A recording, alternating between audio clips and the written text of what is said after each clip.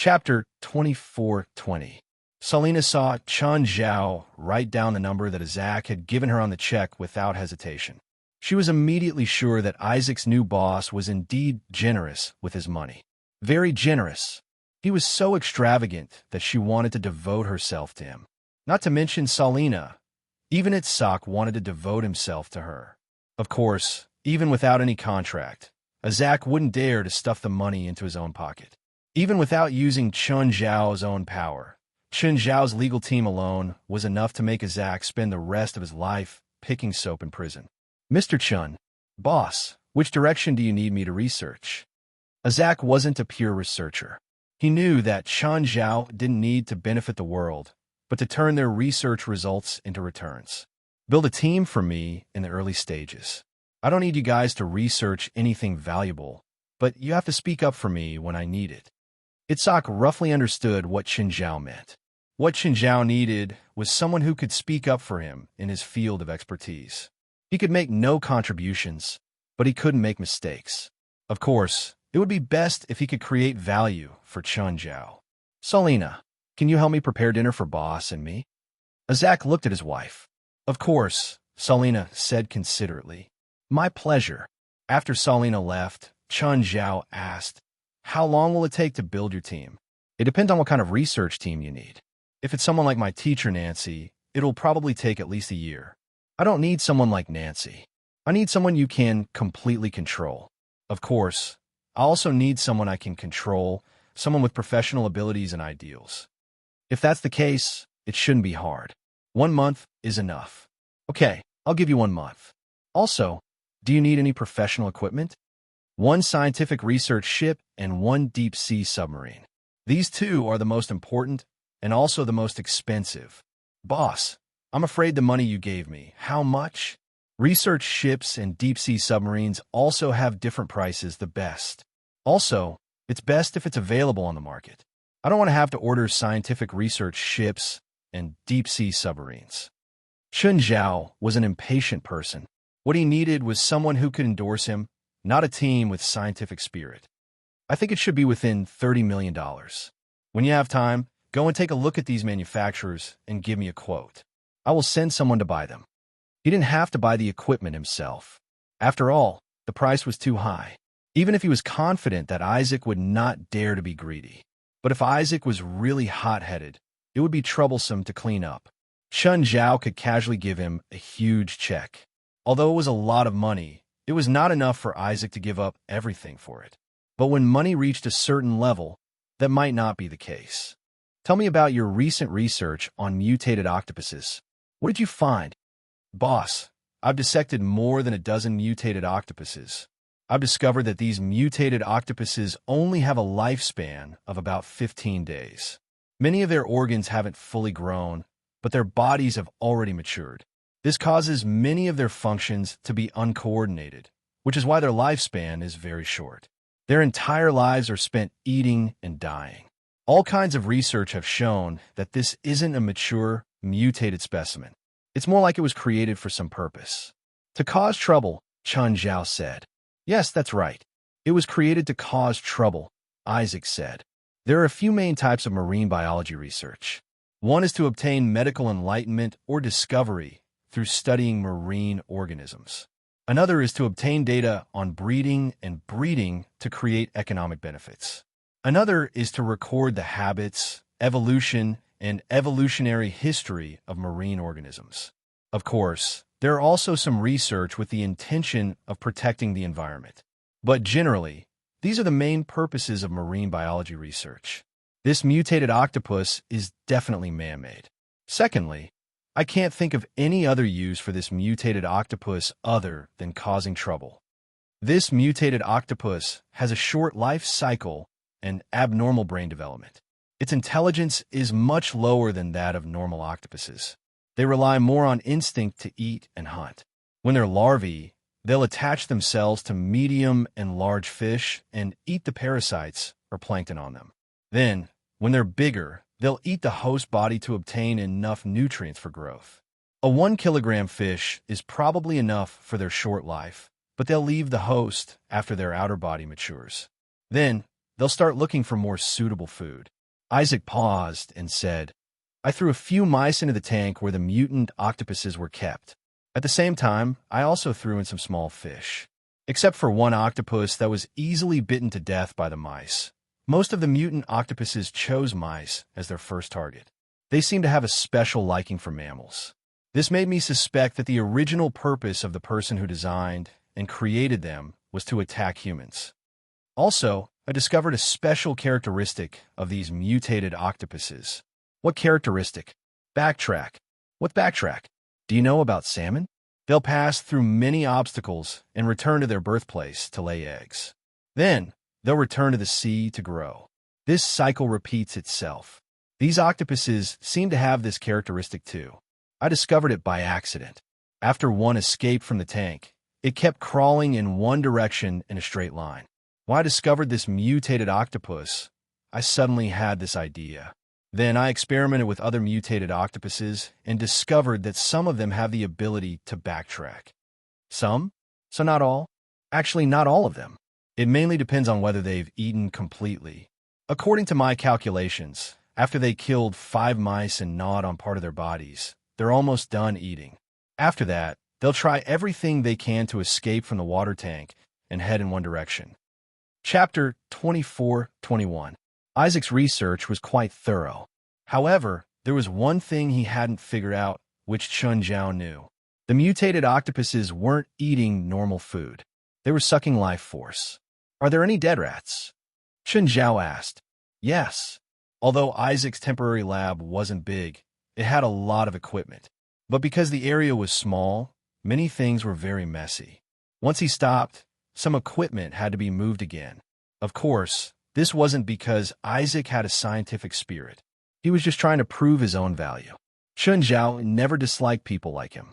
In fact, he quite admired him. After all, things that were biased towards interest could change. However, people like Isaac who thought that he was trying to prove his value wouldn't change. Perhaps he was powerful and greedy, but that didn't mean he was a bad person. At least up until now, Isaac hadn't used his knowledge to harm others. As long as Chun Zhao had a question, Isaac would answer it. At least in his field of expertise, he could give Chun Zhao almost all answers. Oh, if they attach themselves to a large mammal, such as a whale, is it possible for an ant to shake an elephant? Impossible, Isaac said, chuckling. Every creature has a growth limit. Even if they have the ability, they can't penetrate the whale's skin. The whale's skin is very thick. Even small bullets can't penetrate it, let alone octopuses. Also, these mutated octopuses are very weak. Before they finish eating, they rely on the ocean currents to get close to the LA coastline. Even if they attach themselves to whales, they won't be able to attach themselves for long with whale speed. They'll be shaken off at any time. Based on these points, we can rule out this possibility. A while later, Salina came into the lab. Isaac, Mr. Chun, I prepared some food. Let's go and eat together. Chun Zhao didn't decline. Salina prepared some barbecue and beer. However, because Chun Zhao had to drive, he only ordered a few cans of drinks. Boss, have you thought about aquaculture? Never. What's the profit from aquaculture?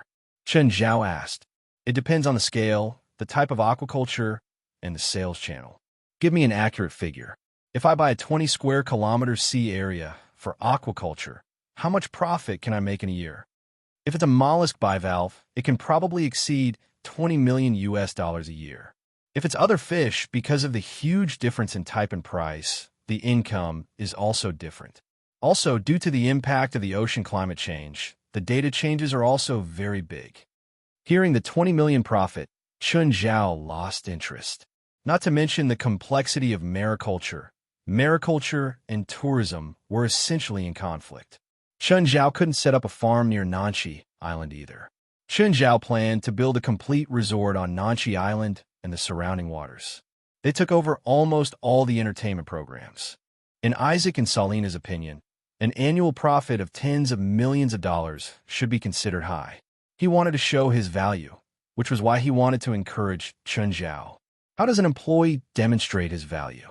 Of course, it was to help the boss earn money. However, Chun Zhao didn't care about the profits at all. On the way home, he received a call from Andrews. "Hello, Mr. Chun." "Hello, Andrews. How have you been?" "Thank you for your concern."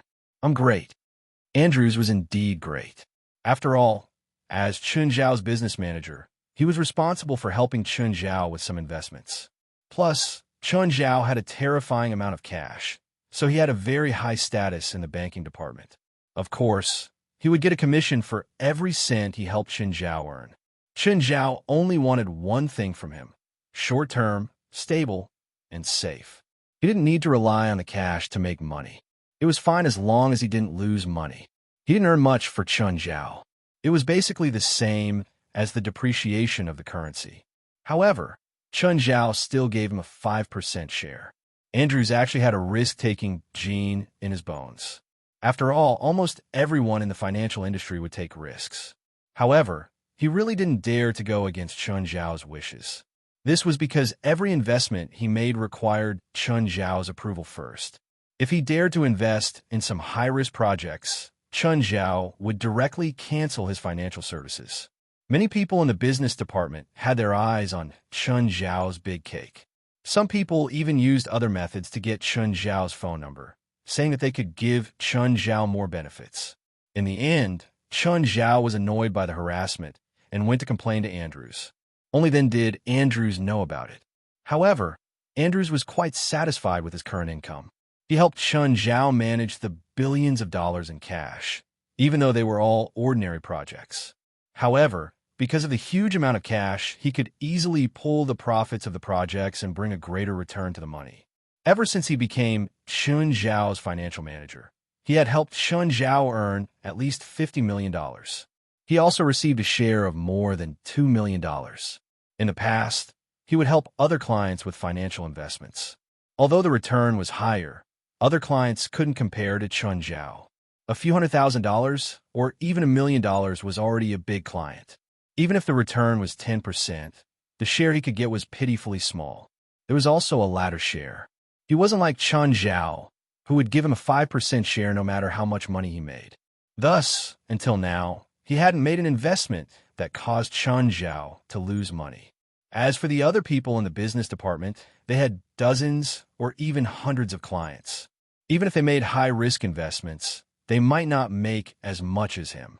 Moreover, it was much easier because he only had to take care of Chun Zhao.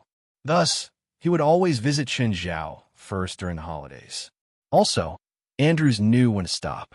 Every time he called or visited Chun Zhao, it was always at the right time. He wouldn't let Chun Zhao feel like his life was interrupted. "Mr. Chun, Miss Amira said that she wants to meet you. When are you free?" "I might be busy these days," Chun Zhao said. "If possible, it'd be the weekend." "Never mind. I'll contact Amira later." Chapter 24-22. Because the mutant octopus incident hadn't been resolved, Chun Zhao was so busy that he couldn't care less. He couldn't help it. This was really troublesome, and the influence was only on the surface. Even if Chun Zhao wasn't the president of the supernatural organization, he would still be affected. No matter how he looked at it, it was a supernatural incident. And if it was caused by someone from the supernatural world, it wouldn't just affect a single person. It might affect all the spiritualists in the area. For example, if a wolf bit a person to death, with the way the human government dealt with it, it was very likely that all the wolves in the area would be killed. The supernatural world wouldn't use such drastic measures, but there would definitely be influence. Just like the saying went, if the sky collapsed, the tall one would hold it up. Right now, Chun Zhao was that tall one. So, Chun Zhao could only postpone Amira's invitation. In a community in Los Angeles. Homesius, our house seems to be under surveillance. Adele dialed her husband's phone number. She knew what her husband's occupation was. She didn't care what her husband did. What she cared about was the safety of her family. And she was a retired female soldier. She couldn't say that she was very elite, but at least she knew some investigative and anti-investigative methods. She also realized that the people watching her were very unprofessional. They couldn't even compare to ordinary police. The people watching her house were a man and a woman, both very young, and their car was parked across the road from her house. They didn't even roll up the windows. Usually, police surveillance would be done in vans or SUVs with a certain amount of space. Also, They wouldn't park their car across the road from the surveillance house. They wouldn't get out of the car either. Even if they needed to eat or go to the toilet, they would drive away with the car. But the man and woman watching her house weren't like this. They were monitoring him so blatantly. During lunch and dinner, they would get out of the car to buy things and then return to the car casually. Adele felt like her intelligence was insulted. Sometimes, when she went out to the supermarket to buy things, the young couple would blatantly follow her in their car. It only took Adele a day to determine the two young men in the car outside. Police? Homesius asked. Not police, Adele answered. Adele replied, I can't tell where they came from. They have no experience in surveillance at all, and they don't look like police officers. They look more like two big kids. This time, West had sent Belia and Mord to monitor them. The two of them really had no experience in surveillance. In fact, West wanted to send the Lightning team. In the entire supernatural organization, other than Gaia, who had military experience, the most professional was the Lightning Squad led by Cows. However, Klaus and the others had been out of the country during this period of time, and distant water could not put out a nearby fire. Gaia was even less suited for surveillance, because Gaia was too eye-catching. First of all, she had appeared in one of Steven's movies. Although she wasn't very popular, she still had a certain level of fame. Coupled with her eye-catching figure, it was hard not to be recognized. In the end, Wes could only send two relatively inconspicuous members to monitor them. They were Belia and Morid. Morid used to be a delinquent and had the air of a ruffian. Belia also changed her clothes slightly and put on smoky makeup. Standing beside Morid, they looked like a pair of punk-style delinquents. Morid, I'm thirsty. Go buy a few drinks. Most supervisors prepared their own rations and tried to drink as little water as possible. That way, they could continue monitoring for a longer period of time. However, they didn't care that much. They didn't know these things at all. When they were hungry, they would get out to buy food. When they were thirsty, they would get out to buy drinks. Then they would go to the toilet frequently. Even during surveillance, one would lean against the window and stare at the opposite house, while the other would sit in the driver's seat and play with his phone. After a while, another person would continue monitoring. If Klaus and the others knew that Belia and Morid were monitoring them like this, they would probably take a submachine gun and shoot them. Morid returned with the drinks. Belia glanced at the drinks. I don't like these. It's good enough that you have drinks. We're monitoring them now. At that moment, Belia saw the door of the house opposite open, and Adele walked out. Quick, get in the car. That woman is going out. Adele, who was driving, looked at the car behind her and felt a surge of anger. She didn't know who had sent these two to monitor her, but she felt that they were insulting her. Even if they were monitoring her, they should have at least sent two smart and skilled people. Sending two kids who couldn't even be considered amateurs to monitor her? What was going on? Adele wondered if she should lead them to some desolate place and bury them. But on second thought, that wasn't right. If she buried them now, it would be hard to deal with them if they sent two smart people over. Adele suppressed her plan to kill them and destroy their corpses. The first thing to do now was to figure out the power behind these two. She wanted to see what their goal was. Gradually, a plan formed in Adele's mind. At the same time, Adele sped up. The car behind her sped up as well. They followed behind without any intention of hiding. Quick, Morid said confidently. Did she notice us? Impossible, Morid said confidently. Do you think this is a movie? She's just an ordinary woman.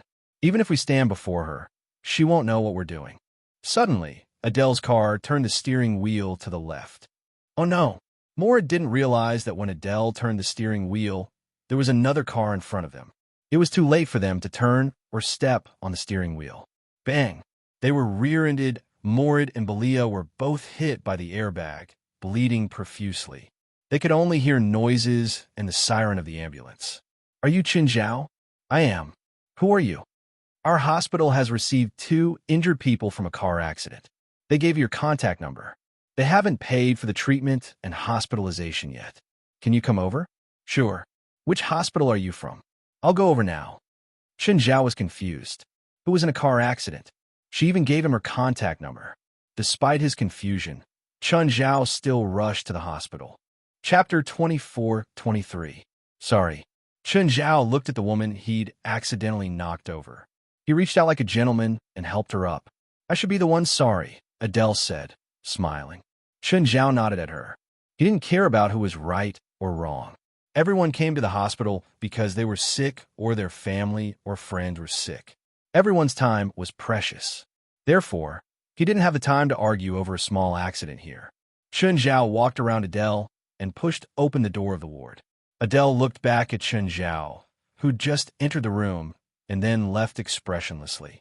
Chun Zhao didn't notice Adele's gaze. He was more concerned about Morid and Belia's injuries. Thankfully, when he entered the room, he saw that the two were fine. Morid's head was wrapped in gauze, and there were bruises around his eyes. Belia was slightly better. One of her hands was in a cast and hung on a frame. She couldn't get out of bed yet. President, Belia called out in surprise when she saw Chun Zhao. Chun Zhao looked at the two in annoyance. What's wrong with you two? How did you get into an accident? President, West arranged for us to monitor that woman called Adele. We drove a bit faster, so there was an accident, Morid said, feeling wronged. You were driving very fast. Not very fast.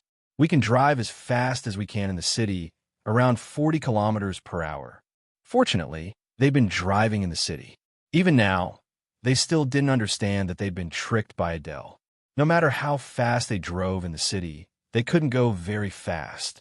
If they'd been on a suburban road or a highway, perhaps Chun Zhao would see them in the morgue now. Why did you give the hospital my contact number? Can't you contact West? Because it's embarrassing, Moritz said shyly. Yes, it was embarrassing. Too embarrassing. Because West hadn't given them the surveillance mission. They'd fought for it. They'd watched too many secret agent movies and suddenly wanted to be a secret agent. At the time, West thought that it didn't matter who the mission was.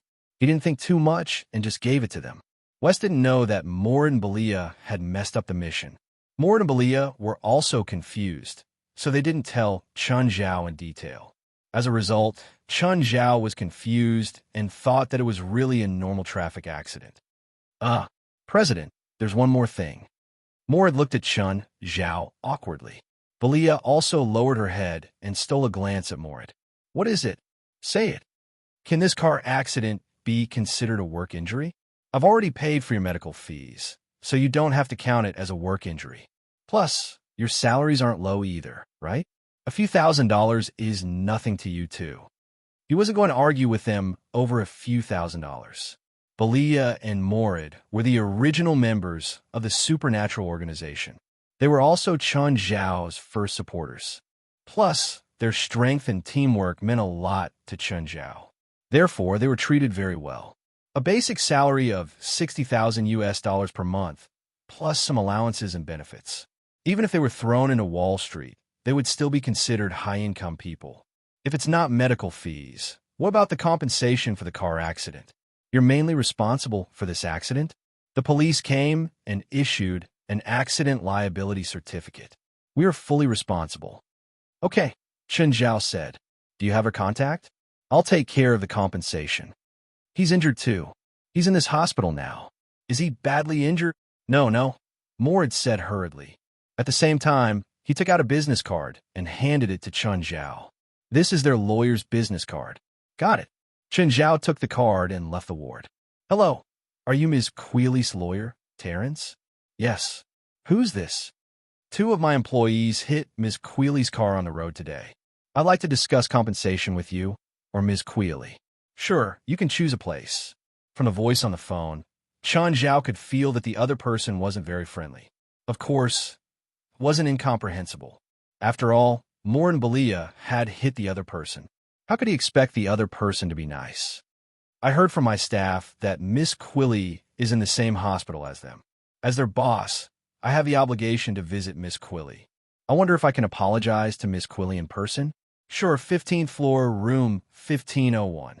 After deciding on the time and place, Chun Zhao went to a flower shop near the hospital and bought a bouquet of tulips.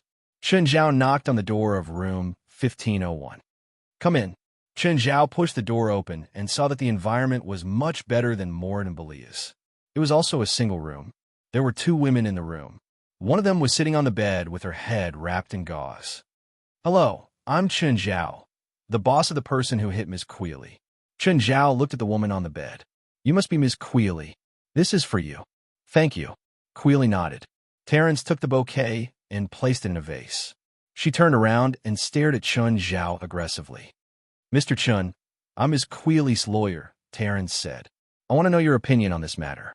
Her tone sounded like she was interrogating Chen Zhao. Of course, Chen Zhao replied with a smile. As the one at fault, I'll compensate Miss Queely for her car repair, medical, and lost time. Of course, I'll also cover any expenses incurred in the process, such as lawyer fees. He didn't plan on rejecting any reasonable compensation, but he was rather displeased with Taryn's attitude. It was an accident. She didn't hurt Queely on purpose. Moreover, he'd come to discuss compensation himself. But Tyrant continued to be overbearing. Are you sure you want to pay for your employees' compensation? Is there a problem? Chen Zhao glanced at Terrence, his eyes filled with disdain. This is the bill, Mr. Chen. Are you sure you want to pay for your employees' compensation? Terrence tossed the bill to Chen Zhao. When Chen Zhao saw the number on the bill, he felt a headache coming on. No wonder those two were looking for him. Because they'd crashed a sports car, the repair cost was $1. 35 million. Together with the miscellaneous expenses, it added up to nearly $8 million US. Chen Zhao took out his checkbook, wrote down $2 million, and signed it. This should be enough. Seeing the number, Terrence was slightly surprised. Then she said, I also want acrophobic drivers to drive dangerously. Chen Zhao frowned and looked at the two women. Ms. Queely, is this what you want too? Chapter 24:24. Queely was a bit hesitant. Just then, Terrence answered first. I'm Queely's lawyer. I'll be in charge of this. Chen Zhao glanced at Queely and then at Terrence. It seems that only the police can file a lawsuit for dangerous driving. I'll urge the police to file a lawsuit. Ms. Terrence, Chen Zhao said unhappily. It's just a normal traffic accident. But your employees have already hurt my client. That's not hurt. It's an accident. The court will decide whether it's an accident or a dangerous injury. If it was his problem, Chen Zhao would have left long ago. But now, Mord and Belia had gotten into an accident while working for him. He couldn't just leave them be. Plus, he needed people. Chen Zhao turned to look at Queely. Miss Queely, I apologize on behalf of my employees for the harm they've caused you. However, they didn't do it on purpose, so I hope you can be more tolerant towards them. As for other compensations, as long as they're reasonable and within my capabilities, I'm willing to pay for them. Chen Zhao's tone was sincere and his attitude was very humble. Queely lowered her head and thought for a moment. But when she met Terrence's gaze, she still took a deep breath. Terrence will be in charge of this. This time, Chen Zhao was really angry. He'd already given her enough face. Since she wouldn't listen to his kind advice, he could only turn against her. Doing this won't get you any benefits. Queely is just exercising her authority. Fine, that's all I have to say, Chen Zhao said. If you really want to fight in court, I'll accompany you to the end. With that, Chen Zhao turned and left. After leaving the ward, Chen Zhao picked up his phone and called Alex. Alex, that's how it is. I understand. Leave it to me. Also, how much do you need me to do? At the very least, I can compensate. If you can make it so that I don't even have to pay, that's even better, Chen Zhao said calmly. Although he'd given the check, it could be voided with a call to the bank. Chen Zhao said that the check would only be valuable if it had value. TYRYNS, isn't this a little too much? He didn't do it on purpose. Queely, don't you understand? What you need right now is to attract attention. It has nothing to do with their compensation. The most important thing is to make this a hot topic. I'll contact the entertainment media and let them publicize this incident, Tyrese said. But this is indeed a very ordinary traffic accident. Whether it's a traffic accident or not is up to us to decide.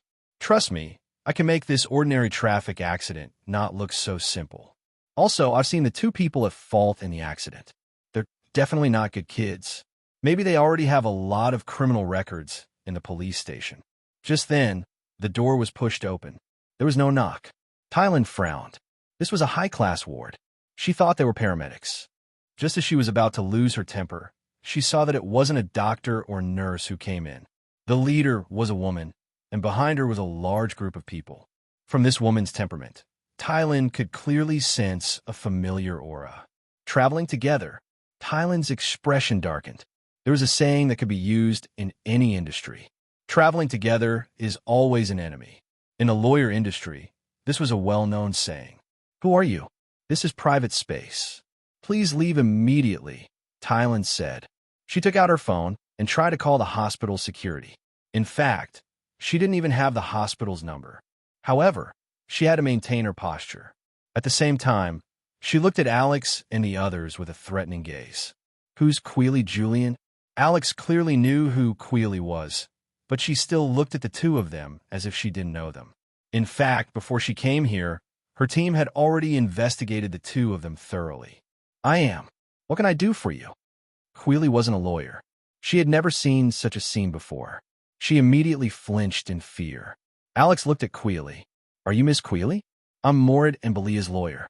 I'm now representing my client to file a lawsuit against you and the police who handled this accident. Dangerous driving, endangering public safety, violating justice, and intentionally causing an unfair punishment. What? You're their lawyers?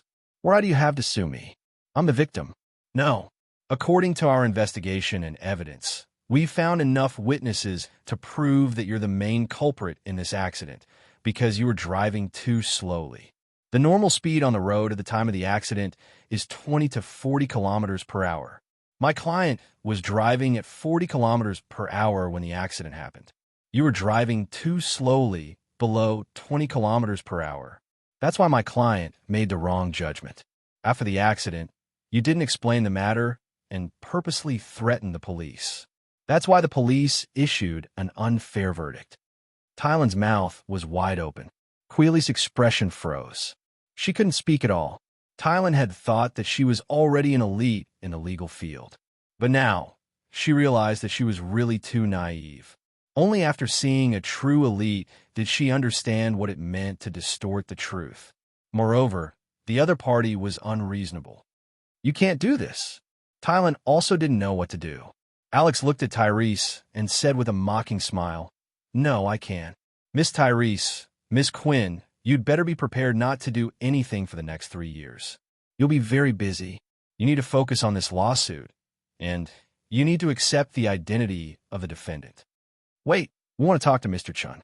Queely was the first to give in. She wasn't the one who took the initiative. Tylan was basically the one in charge. She wanted to create a topic to make her more famous in the entertainment industry. In the end, it backfired and completely angered the other party. I'm sorry, my client is Morid and Miss Belia. Because of their serious injuries, especially the severe impact to their brains, they're unconscious. We also found out that Miss Queely has been involved in many traffic accidents in the past 3 years. We'll suggest that the police reinvestigate the traffic accidents in the past and investigate this accident together to see if Miss Queely deliberately created danger. By the way, my boss is a very persistent person. He once spent $5 million in legal fees for a $200,000 lawsuit. Believe me, he wouldn't mind spending $10 million for the sake of his employees to achieve the desired result. Chapter 24-25. Alex's visit this time was purely to intimidate them. She wouldn't talk to them immediately. She'd investigated Taryn's qualifications. She graduated from law school less than a year ago. She was Quinn's manager and lawyer at the same time. In fact, this was very unprofessional. In Alex's law firm, there were also lawyers who worked as consultants or private lawyers for some celebrities. But when they were lawyers, they would never work as managers for celebrities. There was a conflict between the business and time of the two. Terrence was doing this purely unprofessional. In this era, it wasn't a compliment for the capable to do more work. It was professional to specialize in one's field. If Alex needed to direct public opinion, she would hire a professional company to do it.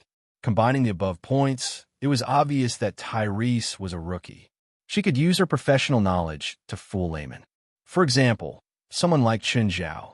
Laymen knew that they couldn't kill people, but they didn't know that there were many situations in which people could be killed. Lawyers could list out the consequences and reasons for killing people. But compared to Terrence, Alex and her team were much more professional. Terrence only wanted to use the incident itself to create a topic for Quinn, but Alex planned to use it instead. Quinn's intention meant that she'd purposely caused the traffic accident. Once they went to court, Alex would directly create this topic in the mainstream media. In order to become famous, the female celebrity had purposely created a car accident, causing 2 people to be seriously injured and hospitalized. Of course, it wasn't necessary now. For one, they didn't have any deep hatred. It was just a threat. Moreover, it cost money to get on the news and buy trending topics. A lot of money. Alex only needed to let these 2 kids understand who they were dealing with. Quinn and Terrence broke out in a cold sweat. Alex was directly interrupting their careers and even their lives. They'd had a good discussion at first, using the car accident to create a topic, but they didn't expect the other party to be so ruthless. She turned the tables on them. Then Alex left with her majestic team. Terrence and Quinn, who hadn't recovered from the shock, were left in the ward. They thought that the person responsible for the accident was very simple, trying to create a topic because of the accident and creating a traffic accident for the sake of popularity. They were 2 different things. Tylen, what do you think we should do? I didn't want to cause trouble, but you just had to provoke that person. Tyrese was both angry and afraid. She did not expect that she, who had been winning just a moment ago, would be completely outmaneuvered the next moment. I'll think of something. Tyrese knew this was Queely's personality. Not bad, perhaps, but annoying. She didn't agree to it, but she didn't object either. If something went wrong, then the responsibility would all be on him. However, this matter was indeed her responsibility. She was so full of herself that she even neglected the other party's wealth. In this country, money meant everything. Terrence took a deep breath and walked out of the ward.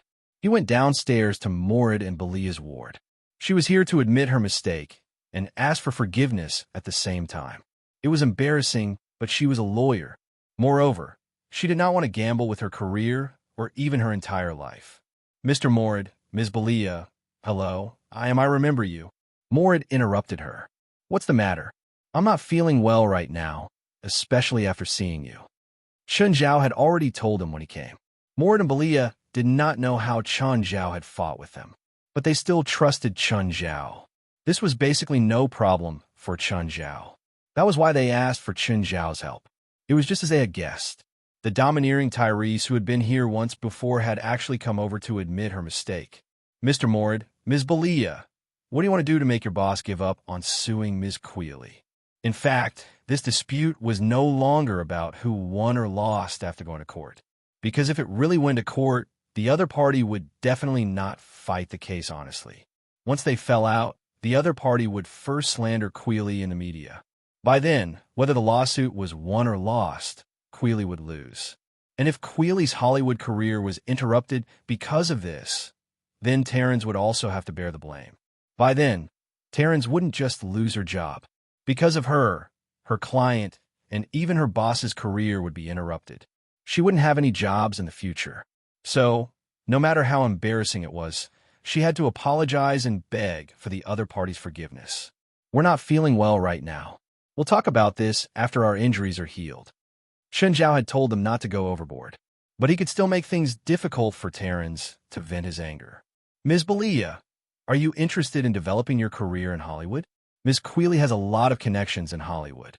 To Terrence, everyone in L.A., regardless of man or woman, had the dream of becoming a star.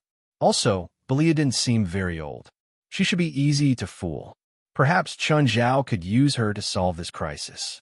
Not interested, Belia rolled her eyes. What a joke. If she really wanted to find a role, Chun Zhao could arrange one for her. Was there a need to arrange one for a stranger? Terrence's expression froze. She couldn't even use the lines she had prepared. Ms. Belia, don't you want to think about it? This is a rare opportunity. Maybe one day, you'll become a big star. Belia and Morid both rolled their eyes hard. Terrence could feel their gazes. They looked at her like she was an idiot. This made her very uncomfortable. You don't believe me? Miss Queely's a big star. A big star? You think you're a star just because you acted in an independent movie and it's even the second female lead? Morid said impolitely. He'd heard of Queely. His impression of Queely was that she'd once sacrificed herself for art in that independent movie. He wasn't in the entertainment industry, but he still knew some common sense. The star Terrence was talking about was probably just a C-list actor. How could she call herself a star with this kind of status? Miss Quealy has a new movie coming out soon. It's a mainstream commercial movie. Her previous independent movies are just training for her acting skills. Chapter 24-26. What conditions do you have? We need compensation, Morid said shamelessly. Compensation? How much? $1 million, and we'll let this go. We're the victims. You're the responsible party. Why should we pay? Tylands was about to go crazy. She had never seen such a shameless person with such a shameless request. We wanted to pay, but you didn't want it. Morid sneered at Tylands. Tylands suddenly did not know how to retort. In the end, it was all her own doing. The other party did not intend to make a big deal out of this. They wanted to keep the peace and discuss compensation. But she thought that she had the upper hand. Then, the other party went crazy and planned to die together with her. Of course, this might not be considered dying together at all. It might be completely destroyed by the other party. Even if the other party lost the lawsuit, the two of them would at most have to issue an apology. The two of them were just nobodies. They could not recover Quealy's lost reputation. However, if Quill lost, it would be a disaster for her acting career. Judging from the current situation, they were more likely to lose. But we're the ones who suffered. Even if we don't include Miss Quealy's medical fees, her supercar needs to be repaired. It's not a small amount. At most, we won't ask for your compensation. You asked for it. It's your fault for offending our boss. Tylands calmed herself down. We can compensate, but $1 million is too much. $50,000 at most. Do you think we're beggars? If this is your sincerity, we'll see you in court. To be honest, Morid and Belia were not the kind of people who were calculative. Most of what they were going to say was prepared by Chun Zhao. In the end, they entered the bargaining stage, and finally, the two sides finalized a compensation of $300,000. Of course, Quealy would have to pay Morid and Belia $300,000. This number was also set by Alex. $300,000 was not a small amount. At least for a celebrity like Quill, $300,000 was an acceptable amount, but it was also a painful amount to spend. Of course, Alex did not want to fight this kind of lawsuit. Firstly, the chances of winning were not high. Secondly, it was expensive. Once they fell out, Chun Zhao would have to spend even more money to bribe the media to suppress them. This money was a waste. Moreover, there was no deep enmity between the two sides. Therefore, there was no need to fight to the death. Of course, Quealy and Terrence still had to sign a contract. He expressed that he would not pursue the matter of the accident and would settle it through private negotiations. This was also the condition of the settlement between the two sides. After all, both sides were on guard against each other. When Tylan left, her mood was rather gloomy.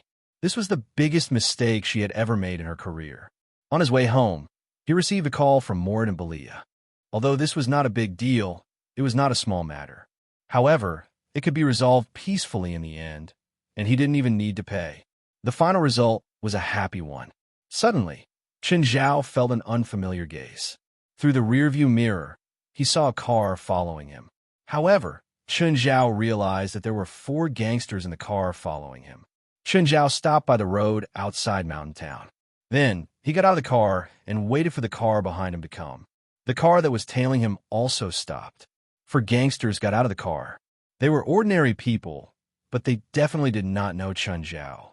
Holding a baseball bat, they walked toward Chun Zhao arrogantly. Chun Zhao strode forward, not giving them a chance to speak. He snatched the baseball bat from a gangster in front and swung his arm. The first gangster's jaw was smashed. Before the other 4 could say anything, Chun Zhao had already knocked them to the ground in a few moves. At the same time, he dragged the 4 of them into the cornfield nearby by their hair. Chun Zhao dragged them deep into the cornfield and casually threw them on the ground. He carried the baseball bat on his shoulder. "Tell me, who told you to come find me? Careful." Oh. Chun Zhao did not give him a chance to finish. The baseball bat drew a patch of blood.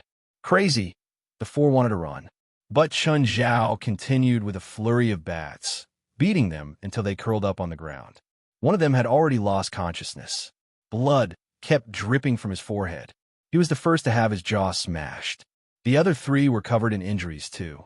They did not expect the person they were looking for to be so cruel. Chun Zhao picked another one and walked up to him. "Who told you to come?" "I don't know. I don't know." Slap. Chun Zhao swung the bat again, hitting the gangster's shoulder. "Ah!" Chun Zhao picked the second one. "Who told you to come?" The gangster's face was filled with fear. He shook his head violently. "I don't know. I really don't know." Slap. "Ah!" Chun Zhao looked at the third gangster. "Someone gave me money, a woman. She told us to break your arms and legs. I don't know who she is." Chun Zhao frowned and swung the bat again.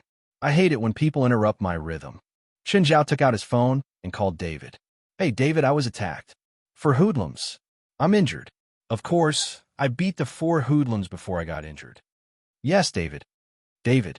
It was not the first time Chun Zhao had done this. Moreover, he would always ask for David's cooperation.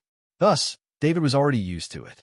When David brought his men to the scene, he saw Chun Zhao standing there immaculately, but one of his arms was clearly dislocated. But when he saw the 4 heavily injured gangsters on the ground, David was even more certain of his guess. Chun Zhao's dislocation was clearly self-directed. Chun Zhao's dislocation was clearly self-directed. Moreover, Chun Zhao was a doctor. He knew the body structure and how to dislocate himself better than anyone else. Ronson also came with David. He knew how terrifying Chun Zhao was even better than David. Thus, he stood aside in silence. Just like David, he looked at Chun Zhao, who was almost unharmed, and the 4 gangsters who were covered in injuries. He knew what had happened. "Help me find out who they are," Chun Zhao said to David. "You beat them up like this, and you still need me to find out who they are? That wasn't my intention. I was just defending myself." David couldn't help but roll his eyes. Defending himself? If it was a fully armed mercenary group, maybe you really needed to defend yourself. David thought to himself. At the same time, he asked, "You really don't know who they are?" Chapter 24-27. David sighed. "Make your injuries worse. You're not convincing at all. Also, I called an ambulance for you." "What? Why? You seriously injured 4 people and you didn't even go to the hospital. Is that self-defense?" "Fine. Do I need to lie on the ground now?" "As long as you're happy." David couldn't be bothered with Chun Zhao anymore. Nevertheless, Chun Zhao still obediently laid down in the ambulance. Adele was in Mountain Town at the moment. She sat in a restaurant and watched the police cars and ambulances whizzing past. A smile appeared on Adele's face. She'd hired those gangsters to cause trouble for Chun Zhao. Adele left the restaurant and followed the ambulance. She followed them all the way to the hospital. Adele saw Chun Zhao being pushed out of the ambulance. Her smile became even more satisfied, although she didn't know Chun Zhao and didn't know who he was. However, Chun Zhao was the boss of the 2 outsiders who'd been watching her. He must have sent them. But Adele didn't do this just for revenge. She also wanted to find out from Chun Zhao what his goal was. "Darling, I probably won't be able to come home tonight." Chun Zhao called Fei Lai. I'm in the hospital now. I beat up those gangsters, but David told me to act more realistically. I'll pretend to be injured and stay in the hospital for the night. Then I'll get the hospital to write a certificate of serious injuries. I'll have Alex take it to the police tomorrow. "Okay, I'll be careful next time. At least I won't hit so hard." "Okay, rest well." As soon as Chun Zhao hung up, he saw a nurse push a cart in. "Sir, it's time to take medicine." "Medicine?" Chun Zhao was stunned. He hadn't agreed to take medicine. He hadn't even been diagnosed. "What medicine?" "I don't know, but the police and doctor outside said that your arm has a soft tissue injury. They'll need to put a cast on you later." Hearing this, Chun Zhao's face darkened. The first person he thought of was David. David had tricked him on purpose. "I don't need medicine." The nurse had already prepared a syringe. She drew a bottle of medicine and glanced at Chun Zhao. "If you don't need medicine, you can tell the doctor." "What medicine is it?" Chun Zhao asked.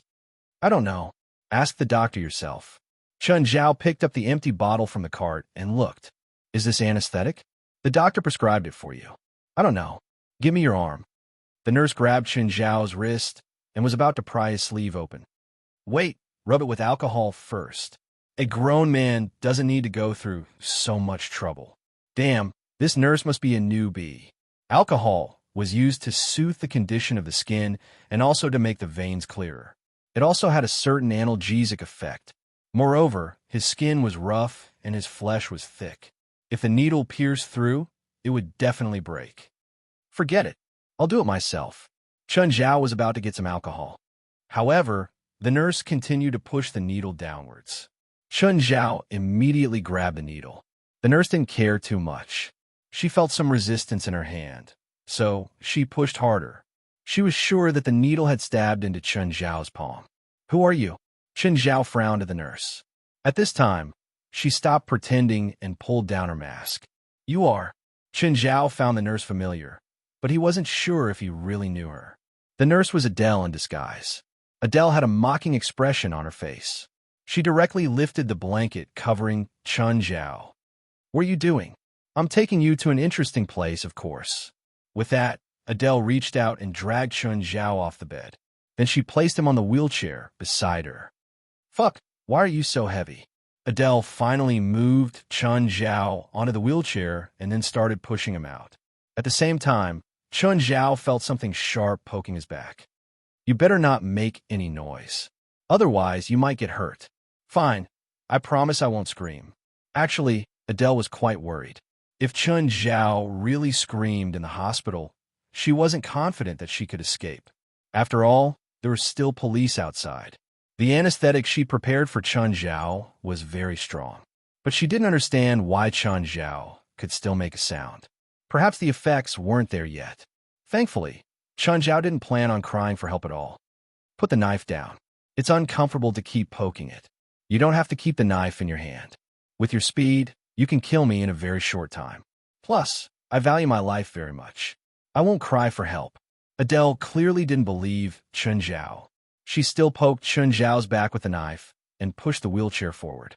When they reached the parking lot, Adele wanted to shove Chun Zhao into the trunk again. "If you shove me into the trunk, I'll keep screaming." A fierce glint flashed across Adele's eyes. "Are you threatening me? Look at how cooperative I am. Am I not trustworthy?" Smiling, Chun Zhao looked at Adele. "I could do whatever you want, but don't shove me into the trunk. I don't like it there." "You don't have a choice now." "No, I do." Smiling, Chun Zhao looked at Adele. "As long as you haven't completely escaped, I do." Oomph. Adele was very unhappy with Chun Zhao's attitude.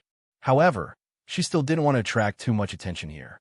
Thus, she still decided to put Chun Zhao in the passenger seat. Just like Chun Zhao said, he was very obedient. So obedient that it was as if he was Adele's old friend.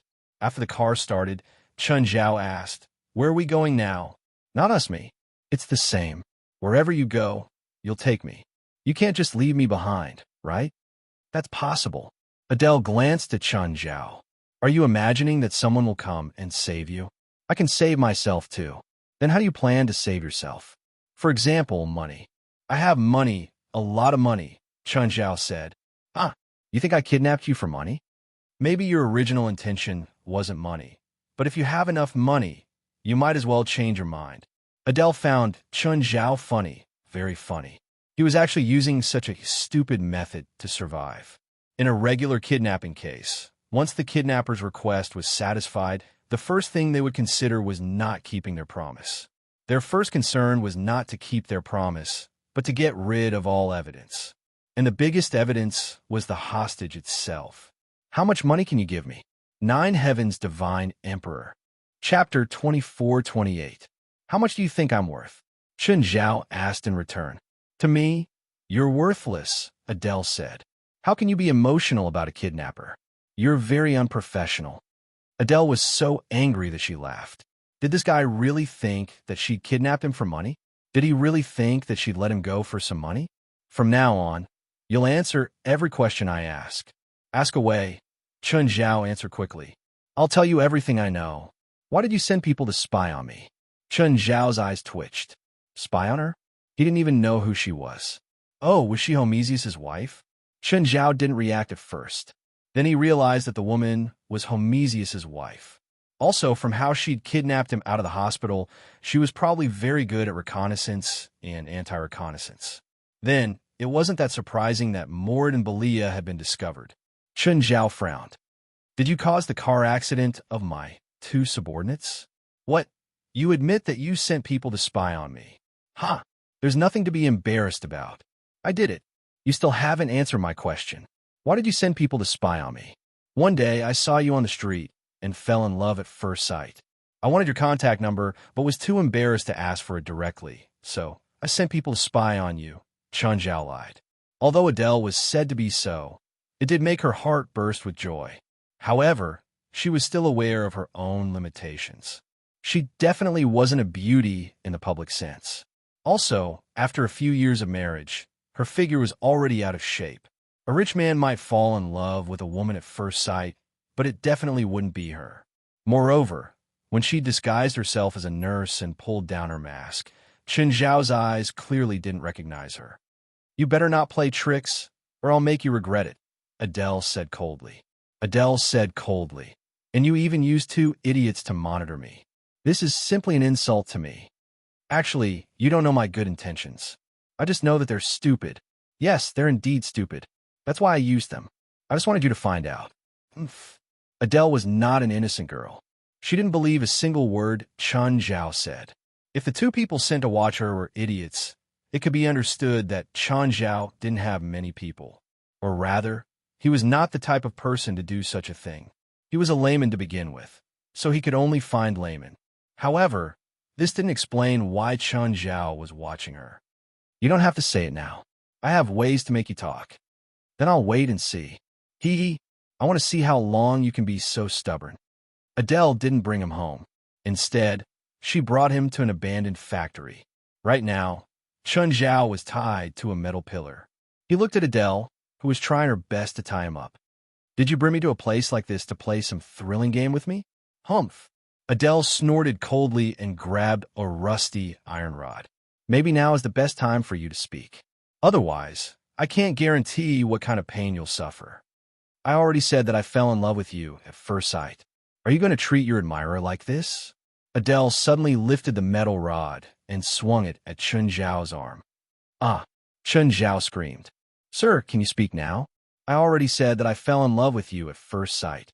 Adele got angry and hit Chen Zhao with the stick again. Chen Zhao cried out in pain. At the same time, she pushed the rod against Chen Zhao's chin. You still don't want to say it? I already said it. What else do you want? If that's the case, it means that you're not scared enough. Adele stared at Chen Zhao fiercely. Maybe I won't hit your arm this time. Chen Zhao suddenly grinned. Actually, there's one more thing I didn't tell you. What is it? Adele thought that Chen Zhao was going to confess.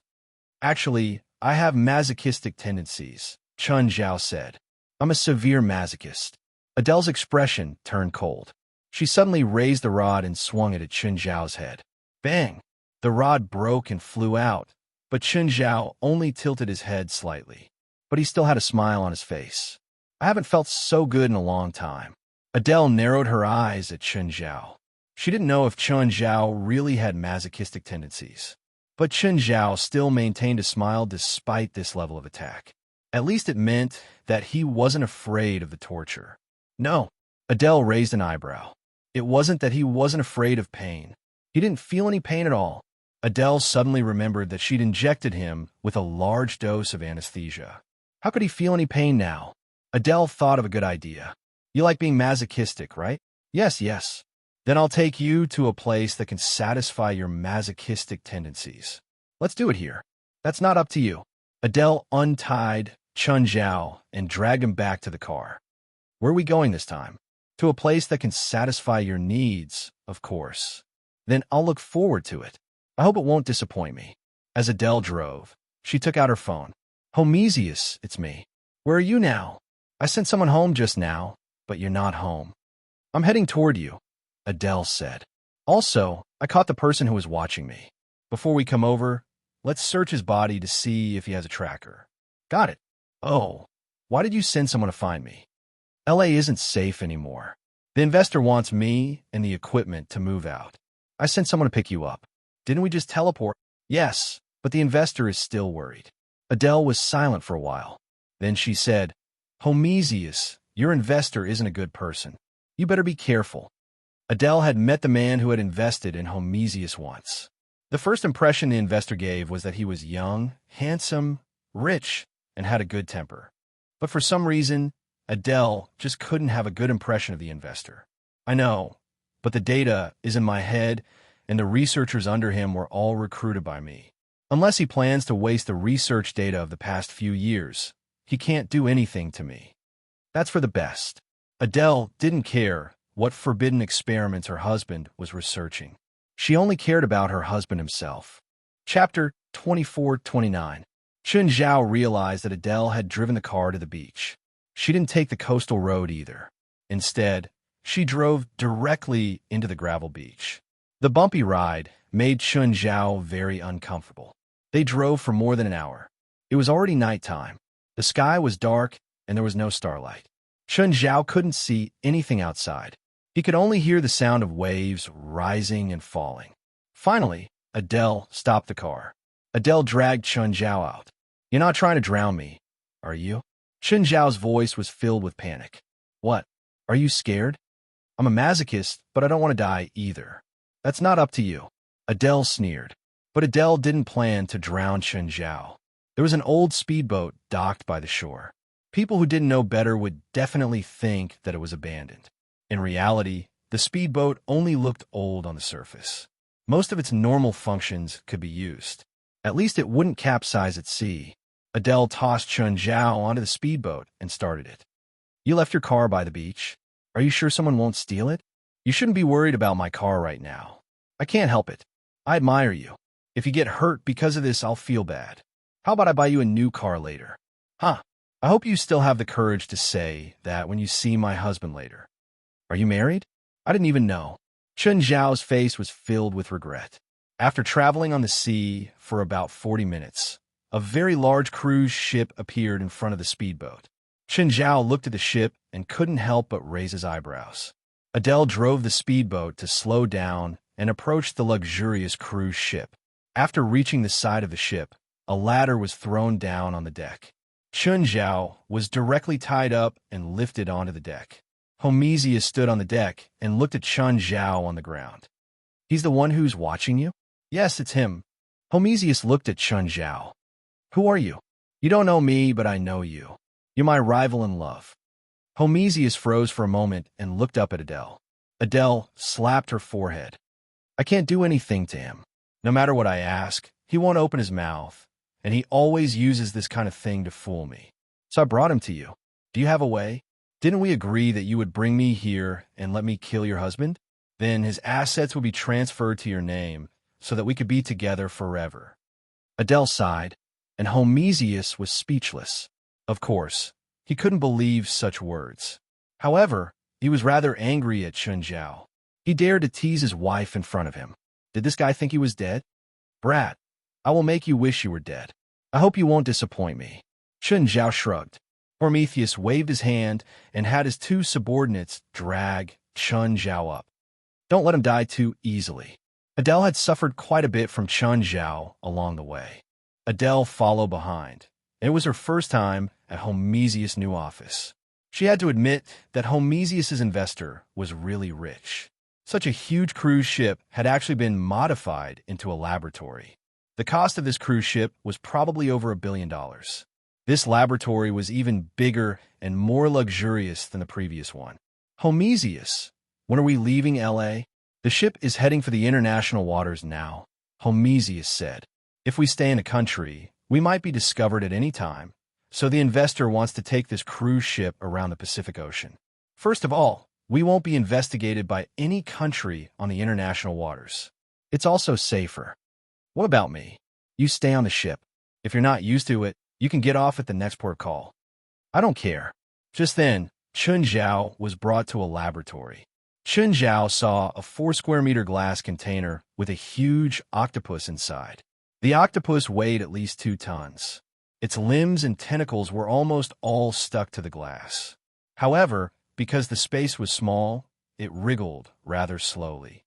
"Is this the result of your research?" Adele asked. "No, it's just an accident." Homesius shook his head. Homesius looked at Chun Zhao. "You saw it too, right?" "Yeah. Does it eat people?" "Huh. What do you think? Homesius sneered at Chun Zhao. You have one last chance. Tell me your goal, or you can go in and accompany it. To be honest, don't you feel like this is a scene from a monster movie? Enclosed space, monsters, and scientists. Chun Zhao looked at the octopus in the glass container. By the way, is it a genetically modified animal? Homesius's face darkened. You really don't want to tell me? I'll ask you one last time. Are you going to tell me or not? I wonder how it tastes. Chun Zhao could feel spiritual chi from the octopus, but it wasn't huge. Theoretically, the more spiritual chi, the better the taste. Are you thinking about how to eat it? Maybe it's thinking the same thing now. Homesius looked at Chun Zhao with a half-smile. There's a saying in China, birds of a feather flock together. So you're destined to meet together. I hope you can discuss life. Homesius sneered. Send him in. Chun Zhao was dragged to the glass container. One of them pressed the switch. The container opened, and the two wanted to push Chun Zhao in quickly. But they didn't know that when they pushed Chun Zhao, he grabbed their clothes. The two fell before the container at the same time. At this moment, a wet tentacle stretched out from the container. Oh no, close it! Homesius yelled. But then, the closed part of the container was blocked by the tentacle. The giant octopus took this opportunity to crawl out. Oh no! Homesius and Adele's expressions changed drastically. Leave this lab. Homesius pulled Adele out of the lab. He quickly pressed a few passwords at the door, and the lab was immediately closed. Homesius let out a long sigh. Luckily, he didn't let this big guy escape. Otherwise, he would be in big trouble. This big guy could strangle a cow to death with one tentacle. It also had extremely powerful regenerative abilities and shocking defense. If it escaped, it would definitely start a massacre. Chapter 2430. Just then, a researcher ran over in a hurry. Mr. Homesius, the boss is here. The boss is here? Homesius frowned. Yes, on the deck. How many people did he bring? Just him. Why didn't he come in? Homesius took a deep breath. Let's go see him. When Homesius left with Adele, they didn't notice that the French window of the closed laboratory behind them made a cracking sound, and a clear spider web crack spread. Homesius and Adele came to the deck and saw a slender man in a suit with his back facing them. Mr. Vincent. Homesius greeted. Vincent turned around with a faint smile on his face, as usual. Hello, Adele. I didn't expect you to be here. How long has it been since we last met? Vincent greeted Adele first. Hello, Mr. Vincent. Adele had only met Vincent once, so she only responded politely. Vincent's gaze fell on Homesius again. Homesius. Yes, Mr. Vincent. What can I do for you? No, Vincent said faintly. I'm here to inform you that my boss intends to close the laboratory. Mr. Vincent, the laboratory has been moved to the cruise ship. There shouldn't be any safety problems, right? It's not a safety issue, but your research progress hasn't satisfied my boss. But at least we've achieved some results, Homesius argued. So this time I'm here to get the information. After I get the information, our cooperation will end. Mr. Vincent, you're breaching the contract. Homesius's expression immediately turned cold. Yes, since I breached the contract first, I've decided to compensate you. What compensation? Money? Homesius sneered. No, it's a chance for you and your wife to live, Vincent said. What I want is only the research information that belongs to my boss. After I get it, we have nothing to do with each other. If you want to continue experimenting, I won't stop you. What if I refuse? Homesius asked. My boss won't let you go, including your wife and your men. I want to see how your boss will not let us go. All right, since our negotiation has failed, we'll take our leave here. I'll pass on your attitude to my boss. Vincent was not angry at Homesius' tough attitude. He kept smiling. But at that moment, Adele pulled out a gun and pointed it at Vincent's head. Adele, what are you going to do? Vincent's calm tone carried a hint of surprise. I can't tip you off. Do you think that if you kill me, the boss won't know your attitude? At least he won't find out so early, right? Ah, bang. Vincent's laughter stopped abruptly, and he fell on his back. Homesius didn't expect Adele to shoot so decisively. Leaving him alive is also a disaster. Adele said lightly, since we've already fallen out, there's no need to worry so much. But at this moment, something strange happened. Vincent, who was supposed to be dead, moved. Immediately after, Vincent twisted his limbs and propped himself up to stand up. Homesius and Adele's expressions changed. When had they ever seen such a strange thing? At this moment, there was a bloody hole between Vincent's eyebrows. But at this moment, a bullet was pushed out of the hole between Vincent's eyebrows. Then, the bloody hole began to slowly heal. What a surprise. Vincent twisted his neck. Adele, so you have this side to you. How? How is this possible? Adele's face was full of disbelief. Adele, your actions make me very angry, so I decided not to inform the boss. I'll personally reap your lives. Although Vincent said he was angry, there was no sign of anger on his face. He still spoke in such a gentle tone. Homesius pulled Adele back. He felt a dangerous aura from Vincent. This feeling, it was like looking at the giant octopus in the laboratory. Homesius waved his hand, and the guards standing on the upper deck all pointed their guns at Vincent. They were in an illegal laboratory, and sometimes they had to deal with some out-of-control test subjects. Therefore, Homesius also hired a lot of gunmen to deal with some problems that the researchers couldn't handle. Although these people were spending Vincent's money, they were hired by Homesius. So, of course, they were under Homesius orders. What the hell are you? Homesius stared at Vincent. Thing? Your choice of words is too rude. Vincent was still so gentle. But at this moment, Homesius realized that Vincent's hands had sharp fingernails. Shoot, Homesius ordered. In an instant, all the gunmen fired at Vincent at the same time. Countless bullets landed on Vincent's body. The suit on his body was riddled with holes, and, at the same time, it was dripping with blood. However, this time, Vincent did not fall but swayed. Bullets were expelled from his body one by one. Even the bullet hole in his head healed in a short period of time. The gunfire stopped, and everyone looked at Vincent. Everyone had an incredulous expression on their faces. Vincent, who couldn't be killed, made the atmosphere extremely strange. I forgot to tell you, I have an immortal body. I don't believe he can't die. A gunman didn't believe it and threw out a grenade with a fuse. Vincent caught the grenade, and it exploded at this moment. In an instant, flesh and blood flew everywhere, and half of Vincent's body was blown to pieces. However, his lower body did not fall, and the flesh and blood that splashed out wriggled and glued together again. At this time, everyone believed his words. He really had an immortal body. Vincent's body recovered very quickly, and in less than 20 seconds, it was completely restored. However, his clothes could not be restored. At this time, everyone found that Vincent's body was covered in scars. Vincent looked at the gunman who threw the grenade at him and suddenly jumped towards the gunman. When Vincent stood up again, his hands were dripping blood. Let's go. Homesius pulled Adele back into the cabin. The Divine Emperor of the Nine Heavens. Chapter 24:31. The gunman's screams kept coming from behind. At the same time, Vincent's voice was so close. Homesius, Adele, you can't escape.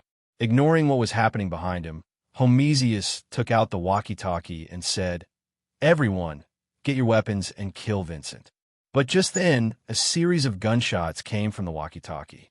Mr. Homesius, bad news. Deep Blue escaped. What? Homesius was shocked. Wasn't Deep Blue locked in a lab? How did it escape? But Homesius only panicked for a moment. He quickly calmed down. Where's Deep Blue now? In the lower lab?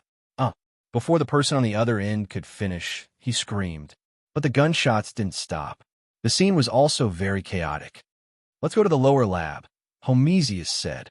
You want to lure Vincent down there? Let him fight Deep Blue to the death. That's the only thing we can do now, Homesius said. Turn right from the front and walk straight to the end. That's my office. In the third drawer under the computer desk is the portable hard drive that I use to record my research data. Help me put it away, or just destroy it. Adele and Homesius split up. When Adele ran past the previous lab, she found a huge hole in the glass research. That was where the giant octopus called Deep Blue had escaped from. There was also a blood stain on the ground. Who knew which unlucky guy left it? Without thinking, Adele hurried to Homesius' office. But when she pushed the door open, she saw someone sitting in front of Homesius' computer. It was none other than Chun Zhao, whom she'd thought was dead. At the moment, Chun Zhao's legs were crossed on the computer desk. This D*Ned guy was even wearing a headset. "Hello, you're here, Adele." Adele's face darkened. She pointed the gun at Chun Zhao. "Why are you here?" Adele carefully shifted her angle and glanced at the computer screen. She thought that Chun Zhao was searching for some information in Homesius' computer. But when she looked closely, she almost vomited blood. This guy was actually watching cartoons. "What are you doing here? Haven't you noticed?" "I'm playing on the computer." "No, I'm asking you. Why did you come here?" "I don't know the way here, so I ended up here after a few turns," Chun Zhao answered honestly. "What did you find in this computer?" "Your husband also likes to watch anime." "Hands up," Adele scolded. Chun Zhao raised his hands cooperatively. "Can you move now?" "Yeah, just now you're going to feed me to that big octopus." I was so scared that I shivered, and then I could move again. "Huh?" Adele looked at Chun Zhao's playful expression. Would he be afraid? Even when he was very close to the octopus, he wasn't afraid. "How did you escape from the mouth of that giant octopus?" "Oh, it's busy eating the other two and has no time to care about me." Adele thought of the two people who should have thrown Chun Zhao to the octopus. In the end, the two of them became the octopus's food. "You're pretty lucky. Why didn't you run?" "Run? It's so chaotic outside. Where can I run?" "Stand up. Don't put your hands down. Come out slowly." Chun Zhao was very cooperative. She couldn't find any desire to resist on his face. Adele entered the computer desk. She fumbled around and found a portable hard drive. Adele looked at Chun Zhao and loaded her gun. It seemed like she was going to kill Chun Zhao on the spot. "You still have to go out, right? I'm like a scapegoat in your hands. If you run into danger, you can use me first. Don't you think so?" Adele looked at Chun Zhao's sneaky smile. She didn't think that Chun Zhao would be so kind. But Chun Zhao's plan was indeed feasible. Whether it was Vincent or Deep Blue, Chun Zhao could be used for a while. Even if he could delay them for a second, he could buy a second for himself. "Go out. Walk in front. Can you let me finish this episode?" Adele wasn't sure when she would explode and shoot Chun Zhao's head off. After a while, Chun Zhao stopped. "Go up or go down?" "Go down. Hurry up." The gunshots below were very intense. Adele was anxious. She was worried that something would happen to Homesius. After going down to the lower lab, there were more corpses along the way. Just then, Adele saw Homesius and a few researchers shooting at Deep Blue with submachine guns. "Homesius!" Adele yelled. Seeing Adele, Homesius left the researchers who were fighting with him. "Did you get it?" "Yes. Let's go." Homesius had just taken 2 steps when he suddenly noticed Chun Zhao. "How come it's him? How come he's still alive?" "She asked the same question just now," Chun Zhao said. Homesius pointed the submachine gun at Chun Zhao. "Don't you think that as humans, we should be on the same side? That monster is about to kill all your people." Prometheus turned around and saw that Deep Blue had indeed killed a few of his research subordinates. "It's much bigger now. It can adjust its body size through eating," Homesius said. Then he suddenly realized that he didn't need to explain anything. "Adele, let's go." "Go where?" "Go to the stern from another direction. There's a built-in lifeboat there." But just then, a figure blocked Homesius and Adele's path. "Homesius, Adele, we meet again." Vincent appeared in front of the two of them, but his gaze was drawn to Indigo again. "I didn't think that the flesh and blood I provided would result in such a thing. But you didn't report this to me at all. Looks like you've been disloyal for a long time. Hand it over, and I'll give you a dignified death." "Is there such a thing as dignified death?" Chun Zhao interrupted at an untimely time. "Hello, sir. You don't seem to be from here." Vincent looked at Chun Zhao with a gentle smile. He felt that Chun Zhao wasn't from here because Chun Zhao also had a smile on his face. "Yes, you can tell by looking at where their guns are pointing. It's okay. If they dare to shoot, they'll be with you soon." Chapter 2432. Chun Zhao turned back to look at Homesius and Adele. "We're all humans. Shouldn't we be united and fight against the enemy?" "Who's united with you?" Adele pointed her gun at Chun Zhao and sneered. Looks like they don't appreciate your kindness. How about I help you get rid of them? Vincent said, smiling. Why don't you go kill that giant octopus first? Whoever wins can decide whether we live or die. How about that? Chen Zhao chuckled at Vincent. You want me to fight that octopus to the death? It's best if we die together. That way, you'll have a chance to escape, right? Is my intention that obvious? Ha! What do you think? Vincent's smile was cold. Suddenly, he reached out to grab Chen Zhao. You go play with that octopus. Vincent wanted to throw Chen Zhao at Deep Blue, but he grabbed nothing. Without any warning, Chen Zhao raised a foot and kicked Vincent's waist. You go. Vincent staggered back a few steps. Touching his waist, he stared at Chen Zhao in shock. You. Before Vincent could speak, a wet tentacle had already wrapped around Vincent's small foot from below. Then, with a sweep, Vincent's head swept across the metal floor. The sound was so loud that it sounded like a gong. Bang, bang. Vincent's head was bleeding from the blow. Deep Blue seemed to think that Vincent was already dead. Just like the other humans it had killed before, it casually tossed Vincent aside. However, Vincent stood up again. His face was covered in blood, and the smile on his face was gone. He looked at Chen Zhao with a dark expression, but Chen Zhao was nowhere to be seen. Just when Vincent thought that Chen Zhao had escaped, he heard Chen Zhao's voice from another direction. Keep going. Don't stop. Vincent, Adele, and Homesius looked up and realized that Chen Zhao was already sitting on the railing on the upper floor. He was looking at Vincent with interest. Chen Zhao held an apple in his hand. No one knew where he got it from. Adele and Homesius were also very puzzled. In the blink of an eye, he was only attracted by Indigo and Vincent for a few seconds. Chen Zhao had already climbed to such a high place. Instead of running, he sat on the railing and watched the show. Vincent was so furious that he didn't care about Indigo, who had just beaten him up. He leaped up and grabbed at Chen Zhao. However, before he could catch Chen Zhao threw the apple in his hand. Vincent was hit in the face and fell from the sky. Deep Blue stretched out her tentacles again, grabbed Vincent on the ground, and beat the mole a few more times. It directly knocked Vincent into a daze. And Indigo's intelligence was very high. In fact, the intelligence of an ordinary octopus was already very high. Deep Blue's size meant that its brain capacity was even larger than that of an ordinary octopus. The first time, Vincent didn't die, so this time it used more force. It wasn't until Vincent's body was smashed that he threw it out. However, Vincent stood up again. Yo, so powerful. He's not dead yet. Is this guy a cockroach? Chen Zhao's voice wasn't loud, but everyone heard him clearly. Vincent was no longer calm. There was only uncontrollable rage on his face. Right now, he wanted to kill Chen Zhao the most. His second was Indigo, who had made him so miserable. Let's go, Homesius said in a low voice. Coincidentally, that guy attracted Vincent and Indigo's attention. Adele also retreated quietly, moving as slowly as possible. However, Vincent only glanced at them from the corner of his eyes and already knew their intentions. No one can escape. Suddenly, the scars on Vincent's body started leaving his body. The scene was very strange. If one didn't see it with their own eyes, it would be hard to understand. In fact, those who saw it with their own eyes would be even more confused. The scars were like poisonous snakes. They weren't like snakes. They were snakes, sea snakes. These sea snakes burrowed into every corner and covered the entire ship. Screams rang out one after another. It was as if there were countless sea snakes hidden on Vincent's body. He kept shaking them off.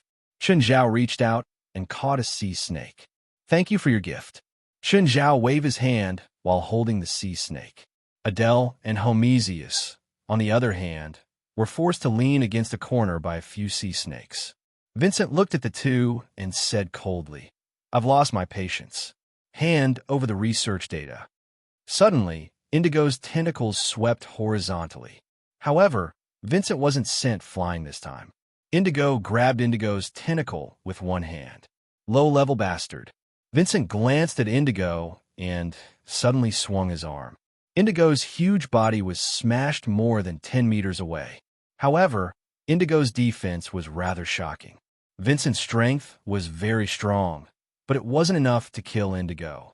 Vincent stared at Indigo, his eyes releasing red light. As a superior, I order you to submit to me. Indigo seemed to be afraid of Vincent. At least, it was afraid of the current Vincent. Very good. Seems like you're smart enough. Vincent looked at Indigo coldly. Now kill that guy. Vincent pointed at Chun Zhao. Chun Zhao's smile suddenly froze. Weren't we having fun just now? I thought we were friends. Lowly human, you don't have the right to be my friend. Indigo looked at Chun Zhao, but it didn't listen to Vincent's order to attack Chun Zhao. Instead, it looked at Chun Zhao with fear. Clearly, he'd had a bad experience with Chun Zhao before. Little octopus, do you want to be barbecued? Indigo wriggled, as if trying to escape. Indigo, what's going on? It looks more timid than I thought, Adele said. Timid? Homesius said. It killed more than 10 people. But they still couldn't understand why Indigo was afraid when facing Chun Zhao. Idiot, don't you understand my order? Go up and kill him. Kill that man. Chun Zhao jumped down from the railing upstairs and stepped on Indigo's head. Indigo didn't react at all. It had no intention of slapping Chun Zhao down. Looks like your words don't work. Vincent clearly felt it too. His pressure on Indigo couldn't compare to Indigo's fear of that man. He didn't know what Chun Zhao had done to Indigo, but it was clear that Indigo was afraid of him. Vincent squinted at Chun Zhao. Looks like you're not a normal person. You're a spiritualist? Spiritualist? Adele and Homesius clearly didn't know what a spiritualist was. The first thing that came to mind was the kind of ghost catcher you see in the movies. Chapter 2433. What about you? You're clearly not a human. Are you a demon? Chun Zhao wasn't sure of Vincent's identity. He had a faint demonic aura on him. This made Chun Zhao suspect that Vincent was a hybrid, but some of his characteristics were different from humans. For example, his self-healing ability. Such a powerful self-healing ability made Chun Zhao very suspicious. No matter how much a hybrid's power was developed, it would be difficult for him to have Vincent's terrifying self-healing ability. For example, if Chun Zhao's body was penetrated, he could heal himself. But if his organs and head were damaged, he definitely wouldn't be able to heal himself like Vincent. Of course, other than that, Vincent had nothing else he was proud of. To ordinary people, his power was indeed very strong. But in the supernatural organization, any member should be stronger than him. Why doesn't Deep Blue attack him? As Deep Blue's creator, Homesius knew very well how savage it was. To it, all creatures that entered its field of vision were its food, and they would all become its food. But it had no intention of attacking Chun Zhao at all. Even when Chun Zhao stepped on its head, it lay on the ground obediently. Just then, the sea snakes that had separated from Vincent crawled back from all corners. They covered the entire cabin, so dense that it made one's scalp go numb. Vincent waved his arm gently. Instantly, all the sea snakes lunged at Chun Zhao. Chun Zhao didn't dodge. He just let the snakes bite him, but they couldn't break through his defense. However, their teeth could pierce through Chun Zhao's clothes. This caused them to all hang on Chun Zhao's body. They were so densely packed that it looked rather strange. This isn't fun at all. Chun Zhao shook his head. Vincent was very surprised to see that his sea snake couldn't even pose a slight threat to Chun Zhao. Any one of these sea snakes could poison dozens of people to death, but so many of them couldn't do any damage to Chun Zhao at all. Chun Zhao's body shook, and all the sea snakes were shattered. Adele and Homesius widened their eyes and stared at Chun Zhao in astonishment. How did you catch him before? Homesius asked in shock. Adele's face darkened. He's never really been caught by me. He's been playing with me. Adele wasn't an idiot. She thought back to Chun Zhao's previous abnormalities and figured it out. From start to finish, Chun Zhao didn't show any fear. It was because he had never really been controlled by Adele. Naturally, he had no reason to be afraid of her. Vincent's expression became solemn. He also realized that Chun Zhao was very strong. No, it should be said that he was terrifyingly strong. Human, you have indeed exceeded my expectations. However, you cannot kill me, as long as you exhaust all your strength. Really? Chun Zhao didn't believe in immortality. In the past, Chun Zhao had encountered many enemies with powerful self-healing abilities. But in the end, they still died under his iron fist. Chun Zhao punched out furiously. No one saw Chun Zhao's punch. There was only a shadow of a fist that arrived in an instant. In an instant, Vincent's body shattered. I'd like to see if you can still revive after your body is shattered. As soon as Chun Zhao finished speaking, he saw the completely shattered flesh and blood reassemble. Chun Zhao opened his mouth in disbelief. He didn't die. Adele and Homesius were also shocked. They were shocked by Chun Zhao's strength and Vincent's almost limitless revival ability. Chun Zhao didn't believe that there was really immortality in this world. He'd thought that Vincent's so-called immortality was because his core was in his body. As long as he destroyed the core, he could really kill him. But just now, he'd blasted him into pieces. He could actually revive. Chun Zhao couldn't help but wonder if he really had an immortality. In a dozen seconds, Vincent recovered again. Surprised, right? Vincent looked at Chun Zhao proudly. Chun Zhao frowned. This time, he raised his right arm. Holy light cannon. Boom! In an instant, the white light pierced through 100 meters. It even blasted a huge hole in the body of the cruise ship. Adele and Homesius' scalps were about to explode. Who was this guy? Or rather, was he really human? You should be able to kill him this time, right? Chun Zhao looked at the empty space. Just then, a cloud of dust blew over and a cyclone formed in the empty space. Vincent, who should have been blasted into pieces, appeared before Chun Zhao again, unharmed. Vincent's anger was gone. This time, he smiled proudly again. I told you can't kill me. Chun Zhao raised his right arm again. Instantly, a terrifying electric arc exploded from his right arm. There wasn't just one electric arc, but hundreds of them. Each arc had 1,000,000 volts.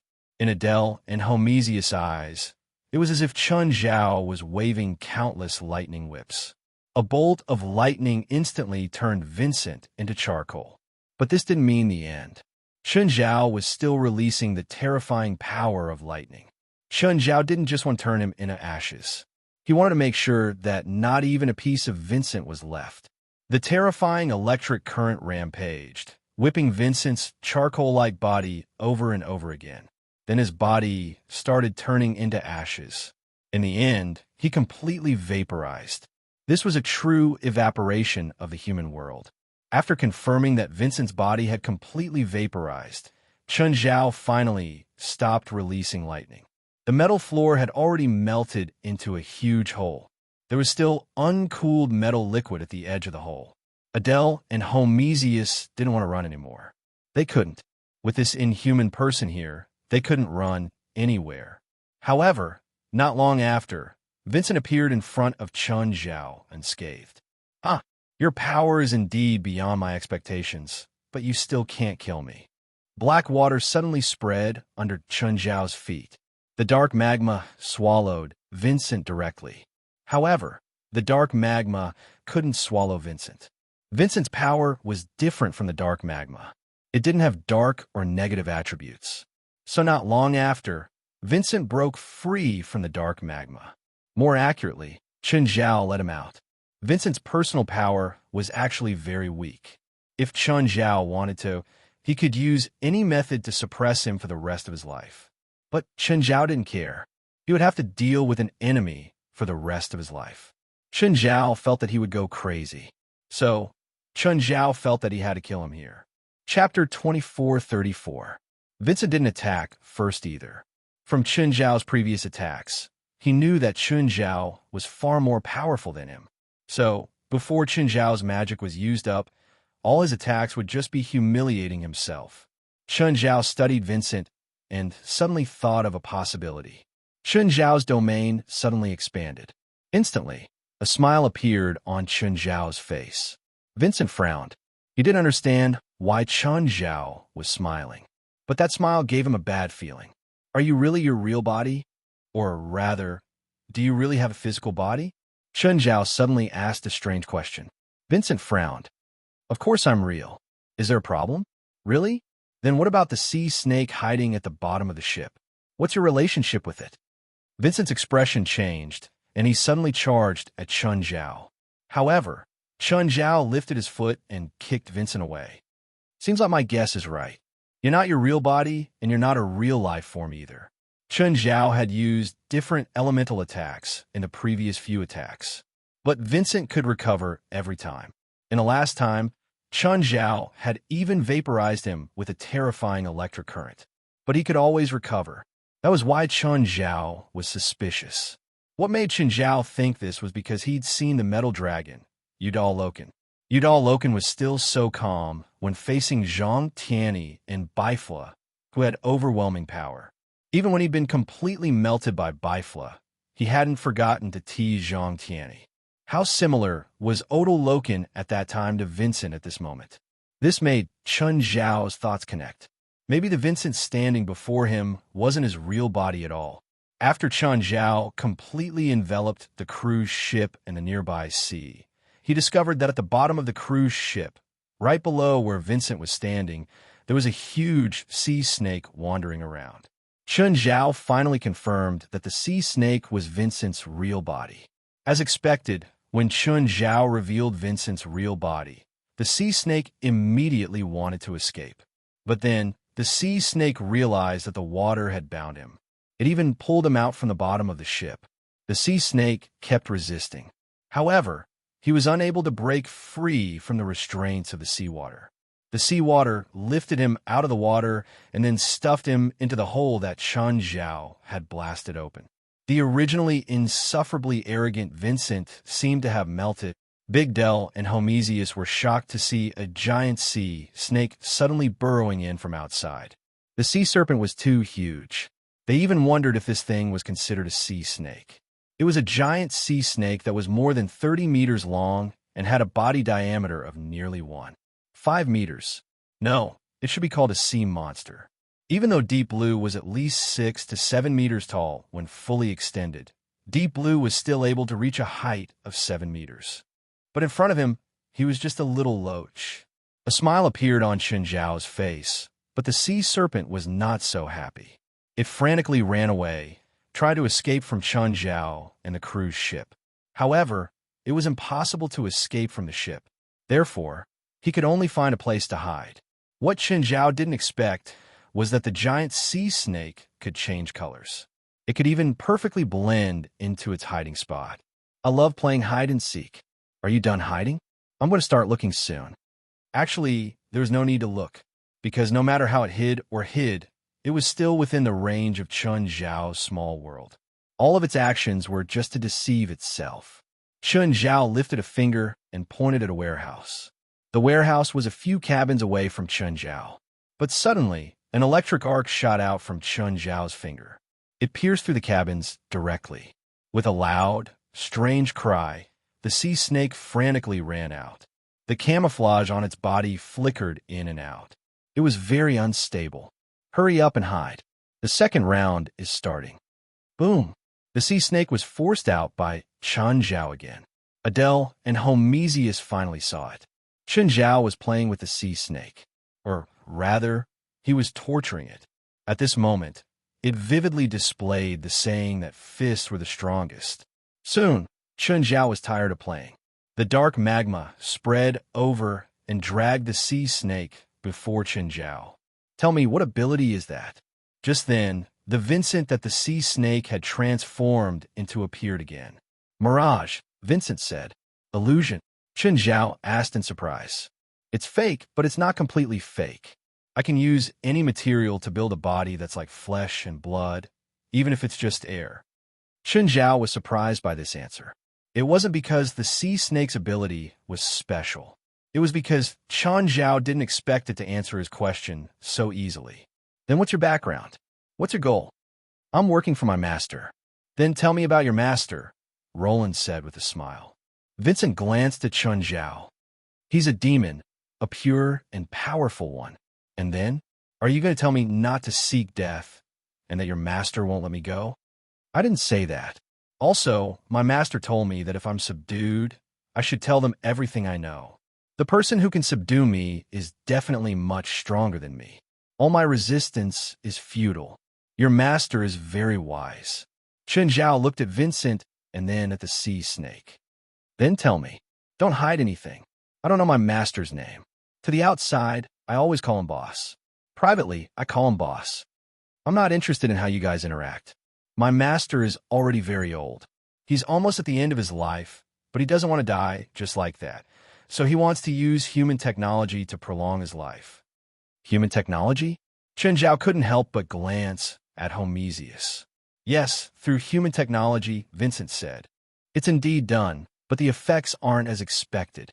Chen Zhao suddenly thought of the information he'd gotten from Isaac when he'd communicated with him. Those mutated octopuses were created from your master's cells? He used his own cells to create those mutated octopuses. Then, after they absorb enough life force, they return to your master and give the life they absorbed back to your master, right? Homesius was astonished. In fact, he didn't even know what the purpose of his research was before this. Only when Chen Zhao pointed it out did he understand his investor's intentions. You know more than I thought.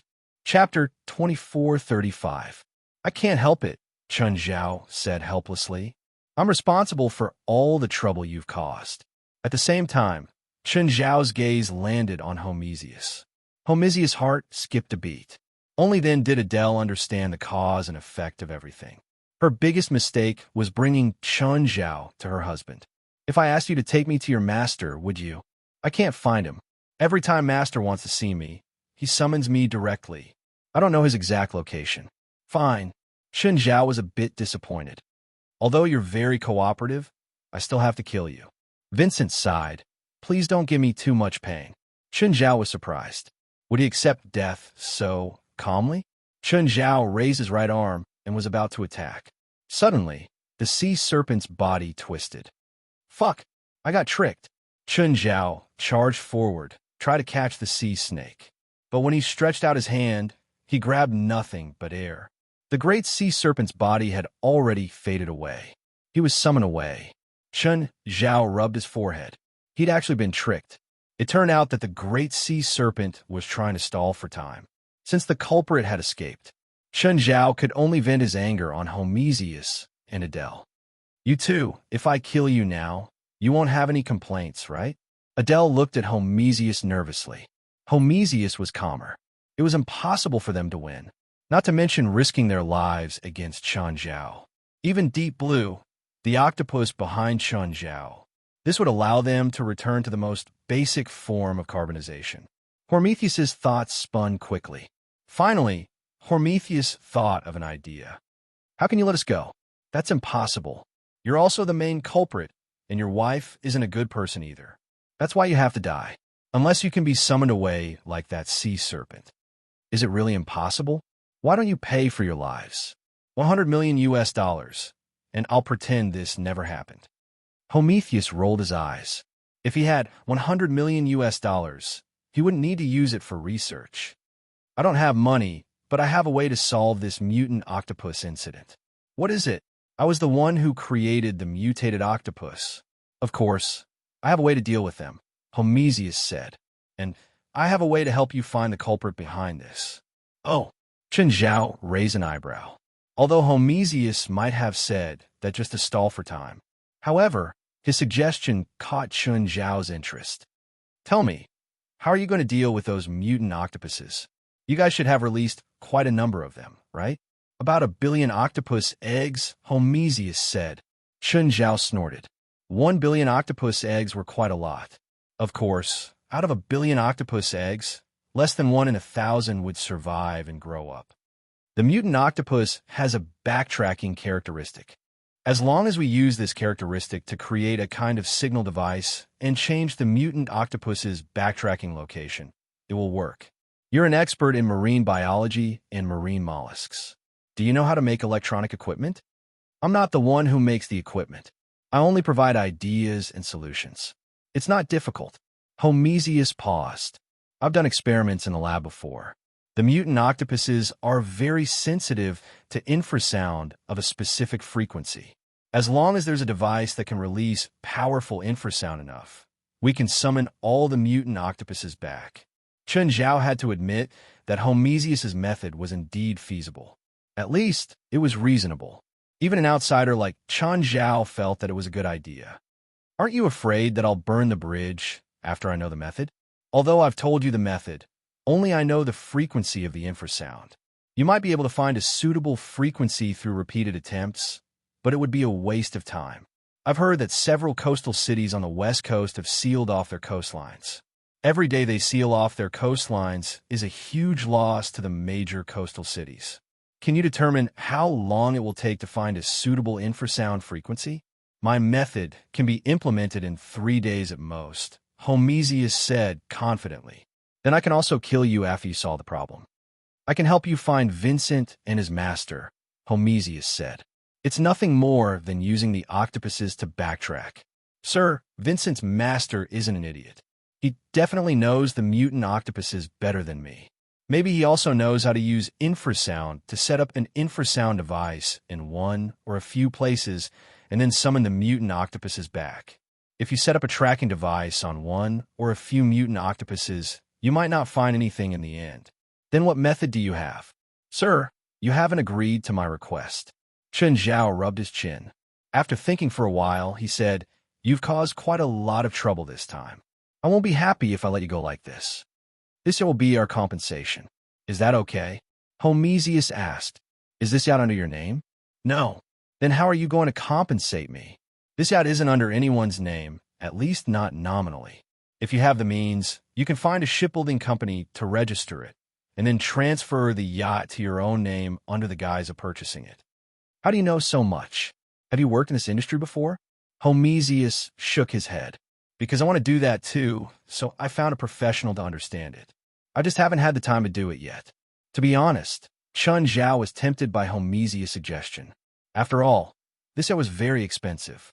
The battle just now had caused some damage to the hull, but it wasn't a big deal. He could spend 10 to 20 million to fix it up. If he erased some of the traces here, it would be a real luxurious yacht.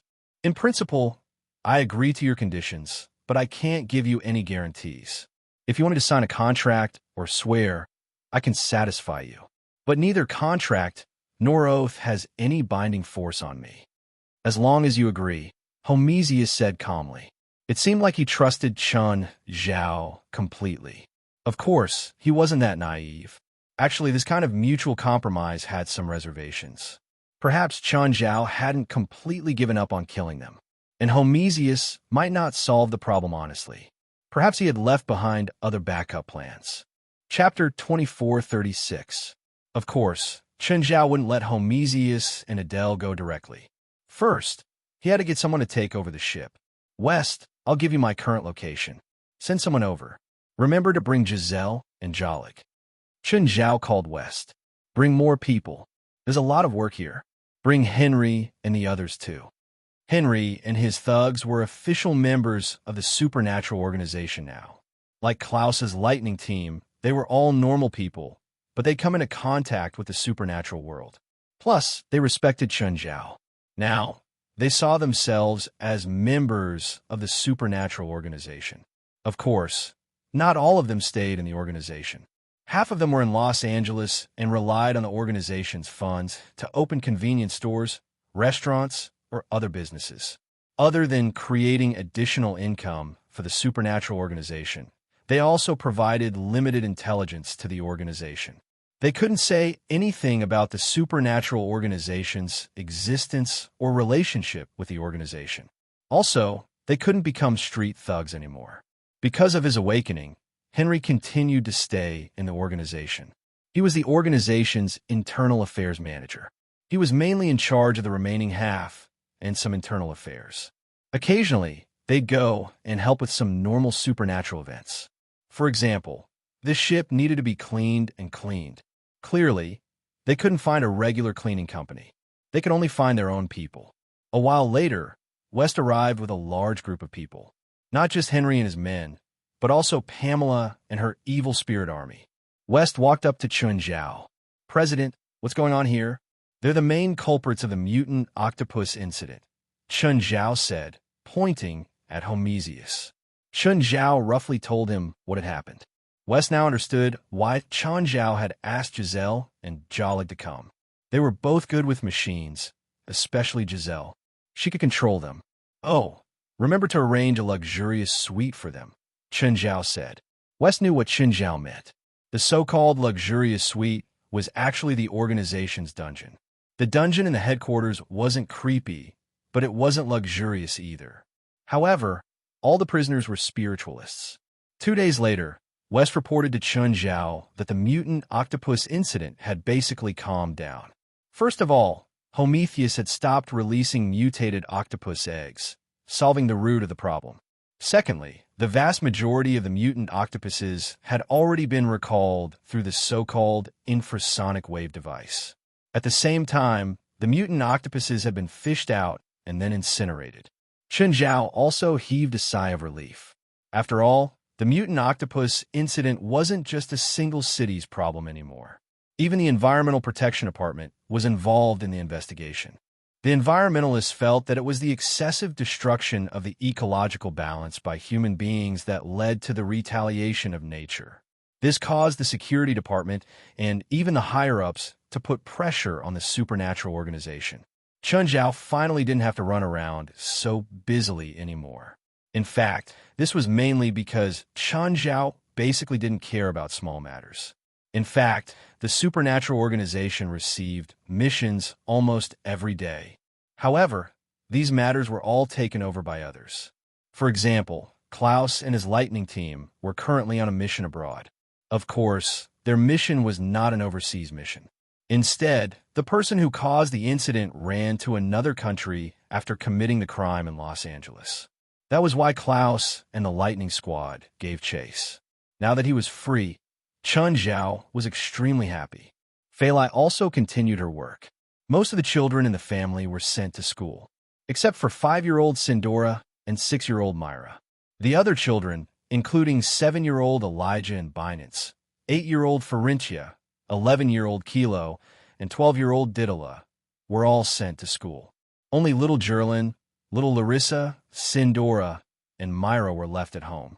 The house was much quieter too, including Chen Zhao. The remaining children weren't used to this feeling of emptiness. Thankfully, they didn't board at school. Dash and Elementary couldn't board either. They still went home at night. Chen Zhao didn't pick them up. He still let them go home by themselves for the first time. However, Chen Zhao gave each of them a bicycle. Moreover, Dash and Elementary was less than 3 kilometers away from Mirror Lake. A one-way bike ride would take less than 15 minutes. This wasn't an unacceptable distance. Moreover, if Chen Zhao drove his family car to pick them up, it would probably be even more difficult for them to blend in with the other students. At night, the whole family arrived. However, Elijah and Binance quickly integrated into school life. They excitedly talked about their classmates and how they got along with each other. Ferentia and Didala were more cheerful. They had a good time at school too. Kilo was an enhancer, but he was an extremely introverted child. He probably didn't make any new friends today. Chen Zhao wasn't in a hurry to intervene. Even the most introverted children could make friends in school. As the saying went, birds of a feather flock together. In a school, there would always be a few introverted and introverted children. Then they would be attracted to each other. Perhaps they would be lifelong friends. Chen Zhao vaguely remembered that he wasn't that sociable in elementary school either. However, he could always make friends. After dinner, the children continued to play and fool around as usual. Chen Zhao sat on the wooden rack in the front yard and fished. Just then, the housekeeper spoke. "Master, there's a guest." The housekeeper system could identify the identity of the visitor by scanning the license plate. Since it didn't say who the visitor was, the license plate probably wasn't in the housekeeper system's database. Chen Zhao put down the fishing rod and stood up to walk to the door. A black SUV was parked outside the door. Seeing Chen Zhao, the person in the car immediately got out. Chen Zhao saw that it was Yang Guo and his 2 senior brothers, Dao Er and Dao San. "Hello, Mr. Chen." Dao Er and Dao San were quite proactive. As for Yang Guo, he was a bit awkward. "Hello, fellow cultivators. How have you been in Los Angeles?" "It's pretty good. We even went to Hollywood. Also, we met a production team looking for an extra. We went in and asked for one." Dao Er said straightforwardly. "Let's go in and sit."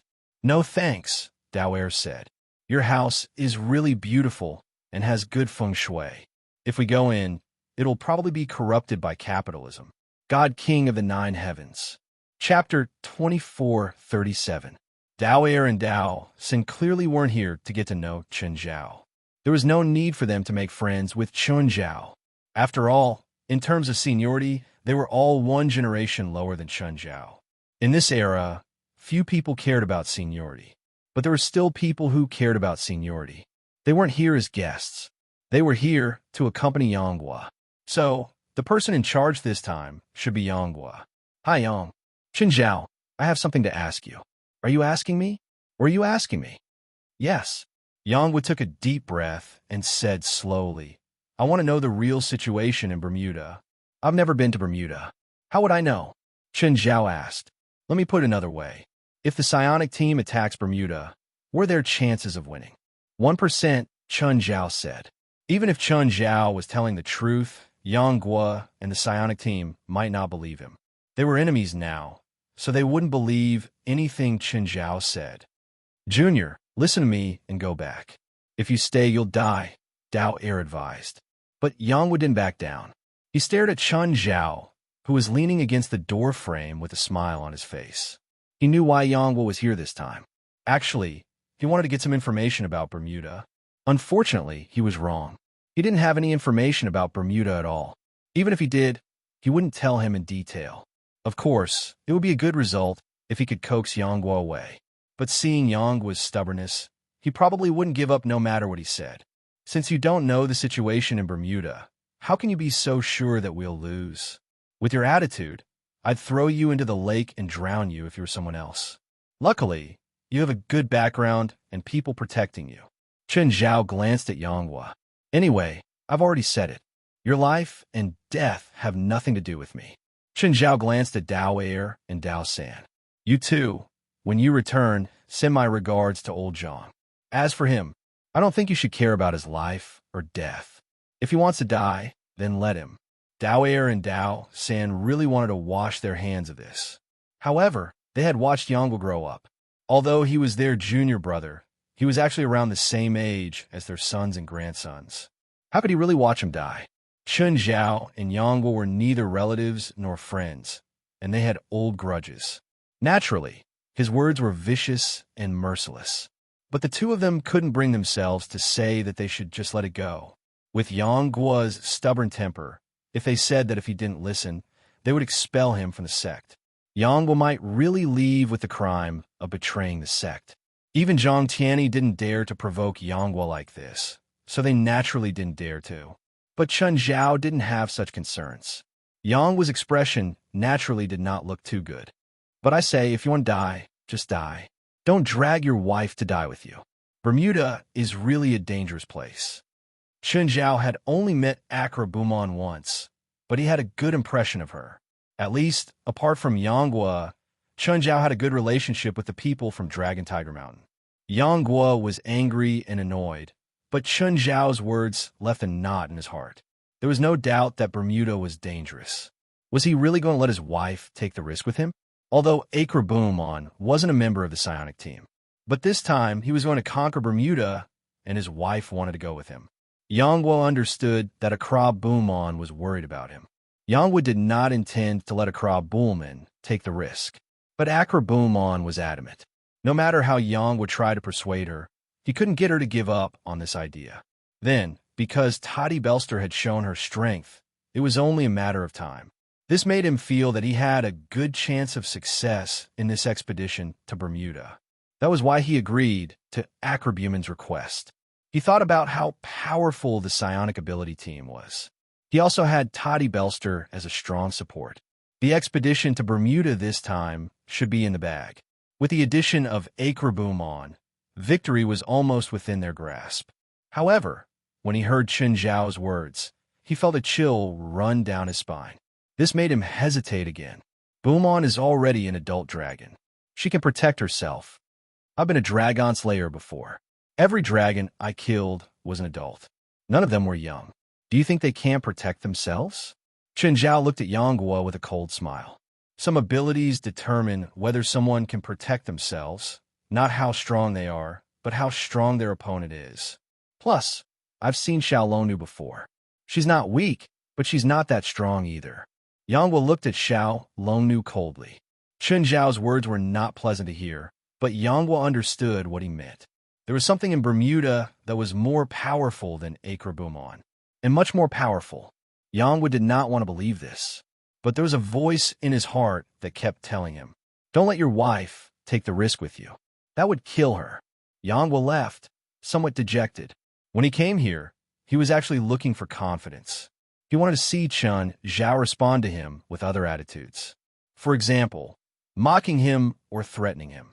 But Chen Zhao's attitude disappointed him. Chen Zhao's tone was calm, as if he was stating a fact. This made Yanghua even more uneasy. Was there really such a terrifying thing in Bermuda? The car didn't go far. Chen Zhao was about to return to his room. Suddenly, a figure appeared before him. Dao San. "Master, what are you doing? Don't you know that scaring people can scare people to death?"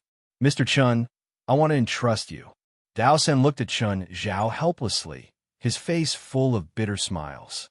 "Entrust me with what?" Chen Zhao looked at him curiously. This shouldn't be Dao San's real body, right? Chen Zhao poked Dao San's body.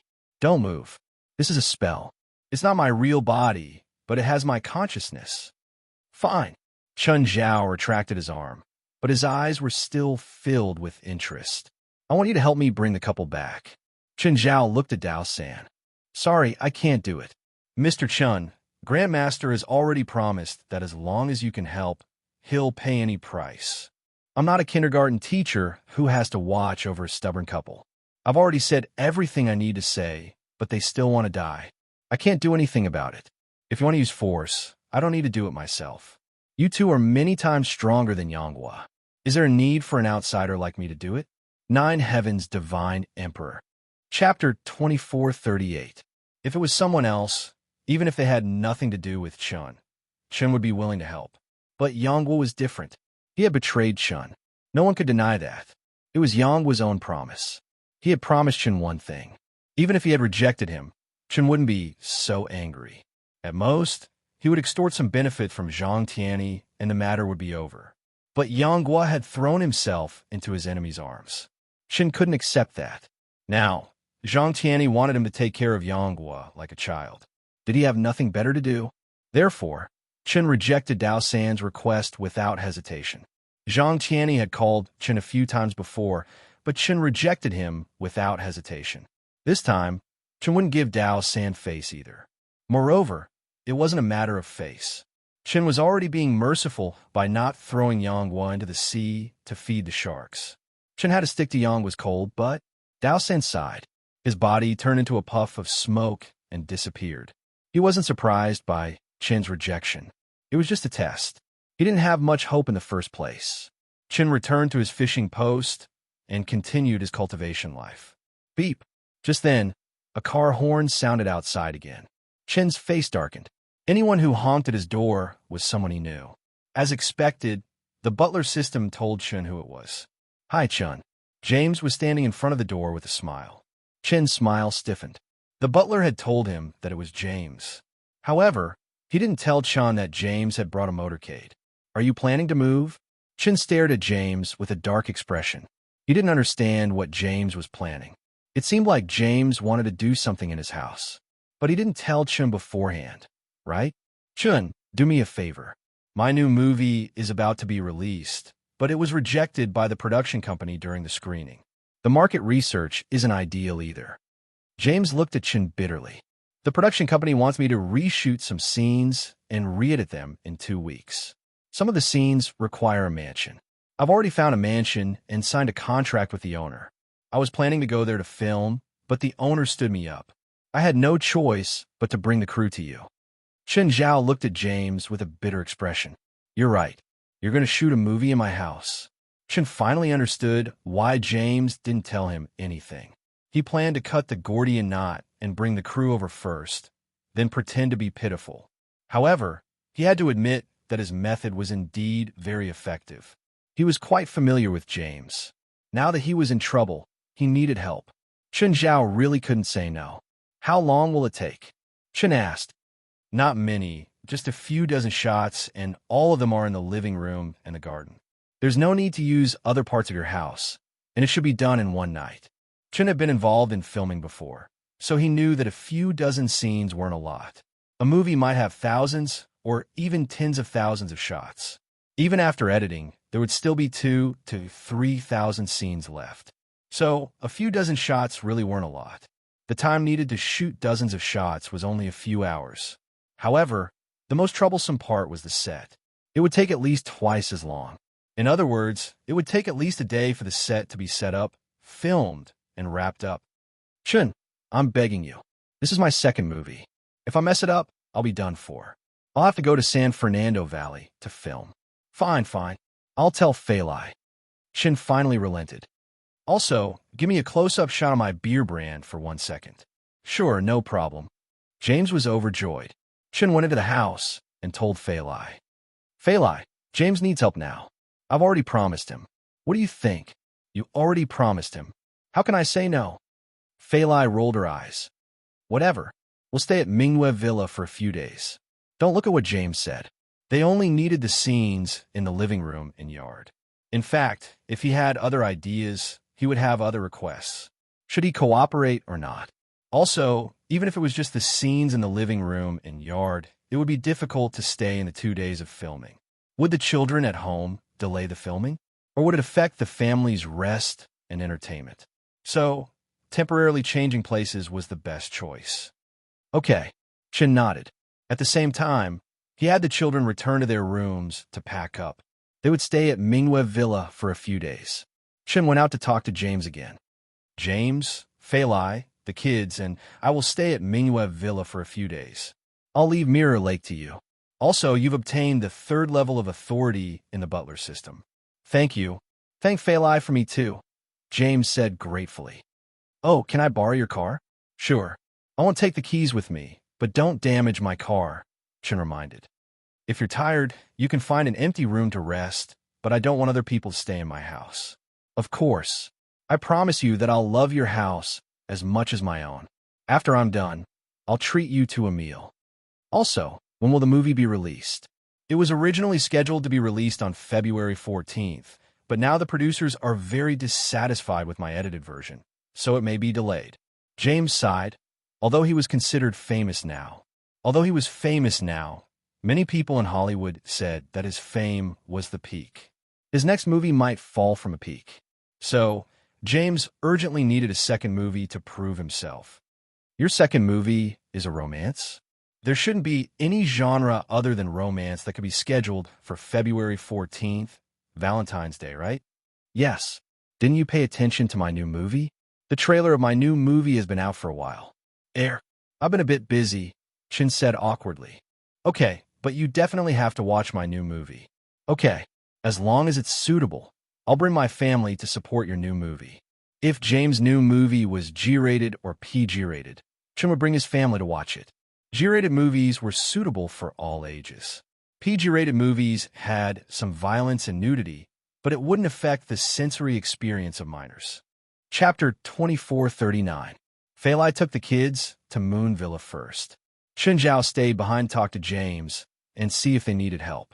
The people in James's crew were all experienced, but setting up was very complicated. Most of the time, Chen Zhao felt tired just watching it. James could rent a manor like this outside, not to mention whether he could find it.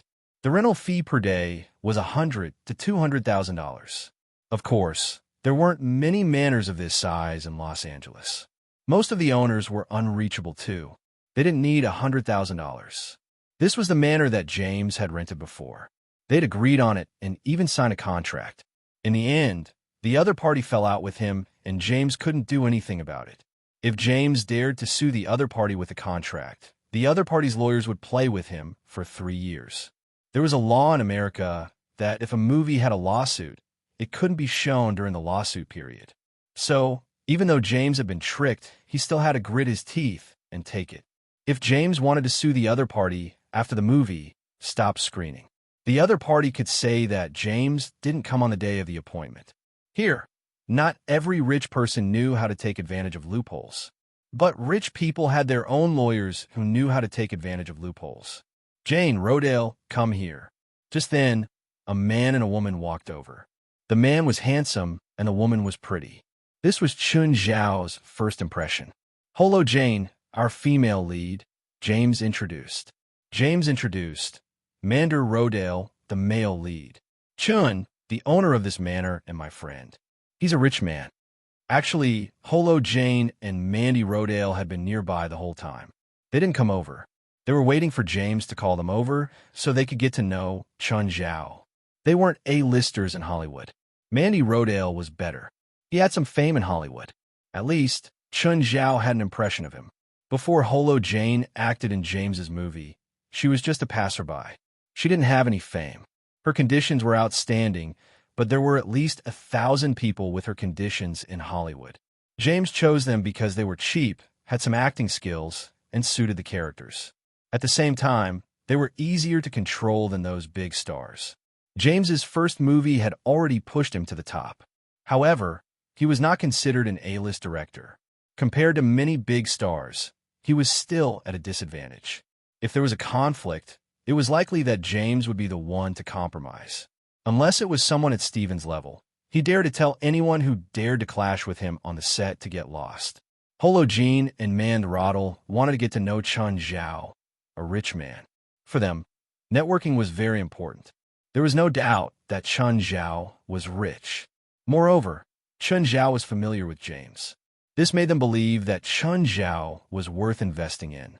Chun Zhao shook hands with the male and female leads. Chun Zhao didn't have the friendliness of the black man. Therefore, the conversation after the handshake was very restrained. "Chun, don't you have servants at home?" "No," Chun Zhao said calmly. "I don't like outsiders interfering with my family and my life." "This manor is huge," Holo exclaimed. She had yet to enter, but just the appearance alone was enough to stun her. There was also the grassland behind him and the mirror-like lake in front of him. On the other side was a lush forest. The manor was like a perfect work of modern technology in nature. Not only is this manor big, but it's also expensive. James had been to Mirror Lake before. He also knew that Chun Zhao's original mansion had been destroyed by the super hurricane Holy Infant. After eating with Chun Zhao and Steven a few times, he knew how much Chun Zhao had invested in the rebuilt manor. Just the transplanting and purchasing of the plants in the yard was more than $500,000. The equipment and housekeeping system were also more than $10 million. He hadn't planned on asking Chun Zhao for help at first. After all, the cost of Chun Zhao's manor was shocking even to him. If anything was damaged during filming, it would be a loss of hundreds of thousands of dollars. Especially Chun Zhao's private wine cellar and personal storage of food ingredients. They were all priceless, high-end, and rare items. If anyone in the crew did anything dirty, it could cause irreparable damage. If he had a choice, James wouldn't even be willing to bring the crew here. Chun Zhao was willing to open up his collection to him when he was a guest. That was a personal friendship. But if it was because of a problem at work that caused Chun Zhao to suffer losses by then, it would affect their friendship even if Chun Zhao didn't ask for compensation. Thankfully, Chun Zhao didn't think too much. "Chun, let's go in and look at the set." James was still worried. Although the set didn't need to be renovated, the layout would be changed. When Chun Zhao entered the living room, he realized that it was already messy. Chun Zhao's heart ached. He rubbed his forehead. James also noticed it. He yelled at the crew members who were setting up the set. "Who left the stuff there? Who left the wrench there?" Holo and Romain Roddle's attention was focused on the structure of the huge living room. It was just a living room, but it was filled with modern technology. It even gave people the feeling that they were in a futuristic sci-fi world. From the outside to the inside, the manor had a master-level design style. "Okay, I'll leave it to you. James, I'm going to stay at the house by the sea for a few days." Chun Zhao felt that it was better not to see it. If he stayed here, he would only feel heartache. Seeing Chun Zhao leave, James also let out a long sigh. If Chun Zhao was here, it would be really hard for his crew to progress. "Director, does this manor cost 20 million? Holo Jean asked curiously. 20 million? Ha! James sneered. Chun invested no less than 100 million into this manor. His friends offered him 300 million, but he still didn't sell. Holo Jean and Romain Roddle couldn't help but gasp. Even if their assets were multiplied by 10 times, they still wouldn't be worth as much as this manor. You can get double the profit, and he still won't sell? No matter how good this manor is, it can't be worth 300 million, right? It's not up to you to decide whether it's worth or not. Chun Zhao really doesn't care about a few hundred million. Chapter 2440. James could probably understand the inner turmoil of these two second- and third-rate celebrities. In fact, when he'd first heard about this, he'd almost lost his breath. He had worked hard for decades, and last year he had finally achieved some results. Now, he was only worth $20 million. But Chun Zhao actually didn't care about $200 million. If it was anyone else, they wouldn't be able to remain calm. But he also knew that Chun Zhao had a golden egg-laying chicken.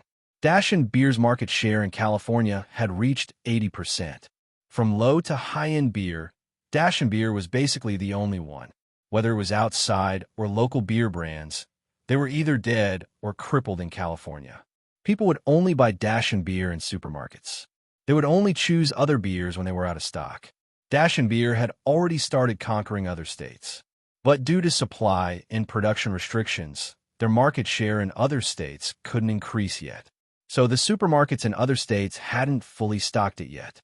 Only Mars supermarkets in other states could supply Dash and Beer. However, due to the reputation of Dash and Beer, the sales of Dash and Beer in various states were also very good. Dash and Beer wasn't listed, so it didn't release financial reports. But this couldn't stop some financial media from calculating and speculating. James remembered watching a financial program calculating Dash and Beer's income not long ago. The final conclusion was that Dash and Beer could provide its owner with more than $5 billion in after-tax income every year.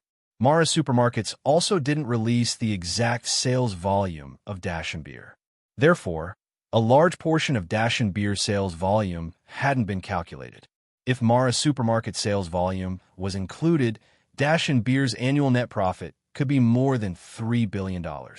When James saw the report, his first thought was, how many popular movies do I have to make to earn $3 billion?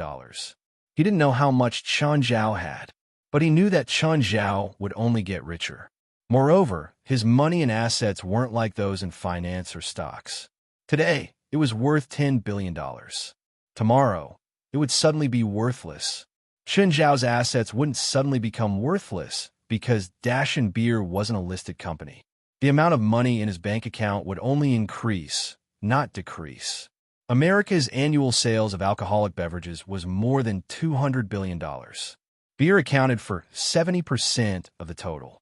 In James' mind, if mountain beer could one day be distributed across America and had such an exaggerated market share like in California, how rich would Chun Zhao become? Of course, James' idea was shocking. However, this was almost impossible. That was because the productivity of Dash and Beer was limited. The current situation was basically the limit of Dash and Beer. Move faster, Jane Rodale. You two should go put on your makeup. The whole family settled down in the Bright Moon Villa. Every child found their own room with ease. Chun Zhao jumped into the sea to reminisce with the dolphin family and the 5 great generals. At the same time, he also brought some special ingredients. However, both the 5 tiger generals and the dolphin family liked Chun Zhao's special ingredients very much. The water quality of the sea was getting better and better. Soaking in the seawater, Chun Zhao felt all the pores in his body relax. He happily breathed in and out the spiritual qi in the seawater. Chun Zhao suddenly frowned. Where did the old man go? The old man was the giant clam that Chun Zhao had discovered in the deep sea. Then Chun Zhao moved it to the nearby sea. The giant clam was more than 1,000 years old. That was why Chun Zhao named the giant clam Old Man.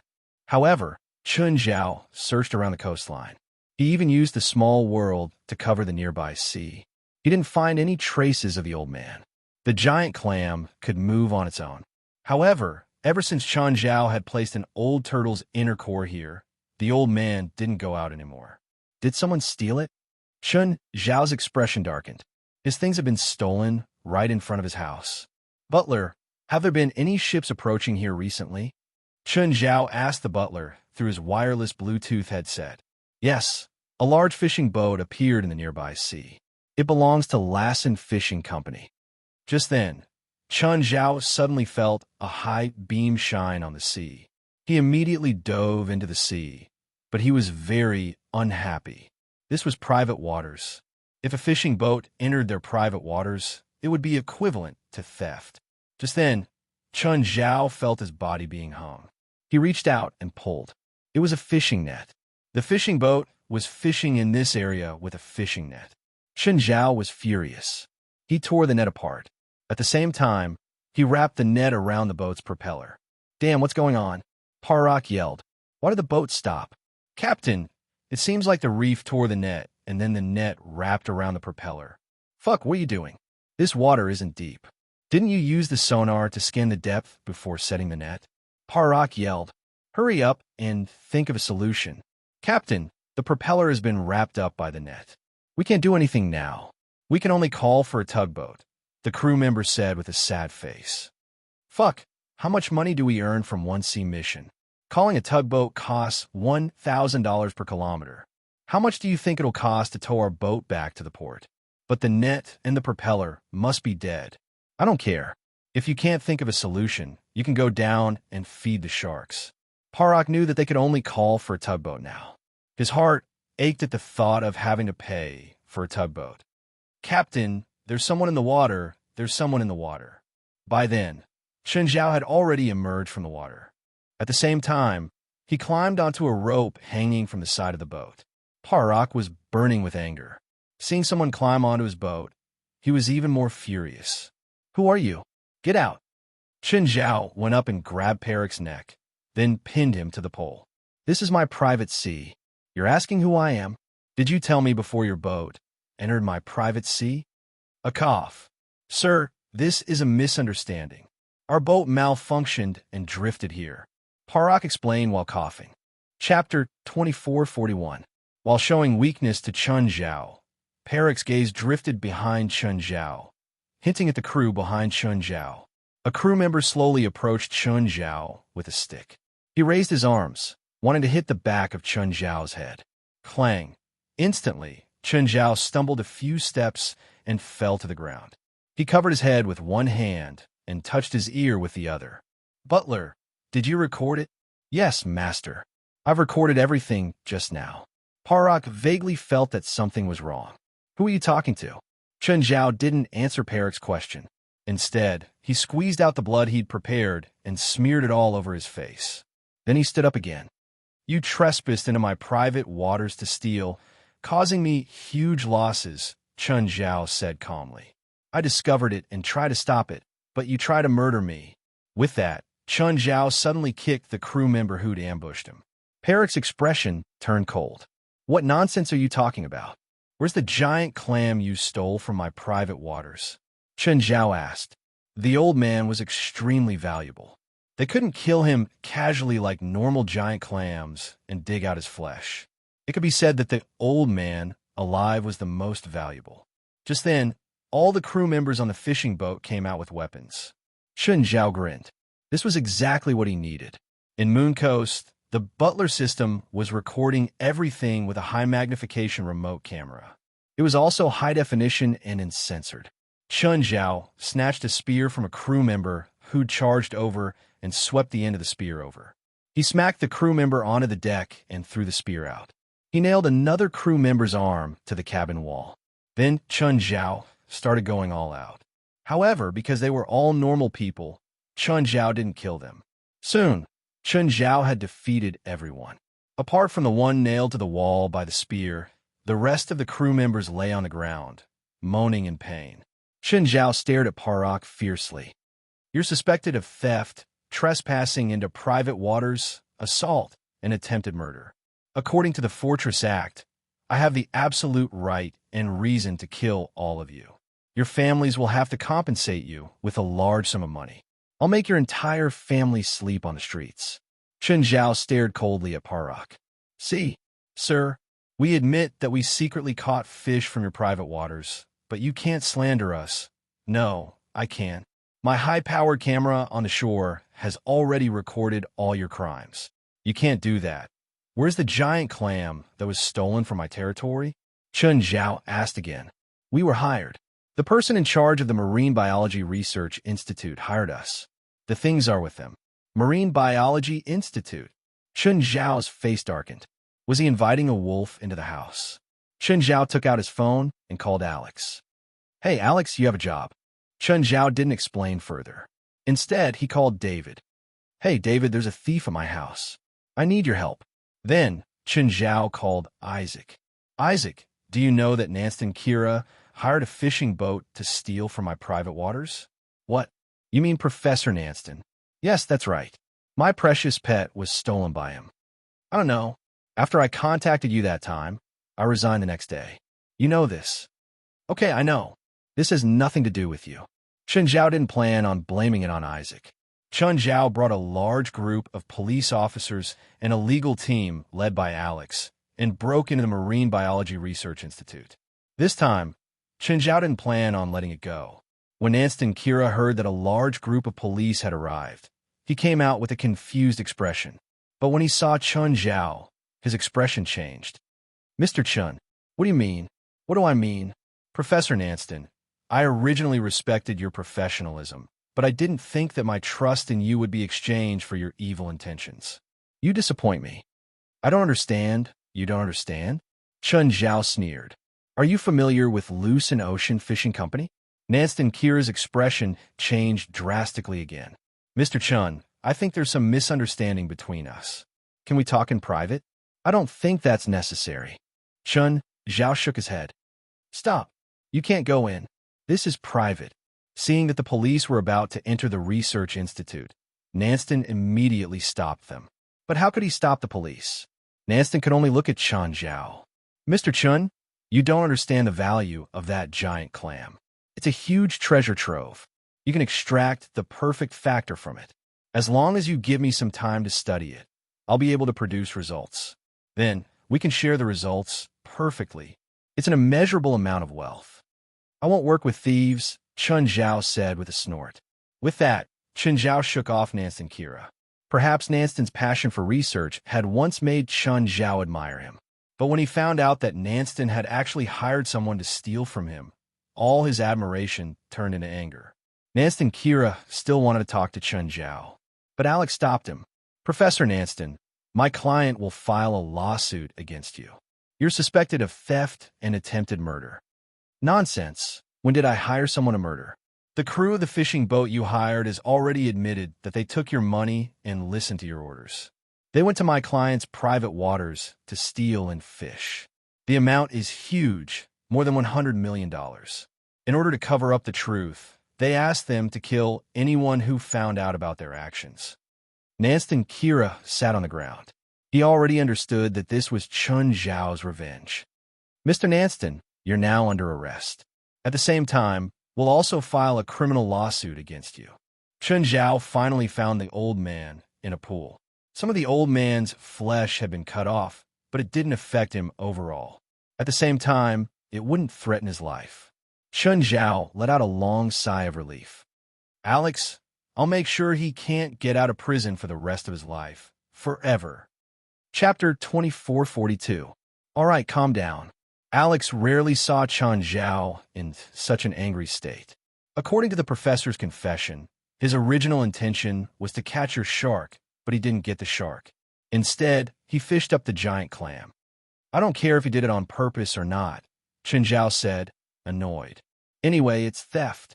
Chun Zhao wasn't just angry that Nancy had stolen his things. More importantly, it was because of his betrayal and betrayal of her trust. Betrayal is not allowed at any time, although the old master had been found. However, Chun Zhao was still furious. He went home with a face full of resentment. However, Chun Zhao was still worried. Chun Zhao called Andrews, although it was 3:50 in the morning. However, Andrews picked up the phone on the second ring. Hello, Mr. Chun. How may I help you? Andrews did not sound tired or annoyed at all. This was the kind of work he did, even though it was after work. But he still had to serve Chun Zhao like a god. My Minghua villa was robbed. The things I raised in the sea were secretly taken away by a fishing boat. Mr. Chun, I will protest with the Los Angeles City Hall and pressure them. No, the suspect has been caught, and the item has been recovered. As for the suspect's punishment, you don't have to worry about it. I want to ask, do you know of any way to monitor my private waters completely? The kind that can sound an alarm when any ship enters or leaves. Yes, Andrews immediately replied. About 10 sonar instruments will be installed along the Bright Moon coastline and the surrounding waters. This kind of sonar instrument will sink directly to the bottom of the sea after it is activated. It is mainly used in private marine fisheries and can also monitor the situation of the fish in the sea. Will this instrument cause pollution to the ecology of my sea? I heard that sonar can kill shoals of fish. Is that true? Also, Mr. Chun, I need to tell you something. Sonar mainly emits ultrasonic waves. Ultrasonic waves will not cause harm or threat to most fish and marine animals. What you said will kill the fish is the infrasound waves, and it is not ordinary infrasound waves. Ordinary infrasound waves will not cause too much of a problem. Only the infrasound waves created by the marine industry can kill the fish. All right, my mind is in a mess. How about this? Come to my house tomorrow. Okay, Mr. Chun. The next day, Chen Zhao sent the kids to school first. On the way home, he received a call from Andrews. Mr. Chun, I'm already at your door. Sorry, I just dropped my child off at school. I'm on my way home now. My assistant is at home. I'll ask her to pick you up now. After hanging up, he called Portia and asked her to open the door for Andrews. When Chun Zhao got home, he saw another stranger besides Andrews. Mr. Chun, nice to meet you. This is the expert I brought, Othar. He can help you answer your questions. Hello. Chen Zhao shook hands with Othar. Portia, didn't you prepare tea for my guest? Boss, I've been changing little Larissa's diaper and preparing breakfast for little Jerlin, Sindora, and Mara after I got here. Portia complained. She was indeed a bit angry because Chun Zhao had suddenly moved to Minuet Villa last night. He did not tell her at all, so she went straight to Mirror Lake Manor in the morning. In the end, she saw that James and his crew were filming in Mirror Lake Manor. After asking, she found out that Chun Zhao had actually come here. Then she ran over anxiously. When she arrived, it was already past 9 o'clock.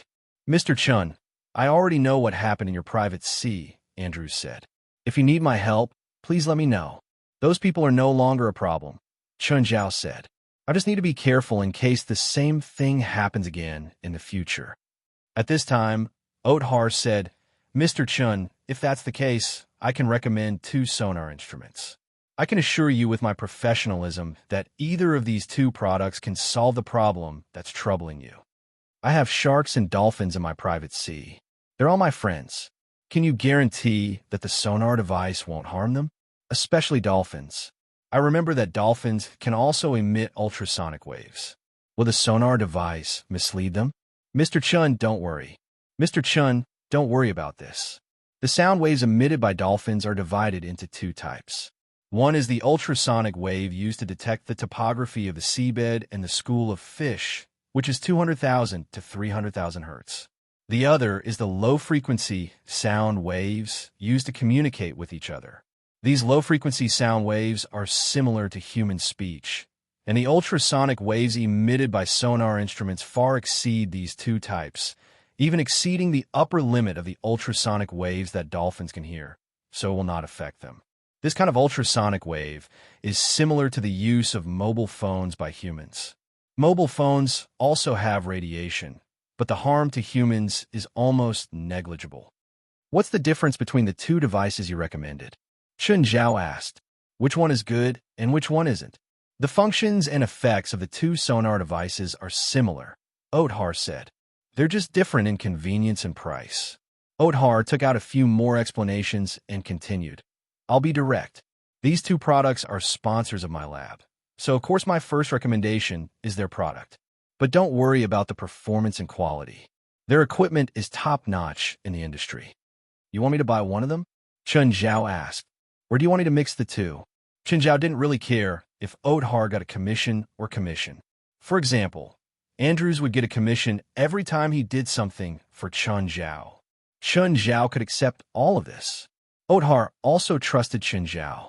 On the other hand, there were those who said that they didn't want any benefits but were actually thieves and prostitutes.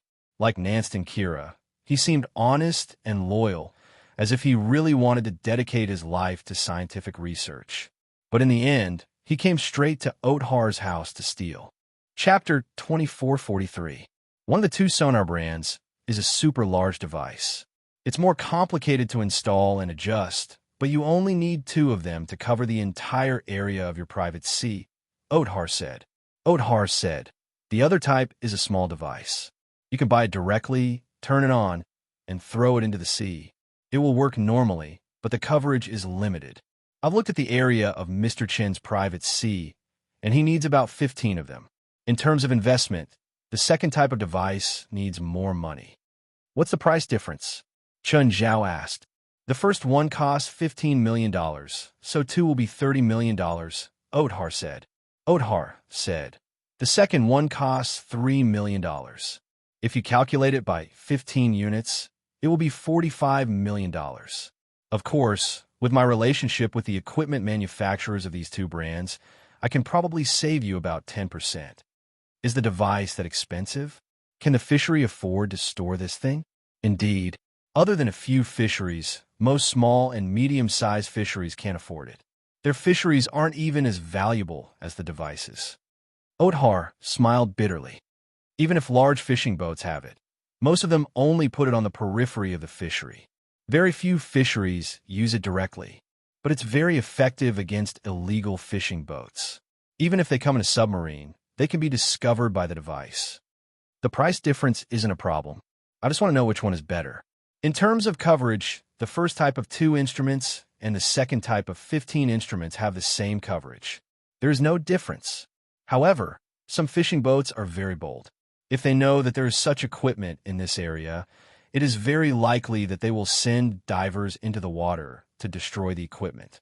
So, Mr. Chun, which one do you think is more difficult to destroy, 2 instruments or 15 instruments? In other words, it's better to buy 15 small devices, right? When the price difference is no longer a problem, 15 small instruments are, of course, better than 2 big instruments. After all, it's quite troublesome to install and debug a big instrument. Moreover, once one of them malfunctions, half of the sea will be left unattended. Relatively speaking, 15 small instruments are, of course, safer. Okay, I'll order 20. I'll also put them on the periphery of my private sea area, Chen Zhao said. Andrews, I'll leave the rest to you. No problem, Mr. Chun. Andrews answered quickly. Othar was also very happy. After all, he could get a lot of commission from the purchase of the equipment. Mr. Chun, this is my name card. If you have any questions about the ocean in the future, you can call me. Othar felt that it was necessary to maintain a friendly relationship with Chen Zhao. The last marine biologist I knew just stole something valuable from my house, Chen Zhao said jokingly. That's right, Chen Zhao said. I know Nancy Kira. Othar said, our research topics are different. Of course, this does not hinder his reputation in our industry. But please believe me, I may not be as good as him in terms of research topics, but my professionalism is definitely above his. Nancy Chilla was curled up on her bed at the moment. He knew he was in big trouble this time. He was charged with multiple offenses. If all these crimes were carried out, then he would have to stay in prison until the end of time. He thought of an idea. That was to use his reputation in the field of oceanography to find some peers to endorse him. He could have them speak up for him in the media. He might not be able to wash away all the crimes, but he could at least reduce many of them. However, the few peers that his lawyer had contacted all rejected his request. Even his lawyer dealt with him in a perfunctory manner. Nancy Chilla knew that this was most likely Chen Zhao's doing. He'd originally thought that Chen Zhao was just rich. But Chen Zhao was Asian. Asians had always been honest in North America. He felt that what he'd done was so secretive. Chen Zhao couldn't possibly know. Even if he did, he couldn't do anything if he didn't have evidence. He didn't think that he would be exposed before he could even be happy for 2 days. On the second and third day, more and more bad news came from the lawyer. He heard that Chen Zhao had specially found an evaluation agency to evaluate and appraise the giant clam in order to deal a heavy blow to him. Nancy Chilla was an expert in marine biology, so he knew the value of the giant clam better than anyone. It was not something that could be measured with money. He knew it even better than the owner, Chun Zhao. The giant clam was a priceless treasure. Normal giant clams had a lifespan of around 100 years. Occasionally, giant clams with a lifespan of 200, 300, or even longer would be discovered. In 2007, Fei LB had discovered the largest and oldest giant clam to date. According to the test, the giant clam was 500 years old. Its weight reached 1,758 kilograms, and, at the same time, it produced 27 pearls. The inner wall of the carapace showed a jade-like phenomenon, which was similar to jade. That was why giant clams were also called living gems. Almost every country forbade harvesting giant clams. Nancy Chilla had also studied marine crustaceans. The giant clam's shell becoming jade-like was an exception, and it was almost impossible for a living giant clam to become jade-like. But Nancy Chilla knew that if the giant clam didn't die after its lifespan, it would produce some special substance that would make the giant clam's shell become jade-like. Of course, that special substance could even obviously improve a person's body functions. Nancy Chilla called this special substance the perfect factor. This was also the reason why he'd wanted to steal Chun Zhao's shark at first. But after discovering the giant clam, he'd suddenly changed his mind. Because the giant clam was really too rare. It was even at least half the size of the world record for the largest giant clam. Nancy Chilla felt that if he could extract the giant clam's perfect factor and then artificially synthesize it, not only would he obtain great wealth, he could even overturn the entire world. But his dream had ended before it even started. Chun Zhao had destroyed his dream, his hope, his everything. That damned Asian. He didn't understand how great his research was at all. Chapter 2444. Knock, knock. Just then, the police outside the cell knocked on the iron bars with their batons. Someone outside wants to see you, the police said coldly. Nanston Kira tidied his clothes. Although he was wearing a prison uniform, he still paid attention to his appearance. Nanston Kira came to a single room. It was different from the visiting room where he'd met the lawyer last time. Nanston Kira keenly sensed that it wasn't his lawyer who'd asked to see him. Just then, a young man walked in from the other side. A young man with a smile as warm as the sun. Nanston Kira looked the young man up and down. He was cultured, young and handsome, dressed in style, and treated people humbly. That was what Nancy Kira felt from him. Hello, Professor Nanston. Please sit. Hello, who are you? Do we know each other? Nanston Kira had a good impression of the man. However, he was still instinctively wary. After all, he knew that he'd angered Chun Zhao. Who knew what Chun Zhao would do to him? Perhaps the young man in front of him was sent by Chun Zhao to tease him. It was even possible that they had arranged an even bigger trap for him. My name is Vincent. I want to hire you to work for my boss. Sorry, you should be able to tell that I can't work for anyone right now. That's not a problem, Vincent said with a smile.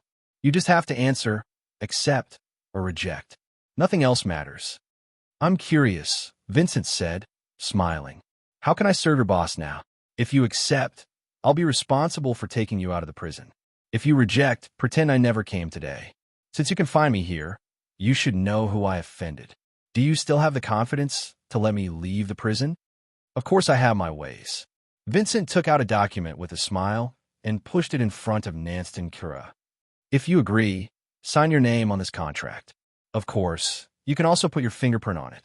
Nanston Kira picked up the contract and looked at it carefully. The style of the contract was rather strange. Many of the words were rather old, too. Nanston Kira rubbed the contract with his fingers. It wasn't the regular rice paper. Are you sure this contract has legal effect? The contract required him to work for Vincent's boss for 30 years as an employee, research some special projects for Vincent's boss, and are not allowed to refuse. This was very irregular. Nanston Kira could not help but wonder if this contract was meaningful. Of course, the boss has his ways to restrict you. Professor Nanston, you should understand that most of the time, the law can't restrict everything. For example, your enemy has money and power, so he can decide whether you live or die. Although these words were very hurtful, Nancy Kira understood that Vincent's words were actually very tactful. In front of the truly rich, his resistance was indeed futile.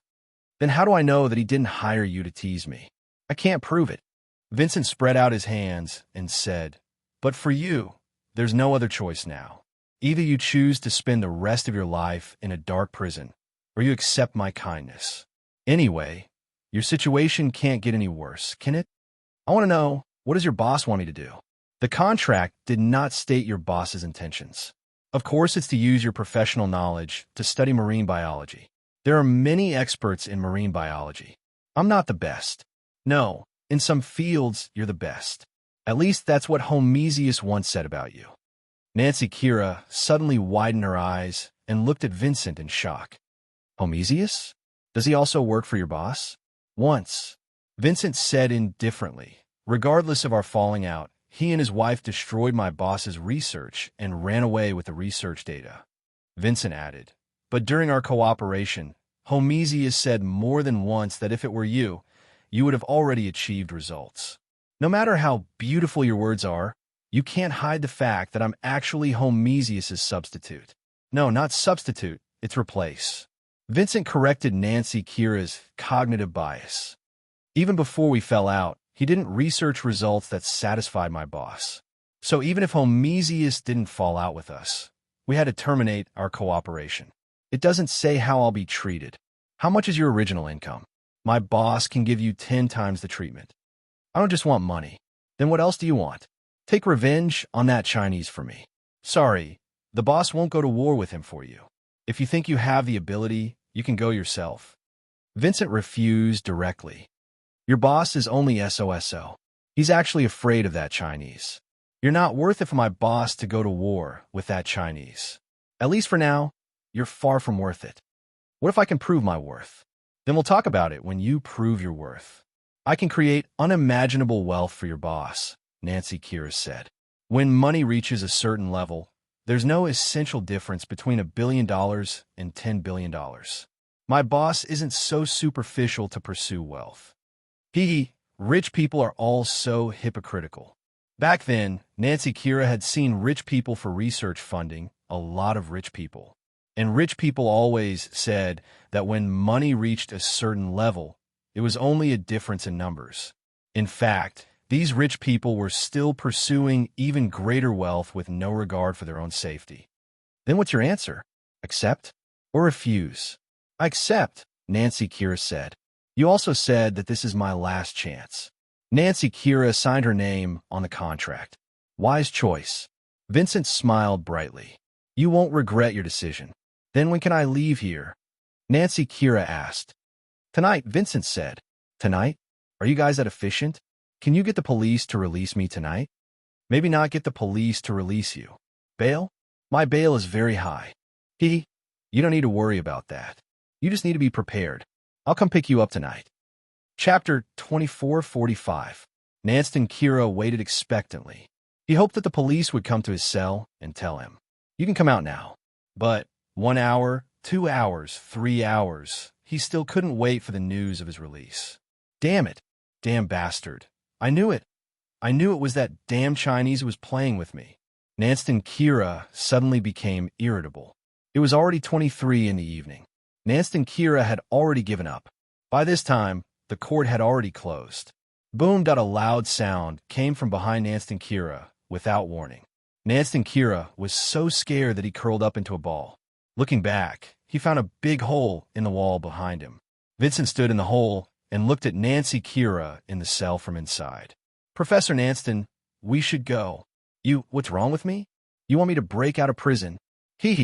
Your bail is $13 million US. It's impossible for my boss to pay so much for you, and the money is bound to be confiscated. So you should hurry up now. The entire detention center was already ringing with alarms. Nancy Kira took a deep breath and finally took that step. Where's your helper? Just me, Vincent said with a smile. Are you crazy? You dare to break out of prison by yourself? I know what I'm doing, Vincent said disapprovingly. What does this lead? The sewers. In various movies and TV dramas, the sewers were always the golden passageway for prison breaks. However, Nancy Kira felt that Vincent was too reckless. He wasn't against illegal prison breaks. The key was whether he could be more meticulous. Blow up the wall of the cell he was in and escape through the sewers. Wasn't that too careless? Sure enough, after they entered the sewers, they heard footsteps behind them. The police in the detention center had obviously discovered that he had broken out of prison. This made Nance and Kira nervous. After all, no one liked to be caught right after breaking out of prison.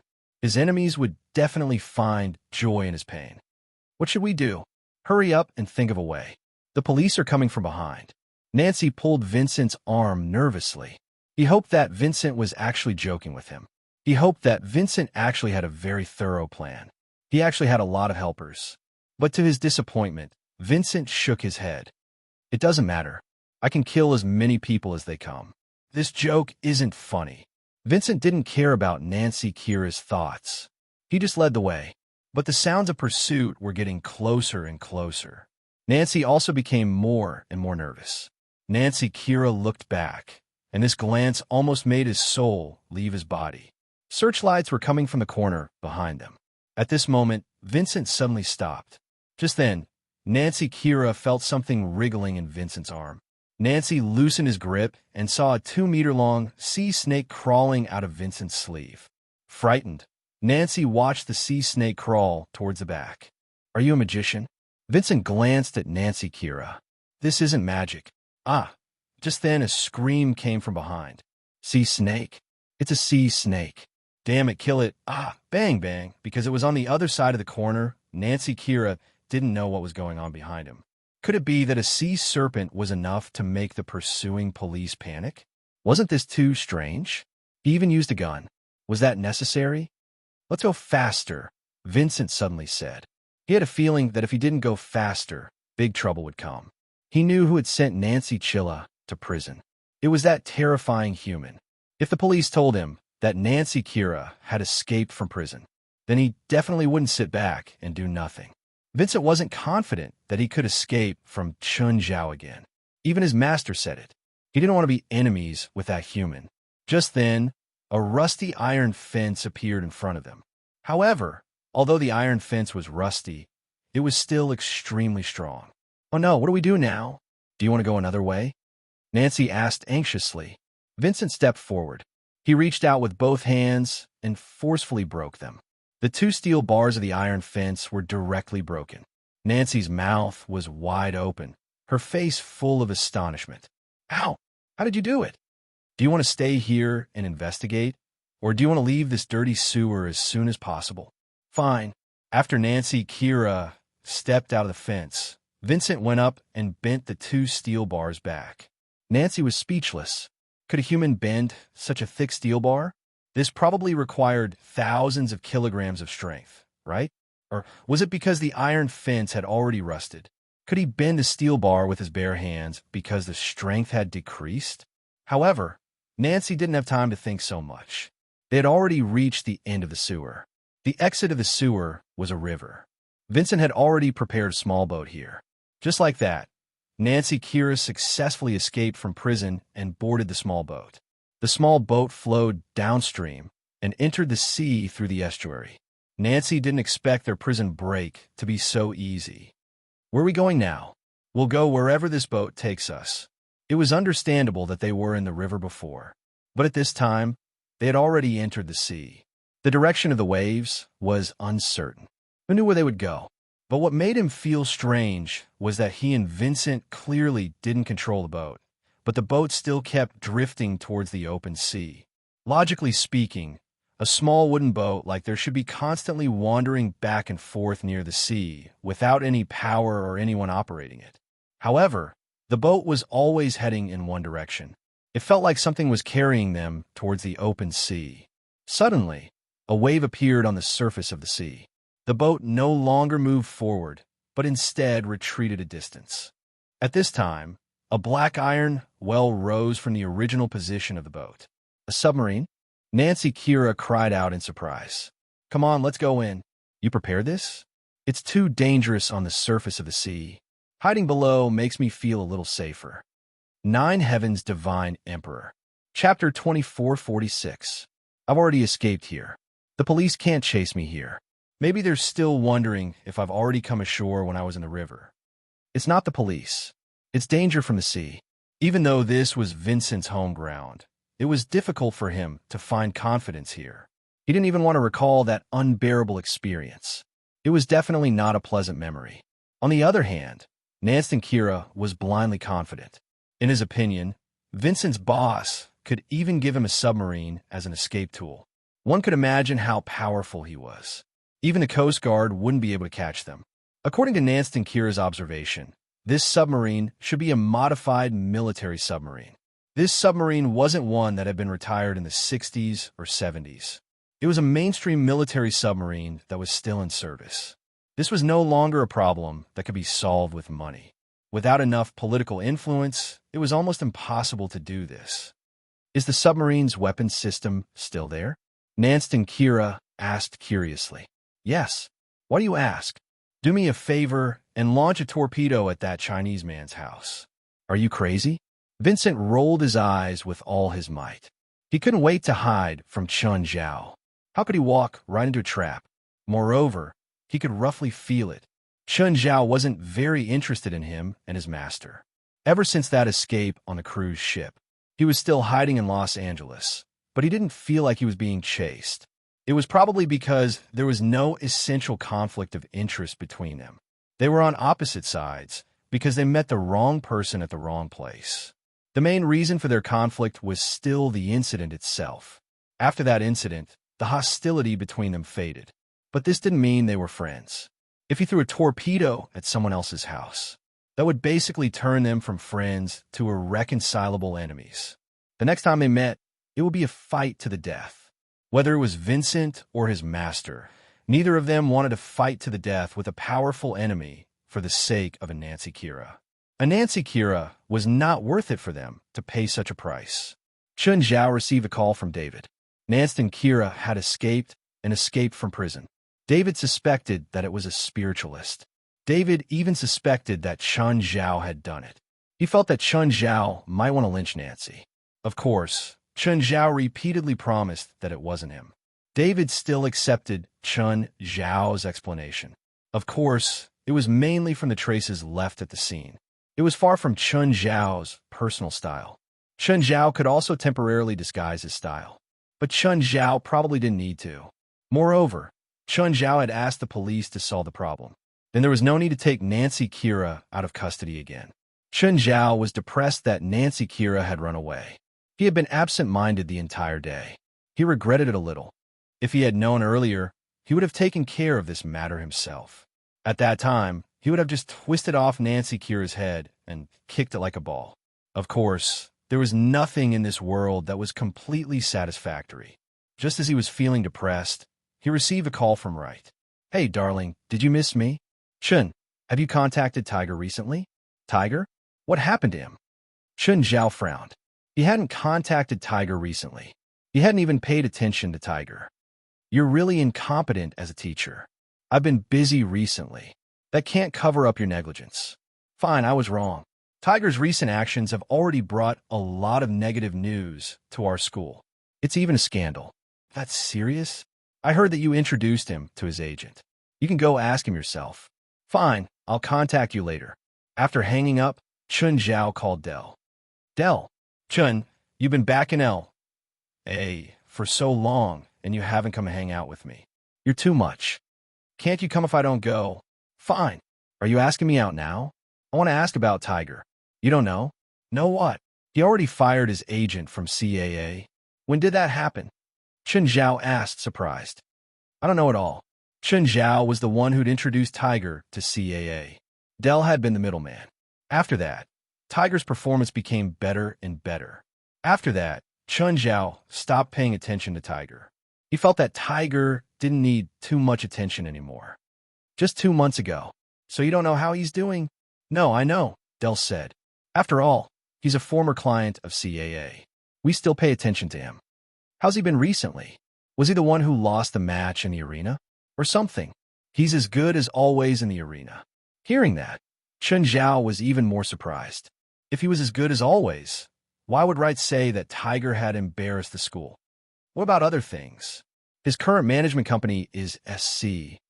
What's the problem? SC isn't good at business operations.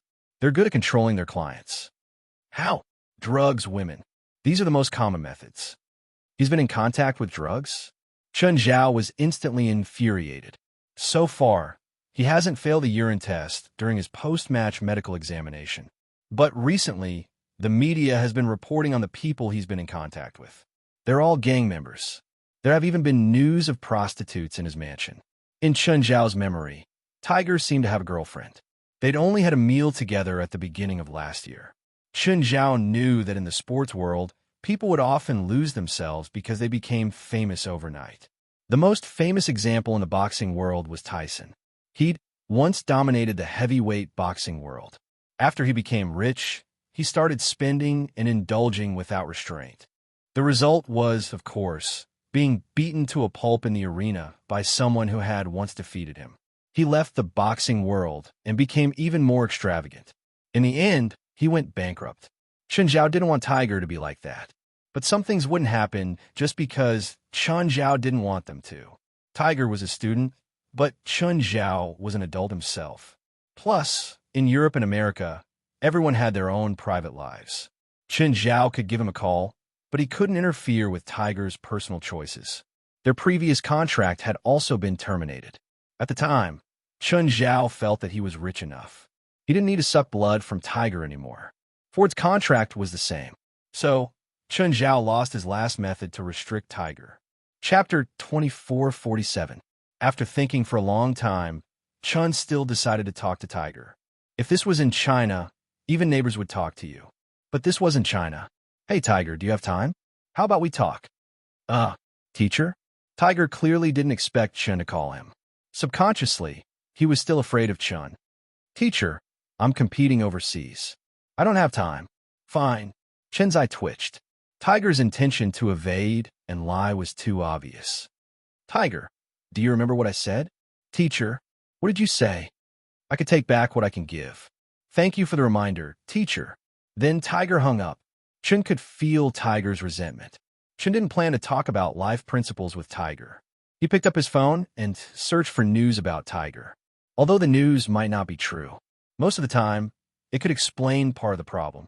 In Tiger's mansion, a bespectacled, middle-aged black man in a suit walked over. Tiger, who's calling? I saw your face suddenly change after you answered the phone. Bach. Tiger raised his head and glanced at his manager.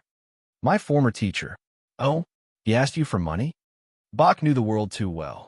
After a person became rich, there would often be some inexplicable people who would stick to him and ask for benefits. No, he doesn't want money, but he wants to take everything from me. Tiger's face was clouded. Oh, who is he? He's the person who made me, Tiger said. I started my career under his guidance. He's really good. Tiger, you're the boxing champion, the first Grand Slam winner in the history of boxing. You're the strongest person in the world. No, you don't know him. He once beat a dozen people to death with his bare hands. Fear appeared on Tiger's face. Even now, he couldn't forget what had happened on the internet. More than 30 people had surrounded the two of them, but Chen had killed more than a dozen people and heavily injured them. To him, it was like a nightmare. Hearing Tiger's words, Bach couldn't help but frown. He scrutinized Tiger. Could Tiger do it? With the strength he had displayed in the arena, it would probably be very difficult for him to do so. The corners of Bahi's mouth curved upwards. Tiger, I have something good for you. Something good? What? Tiger turned and looked at Bach. He knew that Bach's hands were not clean. When his agent found out that he was in contact with Bach, he had warned him. However, compared to his former agent style, Tiger clearly preferred Bach. It was not only because of Bach's request for a lower share, but also because of Bach's ability and means. For example, in a previous match, his opponent was a boxer who was equally strong. At the time, Tiger had studied the opponent's match recordings several times. Even he wasn't confident that he could beat him. But no one knew what Bahi had done. His opponent was glaring at him with rage and hatred. However, he didn't retaliate despite being beaten. Although Bahi did not say it clearly to him, he could feel that Bahi must have used some means outside of the arena. Of course, winning that match so easily made Tiger forget about Bach's tricks. But that didn't mean Tiger trusted Bach completely. especially when Bach offered something good. Tiger became wary. Bach chuckled and took out a small bottle of medicine. What's this? A stimulant? No, it's not a low-end medicine like stimulants. Bach shook his head. It's called the devil's medicine. It can greatly increase your strength. Not just temporarily, but permanently. Bach, I don't want to be banned. Ha! I can't detect it with my current methods. Can't detect it? Tiger raised an eyebrow and looked at Bach suspiciously. Bach nodded and said with certainty, absolutely not. I'm your agent. How can I let you be banned? How much? Tiger was tempted. It's free, Bach said. Free? How is that possible? Tiger didn't believe that Bach would give him something like this without reservation. As long as you do me a small favor, I'll give it to you, Bach said with a smile. What favor? Help me fight a match, Bach said. You're my agent. Can't you arrange it? It's not a regular match. Underground boxing? Tiger asked in shock. Yes, it's an underground boxing match. Tiger was silent for a moment. He looked up at Bach. Are you sure this thing has no side effects? Of course. I won't joke around with the greatest client I've ever worked with in my career. Tiger thought about it. It was just as Bach said. If he was banned, his loss would be the greatest, but Bach's loss wouldn't be small either. When is the match? Tonight. Why the rush? Don't you want to try the effect of this medicine? It'll take effect today. The effect of this devil's medicine is more perfect than you think. Tiger took the devil's medicine and hesitated. But in the end, his desire won over his rationality. Inject or take it? Take it. Can I take it directly? Of course. Tiger twisted the cap and sniffed. There was no smell. After hesitating for a few more seconds, he drank the entire medicine. After the medicine entered his stomach, Tiger felt a burning sensation in his abdomen. The burning sensation was spreading to his limbs and bones. Drink, Tiger let out a low growl. Surprise flashed in Bach's eyes. He'd seen others use the devil's medicine before. The pain produced during use could almost be described as unbearable. But Tiger didn't seem to be in too much pain. He seemed to be able to endure it. Tiger's breathing became heavy. He even spat out white gas. His muscles swelled like balloons. The veins under his skin bulged. Tiger gritted his teeth and clenched his fists. It wasn't a good feeling. His bones cracked. Tiger roared and threw a punch at the wall behind him. Tiger's fist embedded into the concrete wall. When he retracted his fist, there was a bowl-sized hole in the wall. Cracks spread around the hole. Chapter 2448. Tiger did not want to believe his eyes. He had punched a hole in the wall. The wall was made of concrete and steel, not to mention fists. Even a hammer might not be able to penetrate it. But now he could punch a hole in it. Was this the effect of the devil's potion? It was unbelievable. Tiger felt like he could beat anyone now. Bach was surprised too. He did not expect Tiger to be so compatible with the devil's potion. He also knew the effects of a devil's potion. At the moment, it wasn't an exaggeration to say that he could break an adult bear's neck if he fought it. Tiger looked at his fists. He had never felt so confident before. Even against Chun Zhao, he had the courage to say no. What time is the match tonight? What? You can't wait anymore?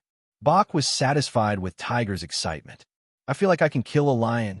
What intoxicating power. Night fell. Tiger and Bach set off together, heading to the underground boxing arena. But as soon as the car drove out of the gate, a figure jumped out and blocked their way. Tiger and Bach were both shocked. They took a closer look. Wasn't the person blocking the car Tiger's previous opponent? Tiger remembered that the man was called Hinga. Syndicate was also black. He was taller than Tiger, but he was slightly more slender than Tiger. Bach got out of the car. Hinga, do you want to die? Bach, you said that if I lose to Tiger, you'll give me money, Hinga said directly. My daughter needs surgery, but you haven't received the money yet. Bach sneered at Hinga. I don't remember saying that. You fucking bastard, you lied to me.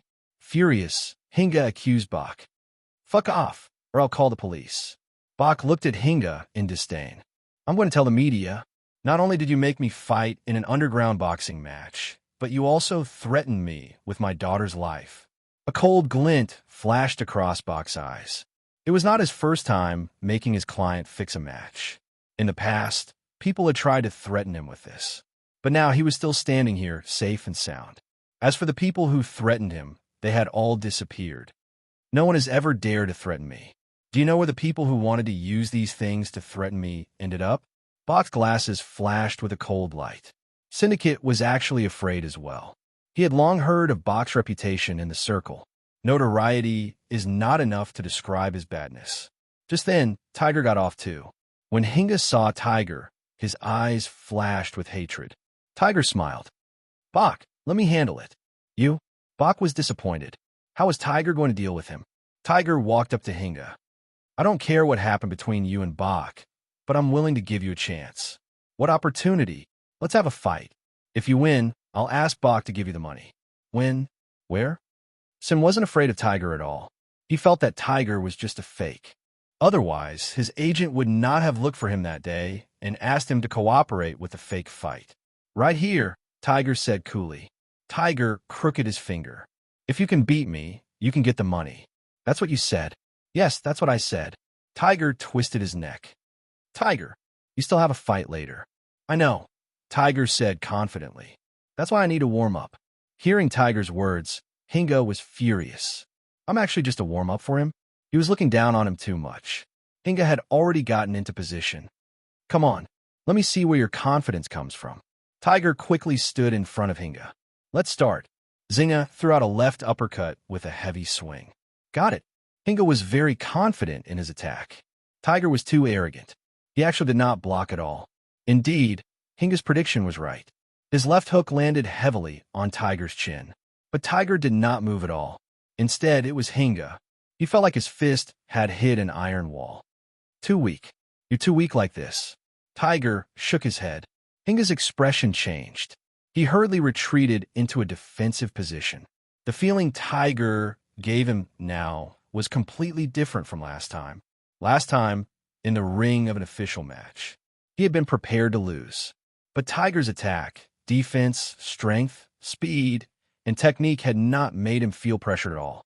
In the 7th round of the half-real, half-fake match, he purposely showed an opening and was KO'd by Tiger with one punch. But now, Tiger gave him the feeling that he was an insurmountable mountain. Tiger attacked. It was a devastating punch. It hit Hinga's arms in front of him first. Crack. In an instant, the bones in Syndicate's arms and hands were like broken pieces of wood. But Tiger did not stop. The terrifying power landed directly on Hinga's face. Syndicate's entire body flew a few meters away and fell to the ground, completely unconscious. Bach, are you going to kill his mom? Tiger asked, unconcerned. Bach was about to say kill him. Suddenly, he saw light behind the flower bed across the road. Don't mess around. There are paparazzi, Bach said in a low voice. Let's go. He's lucky. Tiger spat and got into the car. The next day, almost all the media was reporting about the private fight between Hinga and Tiger at night. Hinga was still lying in the hospital, but he still claimed that Tiger and his manager had asked him to fake the fight. But no one believed him, because a paparazzi had recorded the scene of the two of them fighting last night. Tiger was clearly much stronger than Hinga. They could not understand why Tiger would ask Hinga to fake the fight. So, even though Tiger had injured Hinga, more people were willing to support him and believe in him. On the other hand, Hinga had become the target of everyone's hatred. The media made him into a scoundrel and villain. Because he lost the fight, he blackmailed Tiger and used fake news as an excuse. Then, he was beaten to the ground by Tiger, which proved his point of view. Chun Zhao watched the news report. He picked up his phone and called West. West, help me investigate someone's identity. Oh, okay. President, who do you want to investigate? A man called Sinka, a heavyweight boxer. He's also the guy who made a lot of noise in the news today. Chapter 2449. Mr. Hinga, I'm representing Mr. Tiger. I'm sending you a lawyer's letter. Because you've spread inappropriate comments, my client has suffered great harm and financial loss. So Mr. Tiger has filed a lawsuit and asked for $3 million, Tiger's lawyer said arrogantly. Tiger's lawyer said arrogantly. In his eyes, Hinga was a loser, a joke. Hinga had overestimated himself and fought Tiger. In the end, both in the ring and in terms of influence, he'd been defeated by Tiger's absolute strength. Bang! Suddenly, the door to the ward was pushed open. Both Hinga and Tiger's lawyer froze when they saw an Asian man walk in. Chen Zhao glanced at Tiger's lawyer and then at Hinga. "He's your friend?" "No. Who are you?" Hinga didn't understand the situation. Judging from how Chen Zhao had pushed the door open, he seemed to be here for trouble too. Just like this morning, when a fan of Tiger had rushed into the ward to insult him. Chen Zhao didn't answer Hinga's question immediately. Instead, he looked at Tiger's lawyer. "You can scram now. Who do you think you are? Yellow-skinned monkey." Slap! Chen Zhao slapped Tiger's lawyer, knocking out 2 of his front teeth. "I'm going to sue you. I'm going to jail." Tiger's lawyer was still roaring fearlessly. Just then, another voice came from a door. "Ysef, are you going to sue my boss?" Ysef looked up. When he saw Alex, he couldn't help but shiver. She was the queen of the largest law firm in California and the lawyer with the highest winning rate in America in the past decade. Of course, she was also the most expensive lawyer. With a 95% chance of winning, it could be said that it was a nightmare for a lawyer to face Alex in court. Moreover, Alex had the most professional team of lawyers. What frightened Witherspoon the most was what Alex had just said. She didn't call Chen Zhao a client or client. She called him boss. The two were completely different. "Is there a way to revoke his lawyer's license?" Chen Zhao asked calmly. "As you wish, boss." Alex didn't seem to mind either. "Give me some private time with Mr. Hinga." Not long after, the ward was cleared.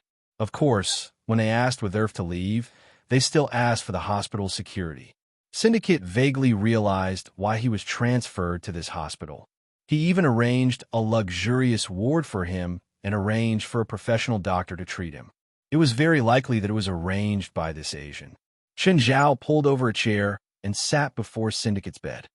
"Your daughter is also in this hospital, and she has already found a matching heart. She can undergo surgery in 3 days, and the surgery fee has already been paid. The best heart transplant specialist in California will be in charge of this surgery. I can't guarantee that the surgery will be a success, but as long as you can think of a reasonable request that can improve the surgery, you can tell me." Chen Zhao said, "The best heart transplant specialist in California will be responsible for this surgery." Hearing that, Syndicate knew that there was no free lunch in the world. Chen Zhao hadn't discussed this with him beforehand, but he couldn't refuse the offer. He, Tiger, and Bach were in a heated argument. Their ultimate goal was to raise money for his daughter's heart transplant. "What do you need from me?" "Take a look at this contract." It was an investment contract. It was the one that Chen Zhao had signed with Ford and Tiger. However, this contract was more complete than the previous one. After all, Chen Zhao's legal team had helped draft it. At the same time, the terms were even harsher. If Syndicate broke the contract, he would either have to become a miner in Africa or sleep on the streets for the rest of his life. "Where's the pen?" Syndicate asked. "Didn't you discuss the contract's content with me? I can't find a reason to refuse. My daughter's surgery cost $300,000, and then you have to pay for my treatment, rehabilitation, nutrition, and the cost of hiring a rehabilitation coach, fitness coach, and professional boxing coach. The total cost is even higher than my daughter's surgery. What's more, my attending doctor told me that my arm's bones were destroyed and my arm's nerves were severely injured. That is to say, for a long time in the future, or even for the rest of my life, I won't be able to return to the ring with my hands, let alone return to the boxing ring. In your contract, as long as I haven't fully recovered, you have to pay me $20,000 a month. That is to say, even if I don't do anything, I can live a very comfortable life every month. I don't understand why you would refuse this contract." Chen Zhao tossed a pen to Syndicate. Syndicate picked it up with his trembling right hand. However, he couldn't even hold the pen steadily. "You saw it too. Are you sure you want me to sign this contract now?" Chen Zhao nodded. "That's why I came." Syndicate took a deep breath. He suddenly hesitated. He still couldn't figure out Chen Zhao's identity. He couldn't understand Chen Zhao's intentions. What exactly did Chen Zhao want to do?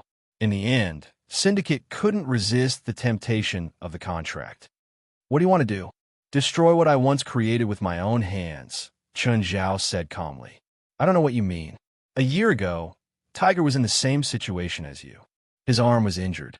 He almost lost everything, his dreams, his future, and his hope. Chen Zhao's tone was a bit emotional. I gave him the same contract. I gave him a chance to stand on the stage of his dreams again, but he disappointed me. I once told him that I can take back what I can give him with my own hands. Xi and Jia abruptly looked up at Chen Zhao. He vaguely remembered that when Tiger debuted last year, he would always say something like his teacher in every interview after he won a match. Every interview was the same. Now, he suddenly understood something. But he also felt that Chen Zhao was too cruel to destroy the disciple he'd trained with his own hands. Syndicate didn't understand Chen Zhao. Now, Chen Zhao wasn't just disappointed in Tiger. He also hated him. Chen Zhao found Tiger's ex-girlfriend. They'd broken up long ago. Tiger, on the other hand, had given his ex-girlfriend severe physical and psychological trauma. Some of the damage was even hard to talk about. Chen Zhao vaguely remembered that when he'd first met Tiger and his ex-girlfriend, he'd sincerely wished them well. Now that he thought about it, it was so funny. Divine King of the Nine Heavens. Chapter 2450. Mr. Tiger. With earth covered his face. He'd just received a lecture from Alex. She'd also told him how rich her boss was. At the same time, she'd told him the terrifying consequences of becoming his enemy. At the same time, she'd helped Chen Zhao pass on a message. That's what he said. Tiger's expression was cold. There was even a hint of fear. Can I take back what I gave myself? Bach glanced at Tiger. Tiger, he's not as scary as you think. He's in the past now. No, Bach, you don't understand. He's really scary. He's the devil. Tiger's tone became urgent. Did you know that he and I were blocked in the parking lot? They asked me to fake a fight. Then, with a smile on his face, he punched the people who surrounded us to death and crippled them. Tiger's tone became urgent. Then he still looked at me with that smile and said in a gentle tone, "If you disappoint me one day, then I'll take back what I gave myself." Tiger looked up at Bach. I once swore that I'd never disappoint him. I'd never face him with that smile. You didn't do anything, Bach said. Plus, he doesn't have evidence, right? Tiger smiled bitterly at Bach. Do you think he's the kind of person who needs evidence? Bach's expression turned cold. Since he doesn't want to reason with us, we don't need to reason with him either. Don't worry, leave this to me. Bach, don't use extreme methods. You'll anger him. Tiger, you don't understand me or my company. Bach patted Tiger's shoulder. You could be a big star without worry. No one can threaten my client. The more Bach said this, the more worried Tiger was. Chen Zhao had never thought that the big boy would become a real bad guy. Chen Zhao's impression of Tiger was still that of a shy, introverted boy who was always passionate about the ring and thirsted for victory. This change was too sudden.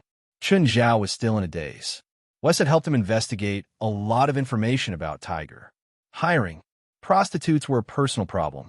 Chen Zhao could ignore it. There was also the emotional entanglement between him and his ex-girlfriend, which could only be said to be a personal issue. Even if he beat up his ex-girlfriend, Chen Zhao would at most call the police instead of getting involved himself. However, he couldn't accept that Chen Zhao had gotten some information from his ex-girlfriend. That was no longer just a matter of touching the bottom line of morality. If it were in China, it would be enough to be executed several times. As the saying goes, men become bad when they have money. Tiger was the best example. To put it bluntly, he had become arrogant after becoming famous. Moreover, it was the kind that drifted too far. Chen Zhao felt that it was already too much for rich people to reveal their identities and throw a stack of cash at ordinary people. However, he had clearly underestimated Tiger. Tiger was completely different from Ford and Evely. Rufford's career had its ups and downs. But after meeting Chen Zhao, his career skyrocketed. Coupled with the environment he grew up in and the stability of his family, Rutherford's mentality had always been good. Moreover, he often communicated with Chen Zhao. Chen Zhao didn't have much to teach him in terms of technique. However, Chen Zhao could still guide him in terms of training and nutrition. Perhaps Rufford also got arrogant sometimes, but he could control himself. Evely was different. Her family background had always been extraordinary. She had received a elite education since she was young. Now, she was the most famous athlete in the sports world. It was just another way for her to succeed other than inheriting her family business. Thus, Her mentality was the best. She also kept in touch with Chun Zhao. Tiger was different. In the past, he had felt inferior. Now, he was as arrogant as he was arrogant. After being repressed for a long time, once a person found an outlet, they would go crazy. It wasn't that poor kids couldn't become rich overnight. If only someone had been able to guide them back then, Tiger wouldn't have become like this. However proud Chun Zhao was of Tiger in the past, he hated him now. Right now, Chun Zhao's mentality was, I raised him, so I'll destroy him with my own hands. Moreover, Chun Zhao wanted to destroy him in all aspects. Don't talk to Chun Zhao. He was still a kid. Plus, he could still be saved. He just lacked guidance. A mistake was a mistake. He could make other mistakes and still have a chance to redeem himself. But some mistakes couldn't be undone. Tiger had committed 2 unforgivable crimes. One was drunk driving and killed a mother and daughter. Then, to avoid responsibility, he let someone else take the blame. The husband of the mother and daughter's family hanged himself half a month later. At least, the police concluded that it was suicide. But Chun Zhao didn't think so. Tiger had been in frequent contact with gangs for a while. Therefore, the media often saw this kind of news, and the territory of the gang he was associated with happened to be near the neighborhood where the man who hanged himself lived. The second crime was that he had violated a woman. That night, the woman and her family were all buried in a fire. The first crime was from West's investigation, and the second was from a few words from Tiger's ex-girlfriend. Chun Zhao had also been to the scene of the fire. At the same time, he'd gotten the report from the fire station. The report showed that someone had indeed set the fire on purpose, but there were no clues about the suspect. Chun Zhao wasn't a judge, so he never needed evidence. Most of the time, judges didn't pursue justice but the law. But the original purpose of humans' creation of law was to uphold justice. In court, if a person was known to be guilty of a heinous crime, but there was no evidence to prove that he was guilty, could he not be sentenced? This was a philosophical question. Chun Zhao wasn't a philosopher. He couldn't explain whether he should uphold justice or the law. He only knew that he should do what he had to do. As the saying went, it was up to God to decide if you were guilty or not. Chun Zhao was only responsible for sending you to God. But one thing Chun Zhao was sure of was that Tiger couldn't see God. Just then, Chun Zhao received a call. It was from a stranger. Hello, is this Mr. Chun? Who is it? Chun Zhao didn't like strangers who pretended to be mysterious. They would instinctively make others hostile, like Chun Zhao. Chapter 2451. Amadeko Pavich. How may I help you? Mr. Chun, can you please stop being a busybody? It's for the good of your former disciple and for you and your family. You've investigated me, right? How much do you know about me? Madeko Pavich chuckled. Rich, very rich. What else? Seems like my investigation isn't comprehensive enough. There's still something I haven't found out. Madeko Pavich smiled, but he didn't take it to heart. But please understand that some power can't be compensated with money or the power behind you. I'm looking forward to it. I hope you can show me what power money can't compensate for. I hope you won't regret it. I'll say the same to you. Didi, after school, go home with your siblings, Chun Zhao informed Didi. Didalo was the oldest of the kids, and he was a steady person. Chun Zhao trusted him. Uncle, we've been at school for a few days. You're only concerned about our safety today? Don't tell me you've made some new enemies recently? Asked Adira, speechlessly. That's the essence of the word. Which warrior is it? To Didi, anyone who dared to go against his uncle was definitely a warrior, especially someone who dared to threaten his family. Even the word warrior wasn't enough to describe their bravery. He hoped that there would be no war in heaven. After informing Didira, Chun Zhao called West.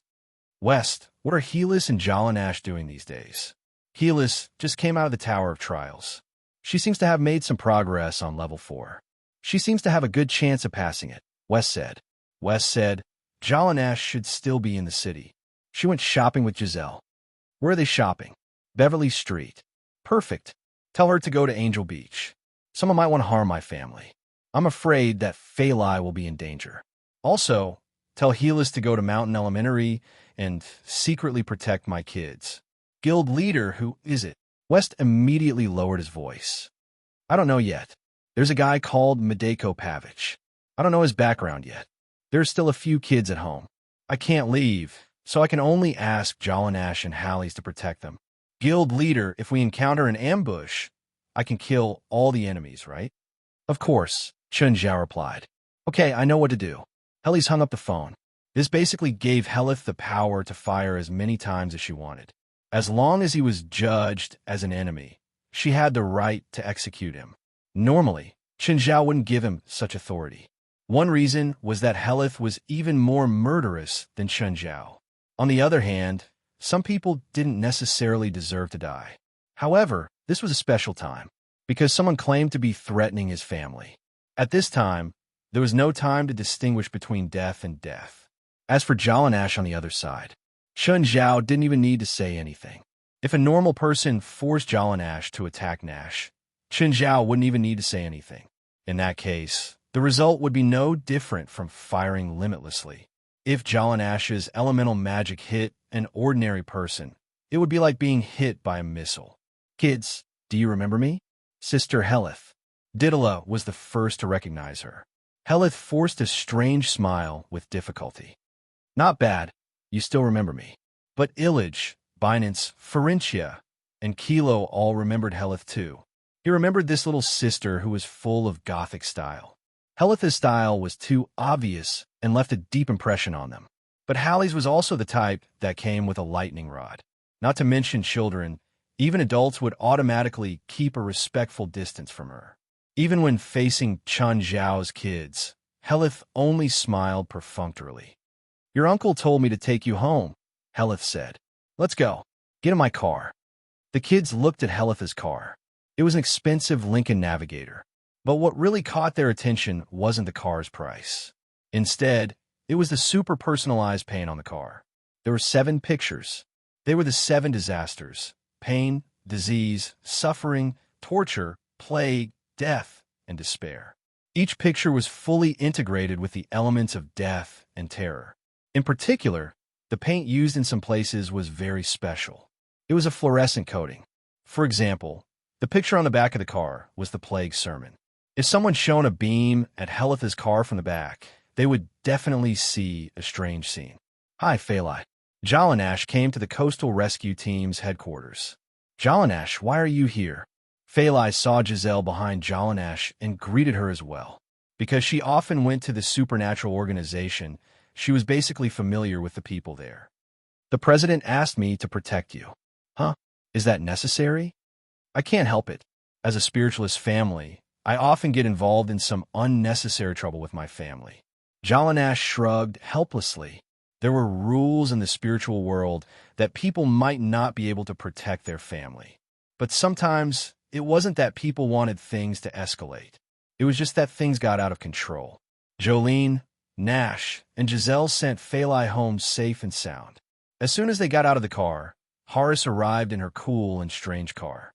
When they arrived, Chun Zhao had already prepared a scrumptious dinner in the yard. Everyone, including Giselle, was asked to stay for dinner. Of course, Chun Zhao didn't just ask them to stay for dinner. In the next few days, they would probably stay with Phalai to work and escort Chun Zhao's children to and from school. Chun, what's going on? Phalai asked at the dining table. Chun Zhao rarely arranged for people from the supernatural organization to protect his family. Chun Zhao told her about Tiger. Tiger? How did that kid become like this? President, if you need, I can send that guy to God for you. Chun Zhao glanced at Helith. No need. That's not my plan. It was very easy to destroy a person physically. For Chun Zhao, Helith, and Jalanash, it wasn't difficult at all. A spell could solve it. But Chun Zhao didn't just want to kill Tiger. It wasn't simply justice. It was revenge. Chapter 2452. A passenger plane landed at Los Angeles Airport. A dozen strangely dressed passengers walked out of the exit. They looked like they walked out of the Hogwarts Academy in the movie Harry Potter. Of course, the way others looked at them was as if they were cosplaying as Hogwarts magicians. They were already used to this kind of look. So they looked calm, and they responded to other people's requests to take photos with them. When they walked out of the exit, someone went up to them. Hamson, Mr. Medico Pavich, may the immortal king bless you. Among the group of Hogwarts mages, An old man looked at the person who greeted them. "It's a pleasure for you to visit." Madeko Pavich looked at Hamson Deller. They were all real mages, although they did not come from Hogwarts Academy. But magic existed in this world. All kinds of unimaginable magic shocked Madeko Pavich when he first came into contact with them. It was then that Madeko Pavich came into contact with a group of mages from England and got to know them. They came from an organization called the Immortal Crown, an extremely ancient organization. But although they were ancient, they were very poor. And because of the lack of funds, their members dwindled, until Madeko Pavich provided them with funds. Their precarious life was finally alleviated. Of course, Madeko Pavich did not help them unconditionally. When Madeko Pavich needed help, they would also need to help him solve any problems he faced. The group of mages, who had long been afraid of poverty, did not care about the rules of the spiritual world. Perhaps they did not realize that they had been controlled by Madeko Pavich from the very beginning. Now, they even relied on the money provided by Madeko Pavich for their daily necessities. Of course, even if they realized this problem, they did not want to go back to the past. When Madeko Pavich first came into contact with them, they lived in the depths of a forest that was rarely visited by humans. There were 52 of them when Madeko Pavich unwittingly broke into their hideout. They were psychics who hid in the mountains to avoid World War II in the last century.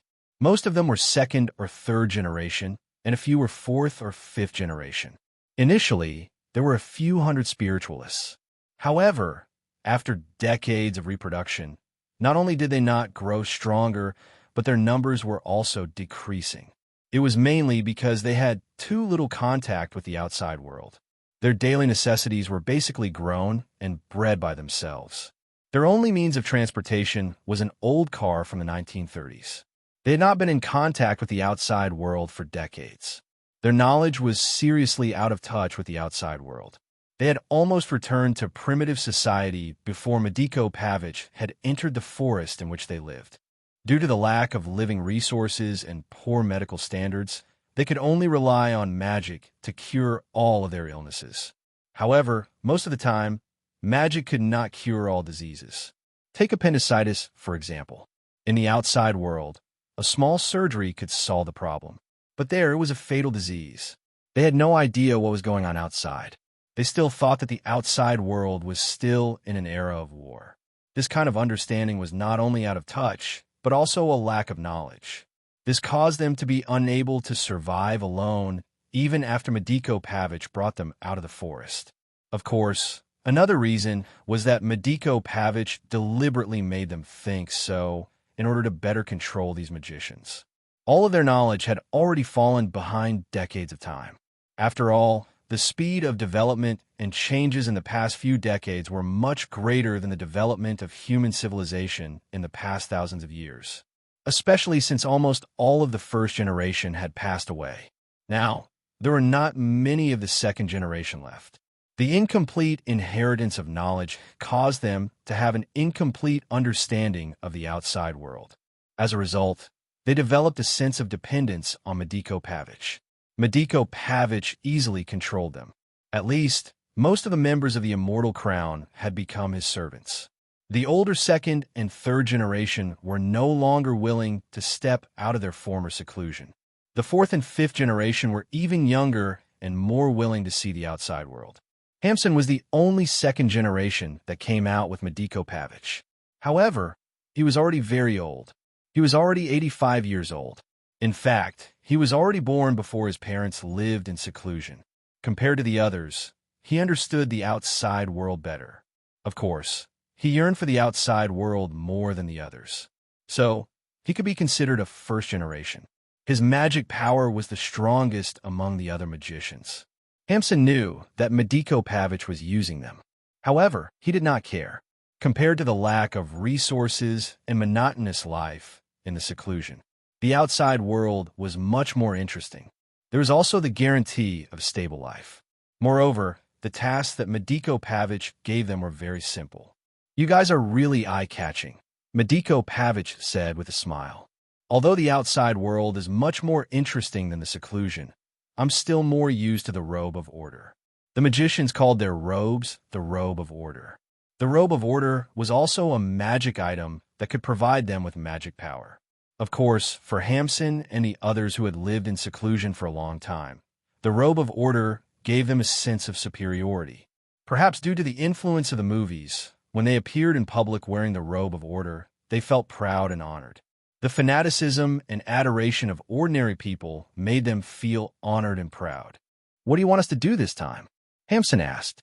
"Mr. Medico, please give us some challenging tasks," a young magician of the fourth generation said with a somewhat arrogant tone. "Yes, I hope this task can be a little difficult. At least when we travel, we will feel a little bit of pressure. Although I want to give you some challenging tasks, you guys are born extraordinary. Perhaps only saving the world will make you feel pressured." "Huh, can you find us a task to save the world?" "Me too. But first, we need to live a better life before saving the world." Chapter 2453. Medico Pavich led everyone into the car. Then he took out a stack of photos. "These are your goals. Bring them all to me."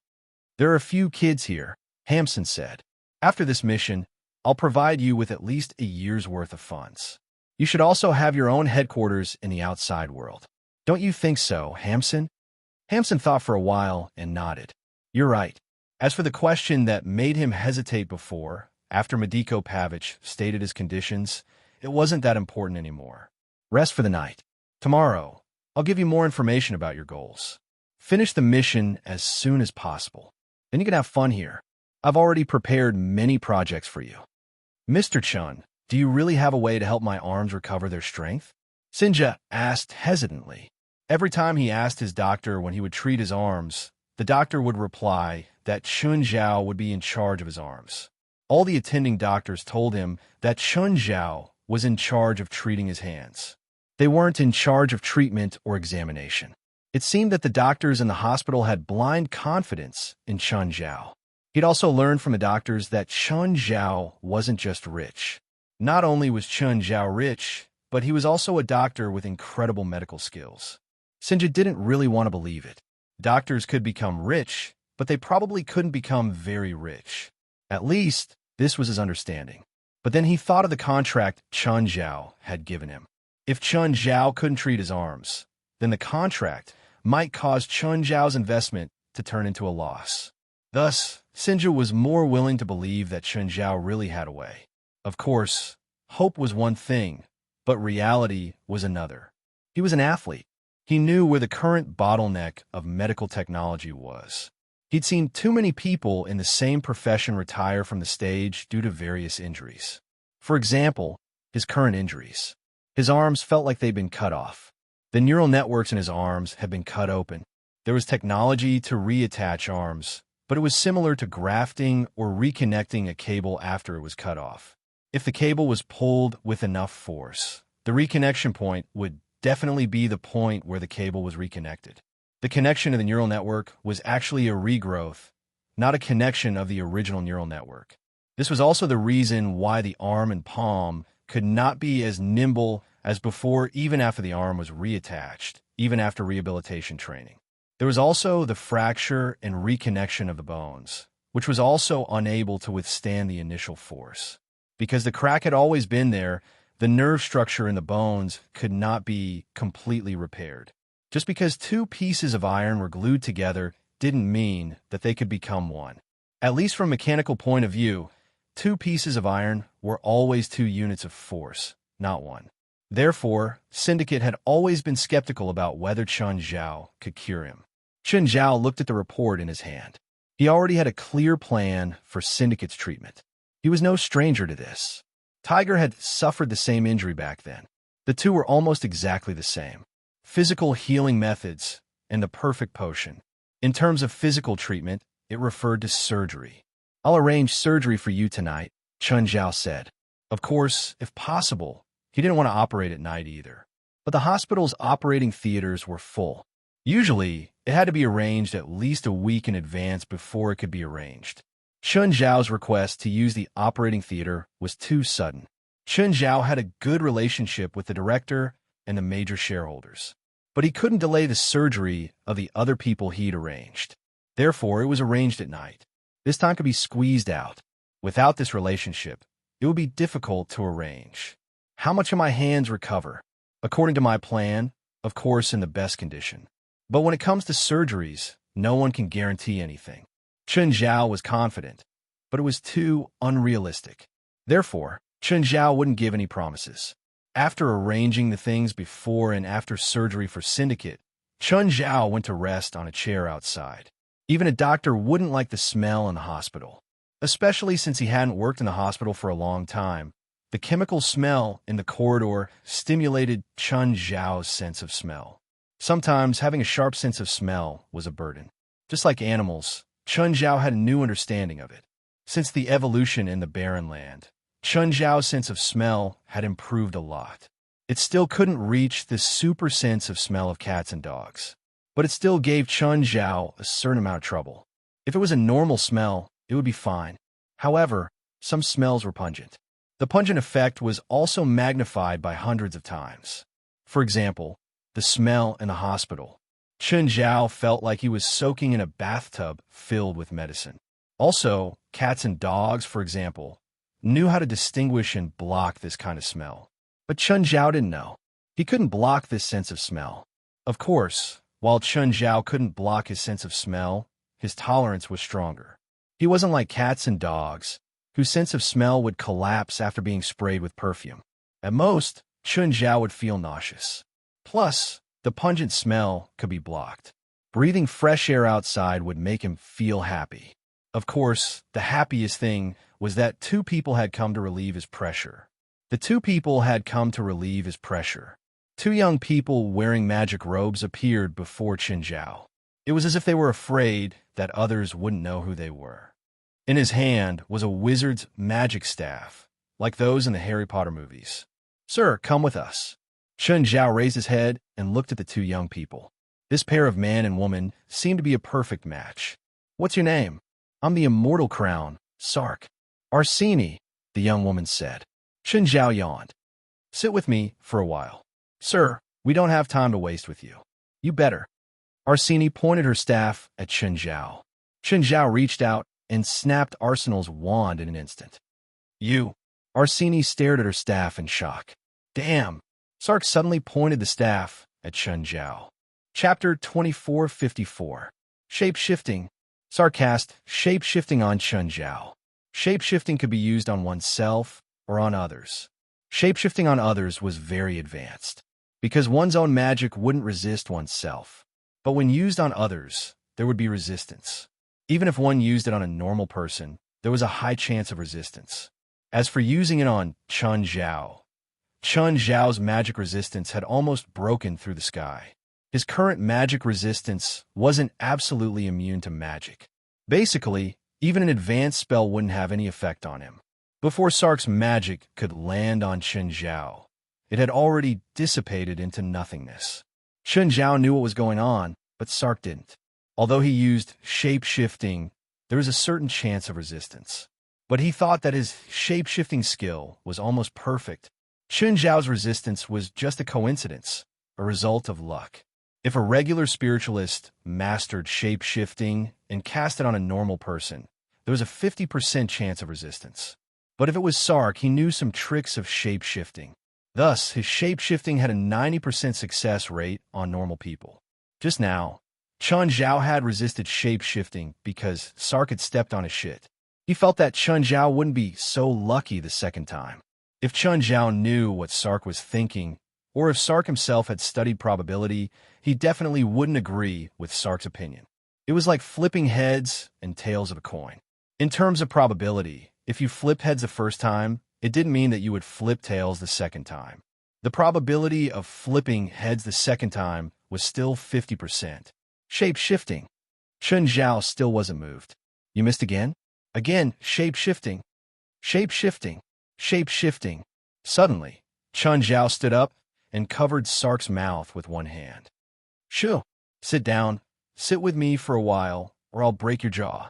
Chun Zhao looked at Sark. "Do you understand me? If you do, I'll let go." Sark nodded.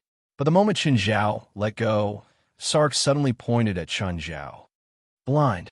"Who?" Chun Zhao punched Sark's stomach. Sark was already kneeling on the ground, his body spasming slightly. Then, Chun Zhao looked at Arsenal. Arsenal was too scared to move. These two were pure rookies. This was Chun Zhao's impression of them. Let's not talk about their strength first. At the very least, their reactions were too abnormal. Chun Zhao looked at the two. Sit down, or I'll send you to the ward of this hospital. Both of them sat down obediently. Were you sent by Madek Pavich? The two of them remained silent. They seemed to think that this could negate the question. All right, I'll take that as a silent agreement. Do you know what a police officer's favorite way to interrogate a criminal is? Chun Zhao asked calmly. The two still didn't speak, but Chun Zhao chattered on. The police's favorite way of interrogation is to face two criminals, because for every question, if one of the criminals answers first, then his punishment will be reduced. In contrast, the second criminal's punishment will be increased accordingly. Chun Zhao looked at the two magicians who were sitting by his side obediently. He put his hands on their shoulders. So, next time when you answer my question, I hope you could be the first to answer. Sark and Arsenal lowered their heads, but they secretly exchanged glances. Clearly, they weren't going to cooperate with Chun Zhao. Chun Zhao suddenly increased the strength of his hands. He grabbed their collarbones and pulled. Crack! With their screams, their collarbones were dislocated at the same time. Their left and right shoulders collapsed at the same time. You can refuse, but trust me. I'll make all your bones leave their original positions. Other than you, do you have any other companions? Chun Zhao asked. Crack! The two screamed again. There are 206 bones in a human body. This means that you can experience 206 dislocations. Sark and Arsenal's faces paled. They hadn't experienced much pain. They didn't know how to face pain. I'll ask again. Do you have any other companions? Yes. This time, it was Arsenal who answered. Good, Chun Zhao said, satisfied. This is a good start. Arsenal. Sark screamed, even more painfully than before. This time, Chun Zhao crushed Sark's bones. Worse punishment. How many of you are there? 18. This time, Shaq's team leader replied. Sark's betrayal was even more justified. Arsenal was the one who betrayed them first. They were two immature kids. This was what Chun Zhao had learned from them.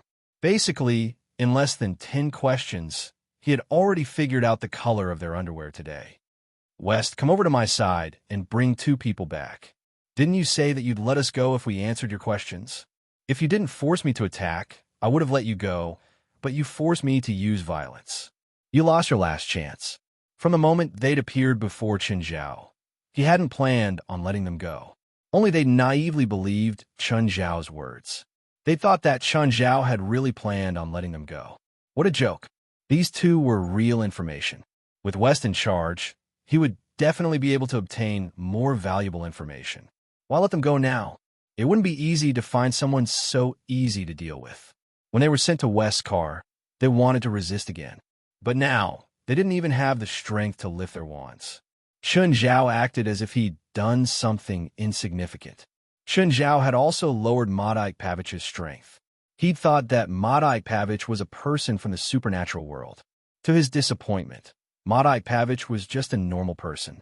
His personal development was also combined with Sark's and Arsenal's testimonies.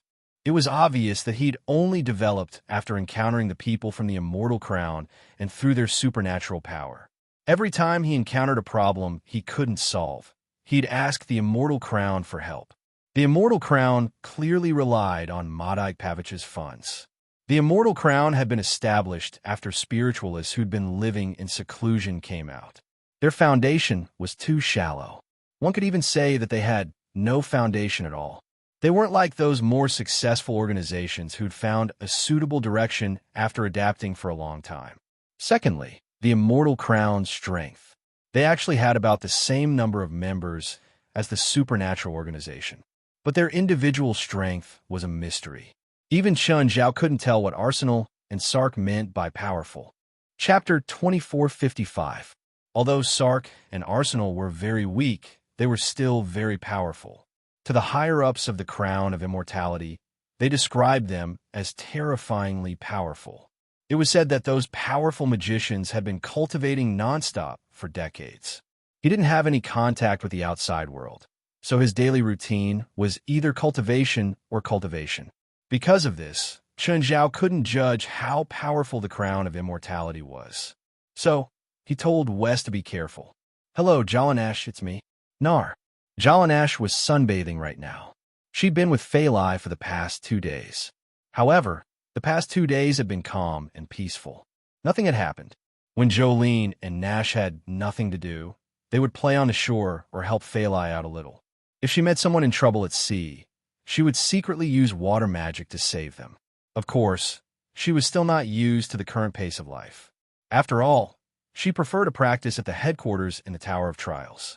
Although this kind of daily rhythm was very relaxing, but she couldn't be motivated. Jalanash was still surprised to receive a call from her sister. "Nar, what's up? Can I call you if there's nothing?" "If there's nothing, I'm hanging up," Jalanash said without hesitation. 2 years ago, she might have believed Nar's call. But in the past 2 years, she'd been on missions half the time. Many of the quests weren't straightforward expeditions that could be completed by simply a +1. In fact, many missions required Jalanash to work her brain and think. As time went by, Jalanash gained more experience. She couldn't say she was very experienced, but at least she could hear some suspicions when talking to her sisters.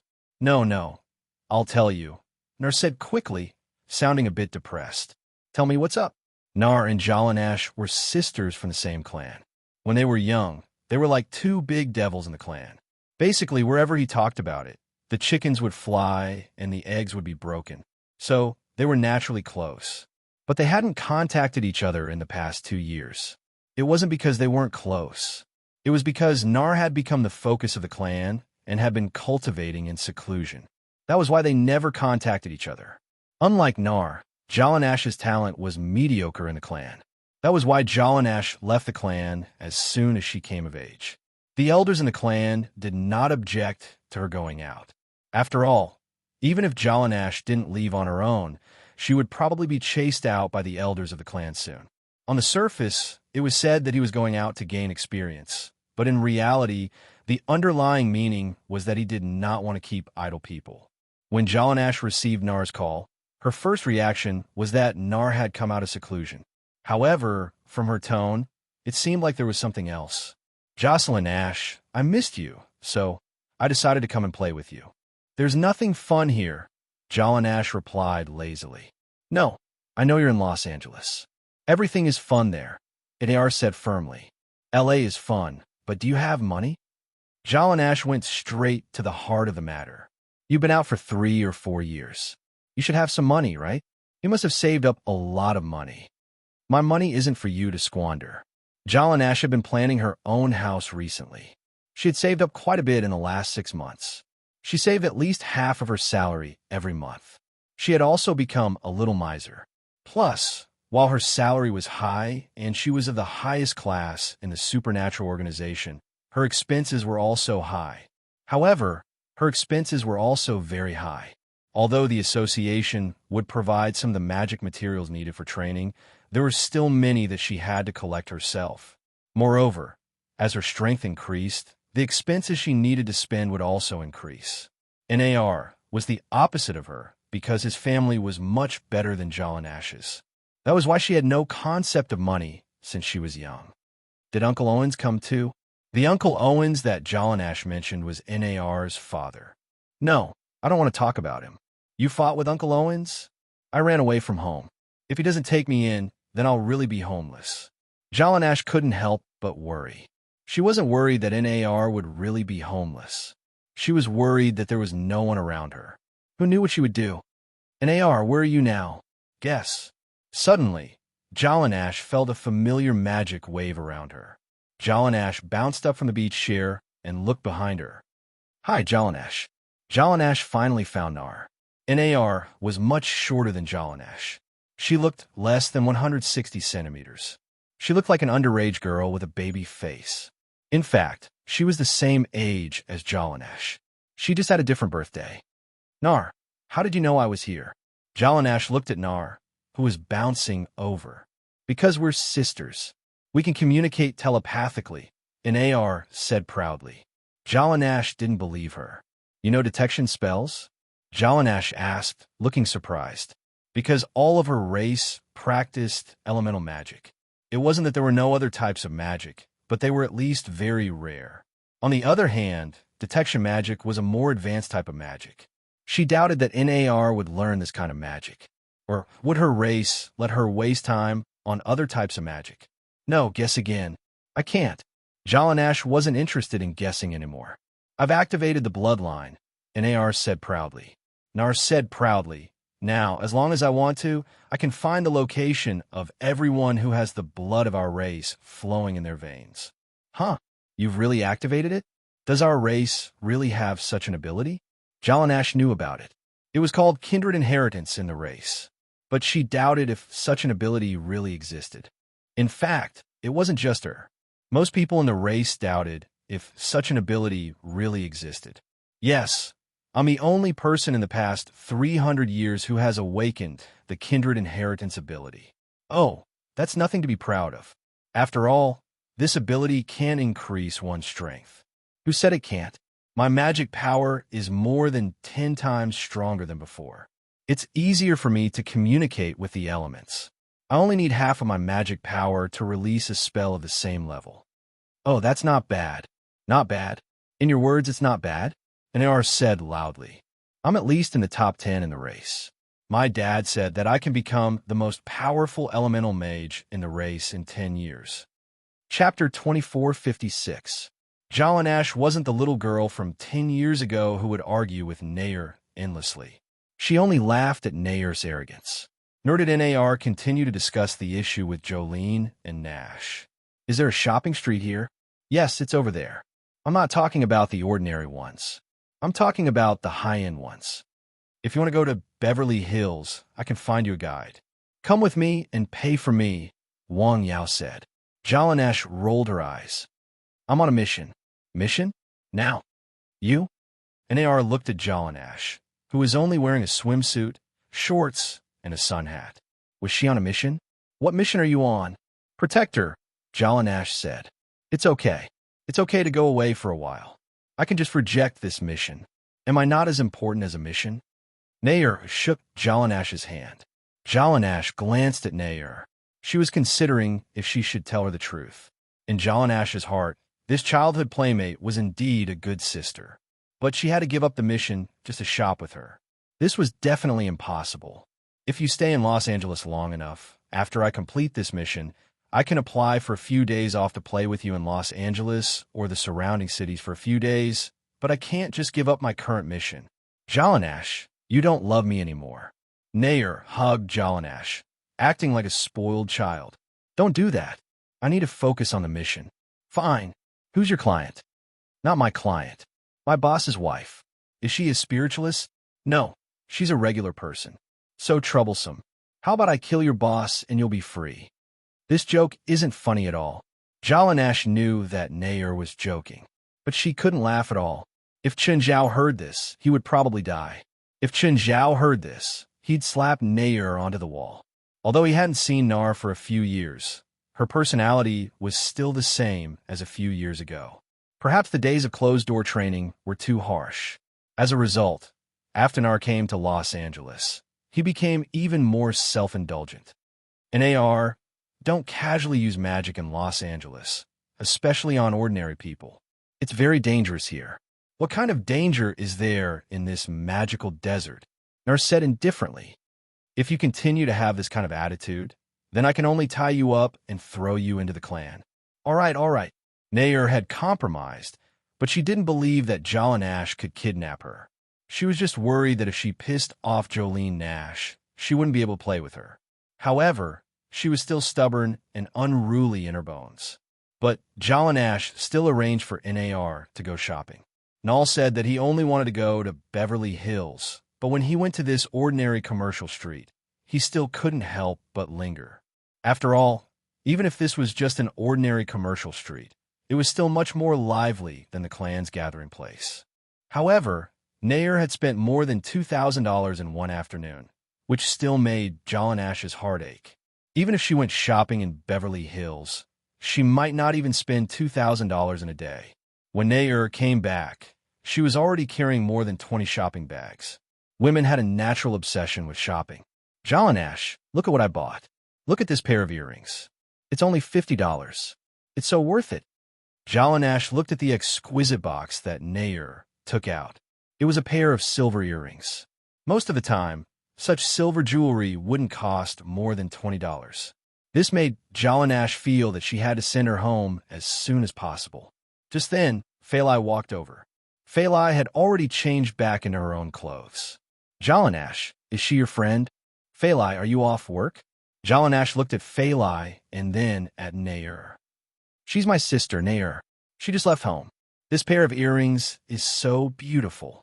Which store did you buy it from? At this moment, Phalai displayed her high EQ. You think it's beautiful too, don't you? Nair immediately liked Phalai.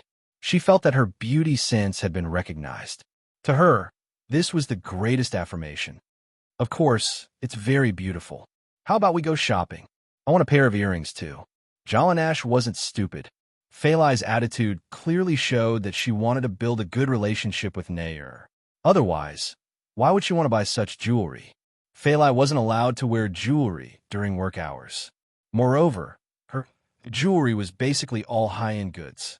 Even if she went to events with Chun Zhao, she would only wear jewelry that cost tens of thousands of dollars or more. Phalai and Nair looked like mother and daughter. It wasn't because of their age or appearance difference. It was because of the difference in their intelligence. Because she was shopping, Phalai missed dinner time. However, Phalai had already called Chun Zhao. The three girls had a lot of fun outside. Then, Jalanesh sent Phalai to her house and took Nair back to her place. Wow, Jalanesh, is this your house? When did you buy it? It's so beautiful. I rented it, not bought it. Jalanesh rolled her eyes. Such a luxurious house must be very expensive, right? Jalanesh covered her face. I'll prepare daily necessities for you. When they were at Mingyue Villa, Nair had also made a big fuss as if he hadn't seen the world. Now that he saw his house, he also made a big fuss. Nair, your house is so many times bigger than mine. Do you have to be like this? I don't want to talk about that rundown house. I feel like I'm moldy after living there for so long. Actually, Nair's house was far from rundown. It was a manor that wasn't inferior to Mingyue Villa. Of course, Nair's main criticism was that the style couldn't keep up with the times.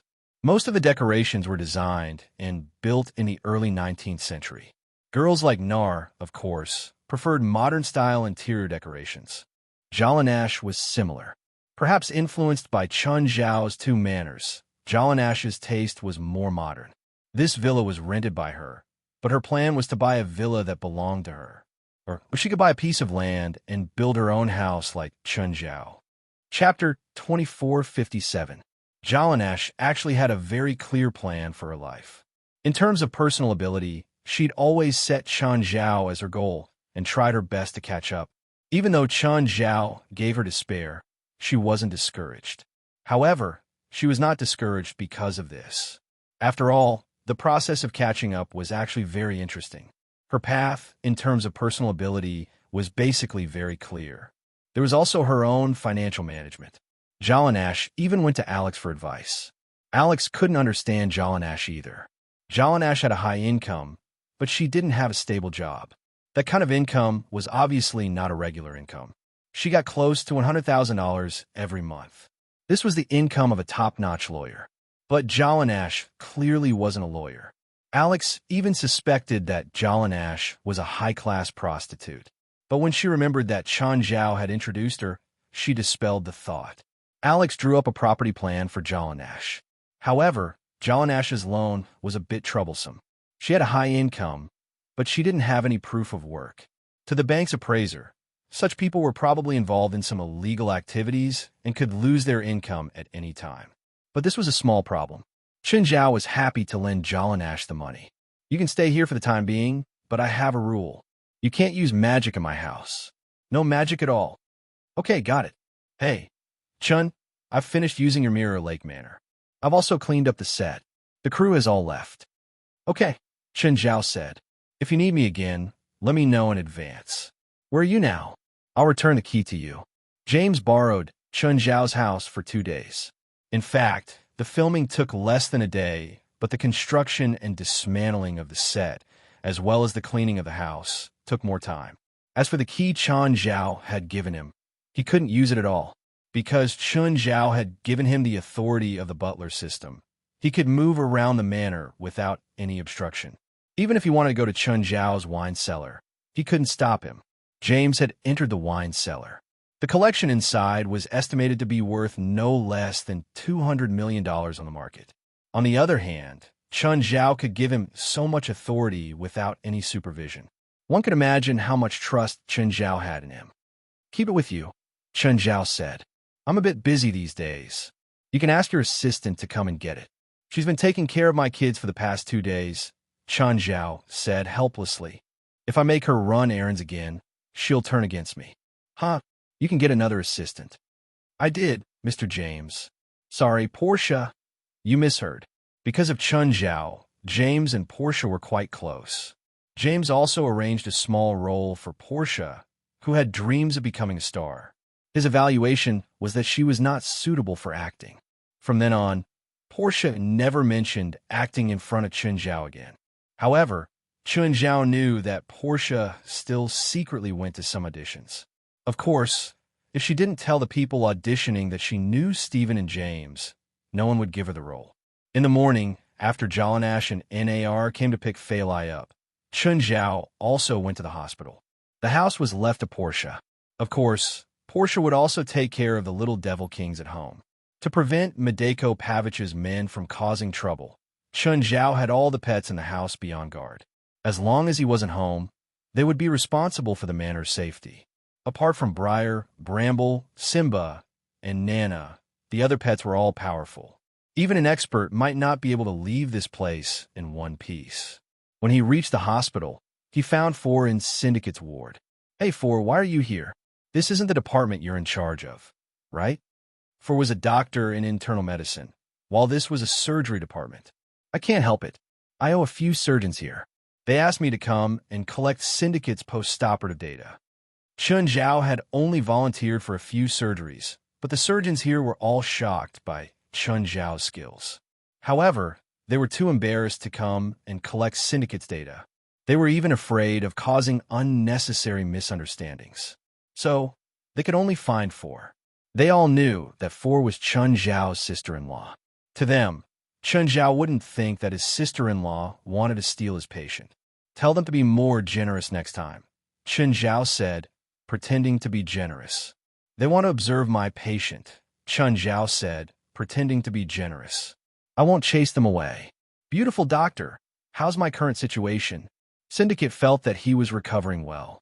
However, he wasn't sure if it was just his imagination. The feeling was very vague. When he used a bit of force, it would affect the pain nerves in his arm. It was a very strong pain. Nevertheless, pain was a good thing. The more painful it was, the better the connection between the nerves was. "You're in great condition," Four said, "but you'll have to ask your main doctor for the details. Drink this." Chun Zhao handed Syndicate a bottle of diluted perfect medicine. "Did you make another bottle like this?" Four watched as Chun Zhao handed her the black, slightly murky potion. It wasn't the first time she saw Chun Zhao give this black medicine to a patient. She didn't know what it was. She only knew that every time Chun Zhao gave this medicine to a patient, the patient's bodily functions would greatly speed up and recover, or it could suppress the illness. She tried it before. She'd extracted the remaining ingredients from the empty bottle and tested it. However, the results were always disappointing. The ingredients that could be detected were all very ordinary. The ones that couldn't be detected at all. Four had also tried to persuade Chun Zhao to get a patent. The profits would be much greater than if he made and used it alone. However, Chun Zhao always told her that this medicine required some special ingredients. Modern medicine production lines couldn't produce it. Four felt that it was a pity, but she didn't have any more reason to persuade Chun Zhao. She also knew that Chun Zhao was very rich. Syndicate took the potion and drank it immediately. "Four, go out for a while. I need to give him a special treatment," Chun Zhao said. "Can't I watch from the side? I need to use Eastern witchcraft. Bystanders will be cursed." Chapter 2458. Even though Four knew that Chun Zhao was joking, she still left. Syndicate also thought that Chun Zhao was joking. However, he was in a good mood right now, even though his arm hurt a lot. The more painful it was, the happier he was. Anesthetics could reduce the pain, but he enjoyed the current pain more. Only pain could make him feel the existence of his arm. For example, he had broken bones and damaged nerves. If he lost his sense of pain, it would be like losing his arm. But when he saw the set of silver needles, Syndicate still shivered. He'd heard of acupuncture before, but he didn't believe in it. Comparatively, he was more willing to believe in Western medicine. But Chun Zhao wasn't discussing it with him. Soon, Syndicate's arm was filled with silver needles. Each needle contained a sliver of life force. At first, Syndicate resisted, but as the life force seeped into Syndicate's arm, he felt the pain in his arm gradually disappear. It was replaced by a strange feeling of comfort. It was a very special feeling. Chun Zhao moved quickly. After all the life force of a needle flowed into Syndicate's arm, he immediately took out another needle. After replacing hundreds of needles for Syndicate, Chun Zhao finally stopped. Then he put the needles away one by one. After finishing, Chun Zhao started applying medicine to Xian's wound. Syndicate didn't feel any pain anymore. His fingers seemed to have recovered their usual nimbleness. "Mr. Chun, when will my injuries heal?" Syndicate finally stopped doubting Chun Zhao's abilities. 2 days, Chun Zhao said. Hearing Chun Zhao's answer, Syndicate felt strange. On one hand, he felt that his injuries were almost healed. On the other hand, he doubted whether 4 or 5 days could really help him recover. Chun Zhao already had a plan for Syndicate's treatment and recovery. The most troublesome part of the surgery was already done, so the next step was recovery treatment. On the other hand, recovery healing was dispensable. If he wasn't in a hurry, Syndicate could completely recover in a month even if he stopped treatment now. But Chun Zhao clearly didn't want to wait a month. That was why he used life force to treat Syndicate. In other words, I can see my daughter in 2 days, right? Yes, but she's currently isolated in a sterile ward. Other than specialized nurses, no one else is allowed to enter the sterile ward. Hinga's daughter is different from Hinga. Although Syndicate's injuries were severe, they weren't fatal. His daughter, on the other hand, had a heart transplant. On top of that, she was still young, her body was weak, and her resistance was much weaker than that of an adult. Therefore, they couldn't let outsiders enter the ward at this time. I understand. Although Syndicate was grateful for Chun Zhao's treatment, he said, "Thank you, Mr. Chun." However, he went to the market more because Chun Zhao had helped his daughter. "There's no need. I'm only helping your daughter because you're worth investing in. Mr. Chun, don't worry. I won't lose to Tiger again. I won't lose to anyone. Even if you recover, you're still no match for Tiger." I was careless that day. Chun Zhao shook his head. He had seen the video that the paparazzi had taken that day. Tiger's power was clearly beyond the norm. He had strengthened Tiger before. However, he was at most 5 times stronger than other people. He was far from being able to send Syndicate flying with one punch. After all, Syndicate was also a boxer. He wasn't famous, but his abilities and techniques were at the level of a top boxer. How could Tiger do that? He could kill Syndicate in one move. Syndicate's face reddened. He wasn't convinced. However, he couldn't prove that he was indeed KO'd by Tiger that day.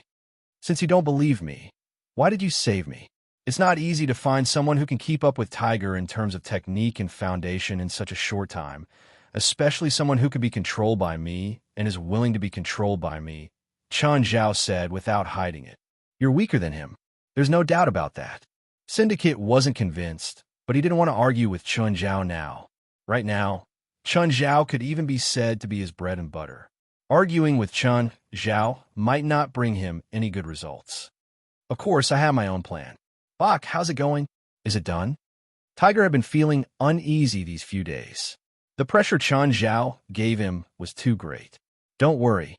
My boss has already taken over. He's very good at this. There's nothing he can't solve. But it's been so many days. Why hasn't there been any news? Maybe to my boss, this is an insignificant thing. Even if it's done, he won't tell us."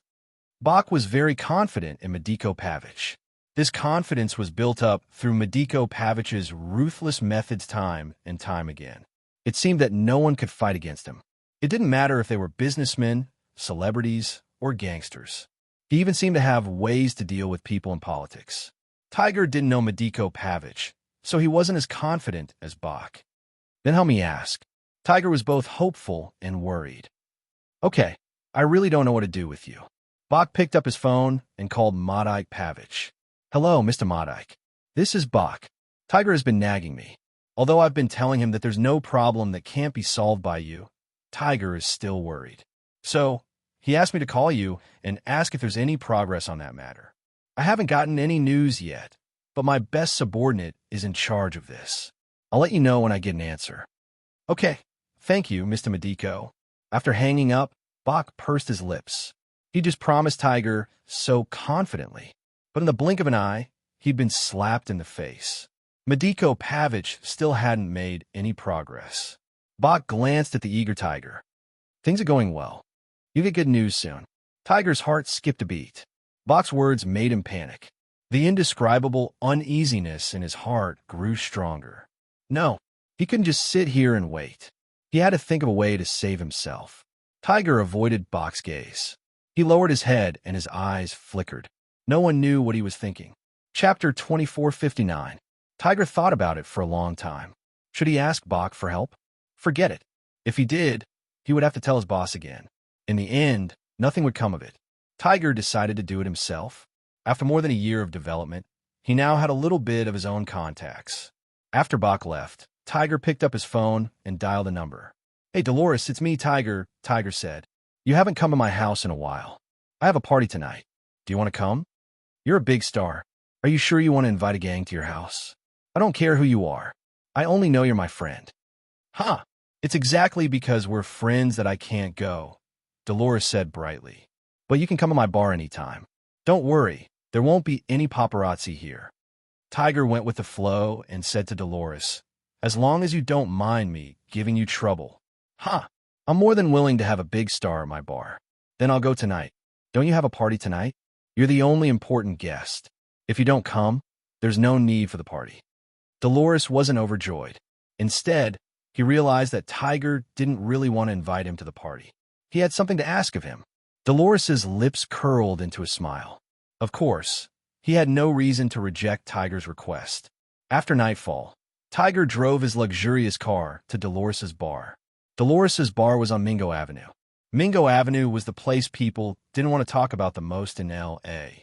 There were a total of 12 communities, all of which were dominated by black residents. Although Americans shouted for equality and freedom every year, this society was still based on white supremacy. People of other skin colors were mostly at the bottom here, especially Americans. Most of the other races here were still at the bottom. It was because of poverty, the chaotic environment, and the generally low education level that they had fewer choices. If the social status, population, and education of black people were switched with white people might not necessarily be good people. If the social status, population, and education of black people were to be swapped with that of white people might not necessarily be good people. Mingo Avenue was also the area with the most gangs and the most active illegal activities in the entire Los Angeles. All the gangsters here were mainly black. Even the wild boar King Morgary, known as the underground king of Los Angeles, could not extend his tentacles into this area. This was because this place repelled foreign powers, or it could be said that it repelled the powers of other skin colors. This was not the rejection of a single gang, but the rejection of hundreds of thousands of black people. No matter how powerful Morgary was, it was impossible for him to fight against hundreds of thousands of black people. It was like if a foreigner went to China and found a place to say that he wanted to be the boss here. He would either get rolled eyes or handcuffs. Of course, the gang's influence on Minge Avenue was only limited to Minge Avenue. They were fighting here, fighting for territory, and the people they harmed were also the residents of Mingo Avenue. It was like an ecological chain. The residents here rejected foreign forces, including foreign investments. Then they formed local gangs. The local gangs poisoned the local residents. The local residents did not have enough jobs and education, so they could only become members of the local gangs. This was a vicious cycle, but it was also a cycle with no solution. Dolores was the leader of a local gang. Tiger also walked out a neighborhood on Mingo Avenue. There were very few gangsters like him who could walk out of the slums and become successful in their careers. But as a former member of this place, Tiger would never be able to escape his background. Therefore, when he contacted the local gangs, it was only natural for him to do so. After Tiger's car entered Mingo Avenue, he did not need to worry about the paparazzi following him. No entertainment reporters dared to follow him into Mingo Avenue. Even war reporters who changed careers to paparazzi did not dare to enter this area. There was once a paparazzi who followed a star who walked out of this area.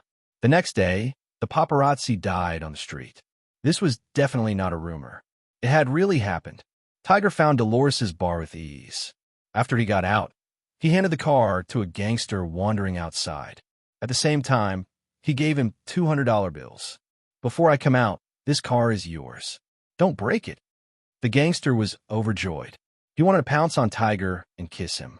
Of course, even though he had been a car thief before, he did not dare to steal Tiger's car directly. He knew the rules here. If he dared to do that, he would definitely have his entire family killed the next day. Tiger walked through the dim corridor. Loud black music kept coming from ahead. Then, the light in front of them suddenly became bright and dark, and the music became noisy and noisy. Tiger pulled a bald guy over. "Where's your boss?"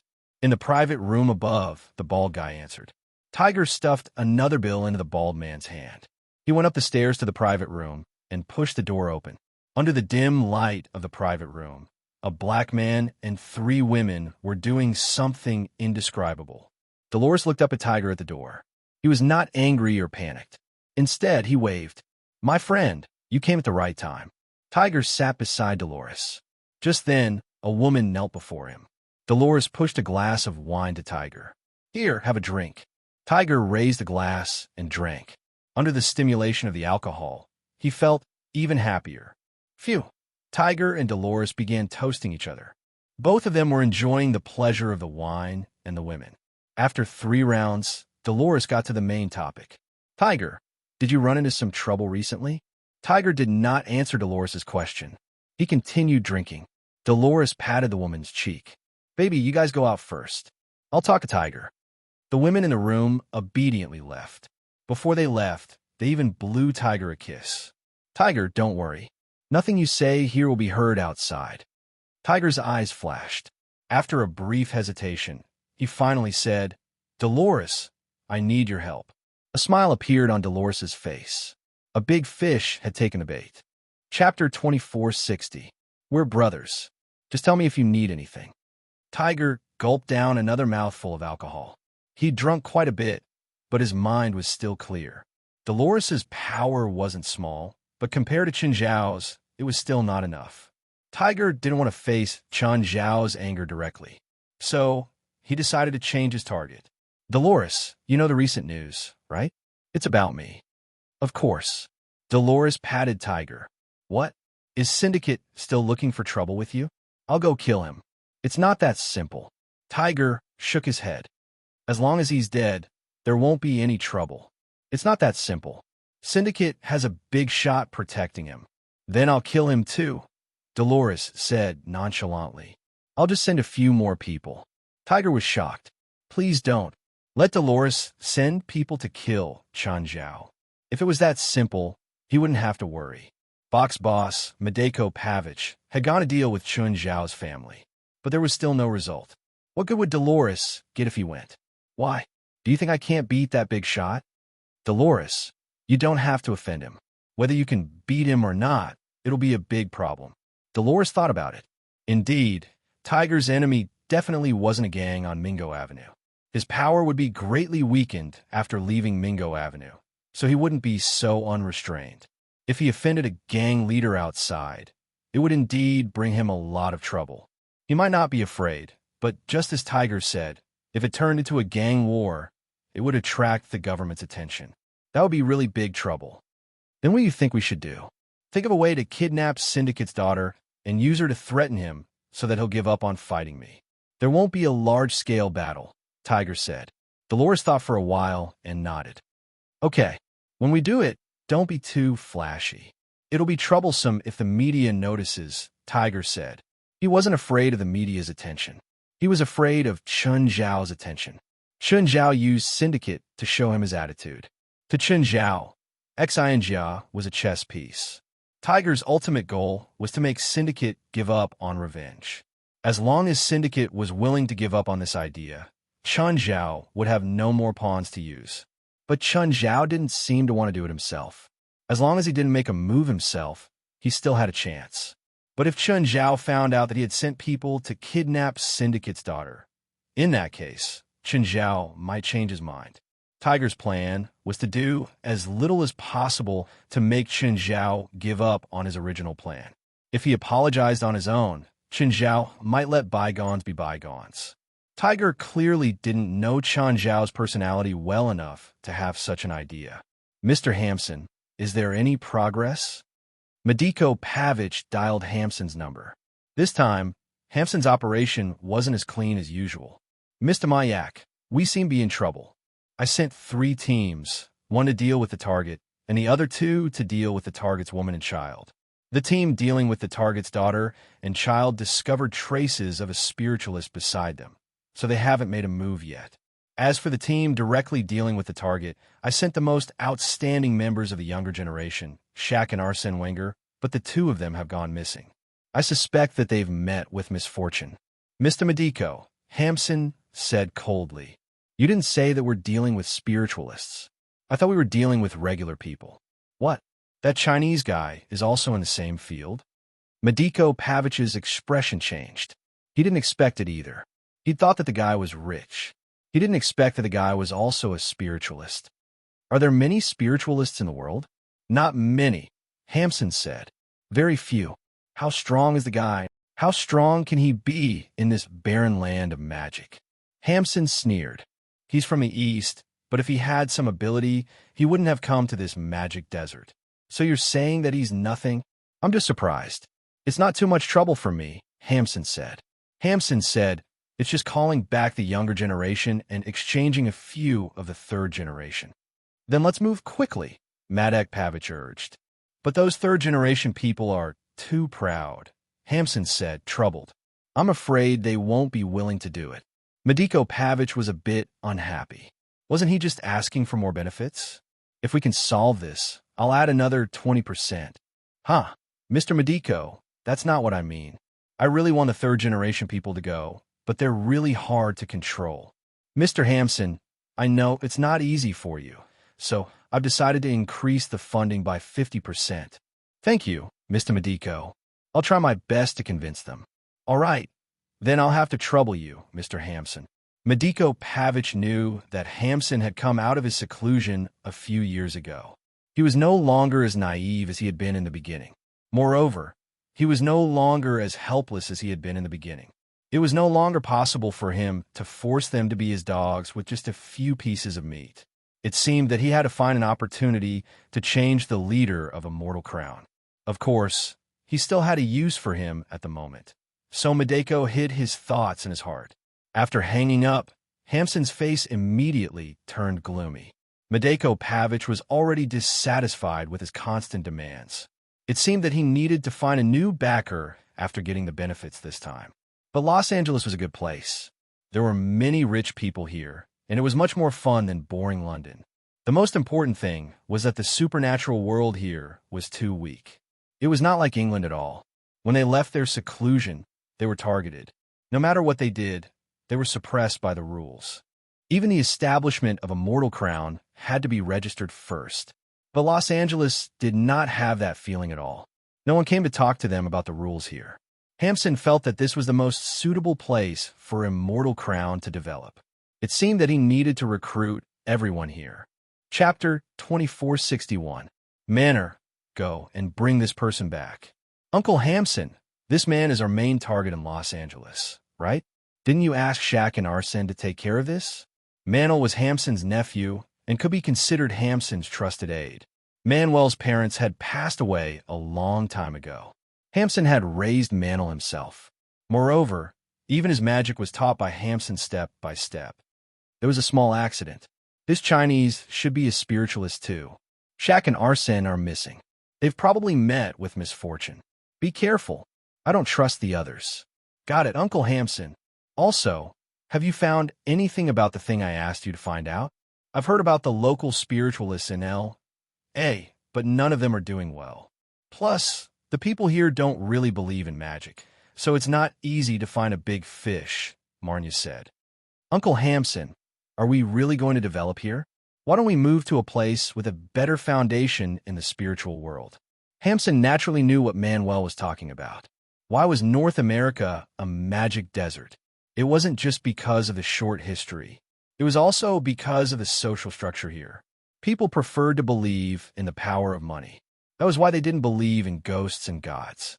If people didn't have faith, there were even fewer spiritualists who could awaken. But why did most of the descendants of spiritualists awaken? Because they knew about the existence of magic. It was easier for them to awaken. They even had their own ways and experiences. Coupled with the fact that they didn't believe it, it would be extremely difficult for any organization from the other world to take root here. Hamson sighed. Do you think I don't want to? But most of the places in the spirit world that you mentioned have been occupied by other forces, and they've been developing for decades, or even centuries. Why do you think we have to go there and fight for territory with them? Only in North America, where most of the other regions are still uninhabited, can we take root and sprout in such an environment. The Crown of Immortality was founded in London, but London's spiritual world was already saturated. Regardless of whether it was a group or an individual spiritualist, there were countless of them. Although the Crown of Immortality was registered in London, it couldn't find any room for development in London. Occasionally, they would discover one or two newly awakened geniuses. Just as they were about to rope them in, they discovered that those awakened ones had already contacted other groups. If they continued waiting, the immortal crown would be like a newborn baby that would be strangled in the cradle before it could fully develop. That was why Hamson wanted to find an ideal place to develop again. However, there was no such thing as an ideal place in this world. In this era, the spiritual world was actually a beneficiary of modern civilization. This was because in the past, there might have been a large area with no magic. Perhaps this place would never have a spiritualist set foot here. But in this era, as long as there were people, there would be spiritualists. There was a large flow of people in every region, and the mobility of spiritualists had also increased. It was no longer difficult to find another area with no magic. It was completely impossible. That was why Hamson decided to develop in North America. Naturally, North America had to choose a city with the best economic conditions. In North America, Los Angeles, New York, and Washington were all very good places. At the very least, in terms of the level of development of the local area, even spiritualists would flock to these few internationally renowned metropolises. However, Washington was the political center of America. Coupled with the cautious attitude of the American authorities, it was difficult to allow an uncontrolled supernatural group to take root in Washington. There were also 2 or 3 large-scale supernatural groups in New York. If the Crown of Immortality went there, not to mention taking root, it would probably be expelled from New York. On the contrary, Los Angeles was unexpectedly suitable for Hamson. Although the atmosphere here was a little bad, at least it gave him hope of developing and growing. If they relied on the marriage between spiritualists, the number of awakened descendants definitely wouldn't be enough. For example, when the previous generation lived in seclusion, there were hundreds of people. By the time the 5th generation came out, there were less than 100 people left. Therefore, people outside the group had to awaken and join to maintain the number of people in a supernatural group. Uncle Hamson, we have 3 choices if we want to stay here and develop. Tell me about it. The first choice is to join the government, Manel said. Hamson frowned. He didn't like to be in contact with the government. When they were in London, people from the government had taken the initiative to contact them, trying to make them part of the government. At that time, Hamson had already considered it, but the people of the government gave them all kinds of intolerable conditions. That was the main reason why Hamson planned to move. What else? A gang. We control a gang as a source of funding for the Crown of Immortality. It's risky, but as long as we hide it well, there's still room for maneuver. Hamson wasn't very satisfied. Is there any other way? Find a businessman and become his helper, Mantle said. But in order to provide us with sufficient funds and opportunities for development, we need a big businessman, Marnia said.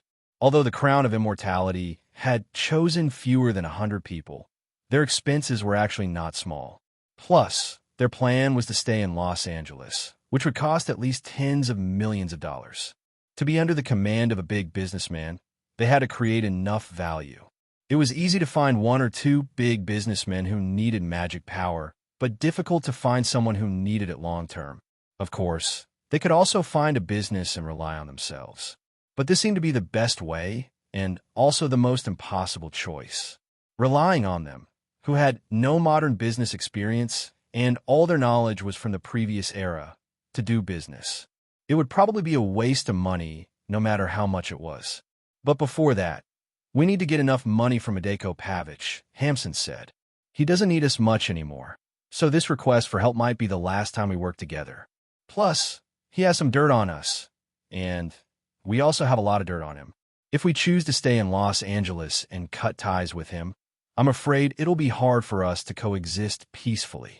So, instead of waiting for us to turn against him in the future, it's better to make him lose the chance to make a move as soon as possible. Chapter 2462. After a busy day, Chun Zhao drove on the rural road. Because the road was empty, Chun Zhao was faster.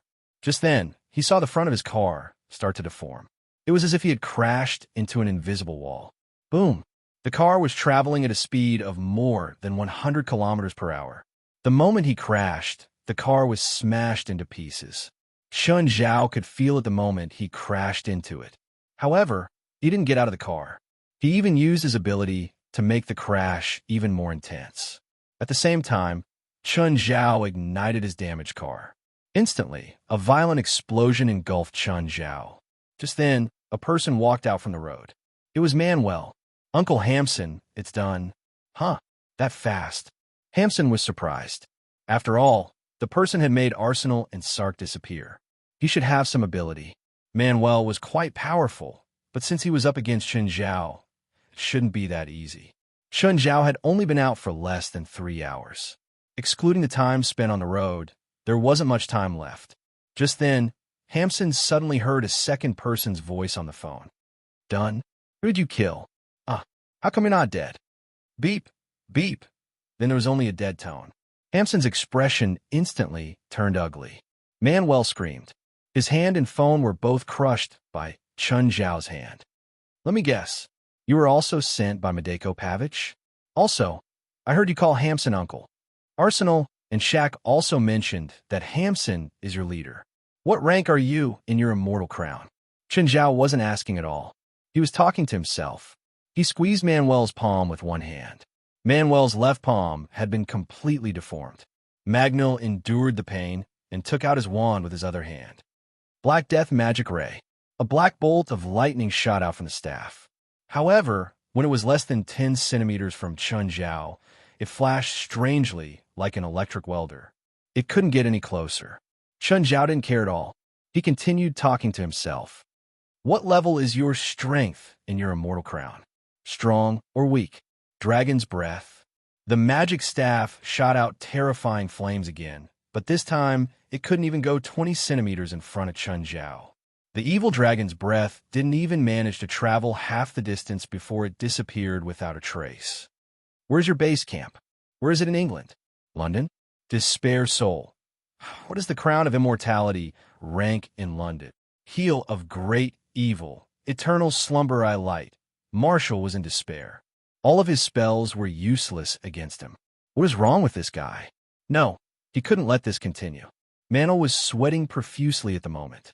It was hard to tell whether it was from fear or pain. Manuel gritted his teeth and tapped his wand on the ground. Evil god of hell, come out. Marshall's spell required a large amount of magic and continuous chanting. Fortunately, Chun Zhao had no intention of interrupting him. The more mana was consumed, the weaker he became. However, the magic array on the ground had already taken shape.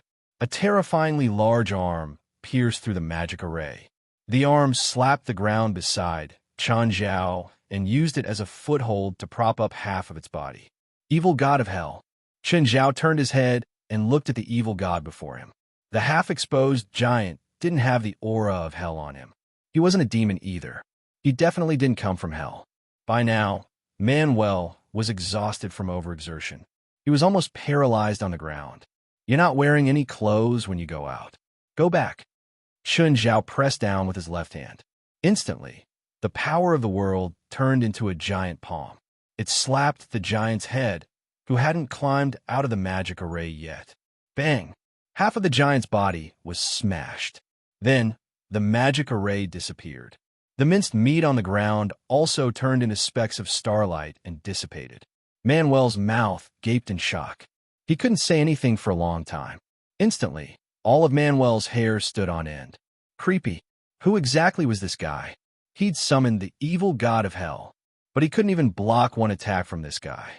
Chen Zhao pursed his lips. This evil god of hell wasn't just famous.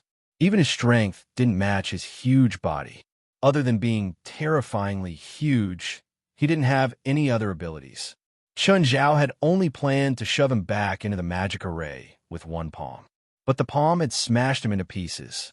If this guy came from hell and had strength that matched his size, he should be able to protect himself. Plus, Chen Zhao didn't even use his own strength in that palm. He'd only used a portion of the power of the world. With such weak strength, he'd been killed in one move.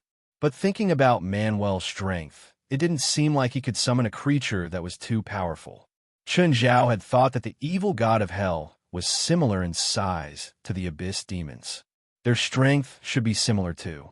But other than their sizes, there wasn't anything similar. Chen Zhao had thought that since Manuel could summon a powerful creature, the members of the association probably couldn't deal with his Uncle Hamson. But now, he realized that Manuel wasn't as strong as he'd imagined. West, come here. I caught another person who attacked me. He's also with that group. West heard Chen Zhao's words. He was speechless now. Chen Zhao was already speechless. At least his courage was worth praising. But couldn't the attacker be more powerful? Arsenal and Shaq's strength was simply an insult to others. Any random person from the headquarters could beat them up, let alone Chen Zhao. Including Aduz. Don't think that Aduz was weak as a guard. With Aduz's enchanted equipment, there was basically no monster in the Los Angeles area that he could not deal with. Of course, this was because the ignorant were fearless. Chen Zhao was probably the only one who knew how strong he was. Chen Zhao wasn't famous, so it was understandable that he'd come here to cause trouble. West felt that the person who came to pick a fight was a little weak. When West brought people over, he was shocked to see that Chen Zhao's car had been destroyed. Could it be that the people this time were very strong? He could actually destroy Chen Zhao's car? Looking at Manuel, who was in Chen Zhao's hand, West's expression turned serious. Chapter 2463. Mr. Manuel, you two. Shaq and Arsene Wenger were locked in two separate cells in the dungeon. When they saw Manuel being dragged down like a dead dog and thrown into the opposite cell, they couldn't help but be shocked. Manuel had just received a baptism of love from all the members of the supernatural organization. Everyone looked at him like he was a rare animal in the zoo. After a while, they left.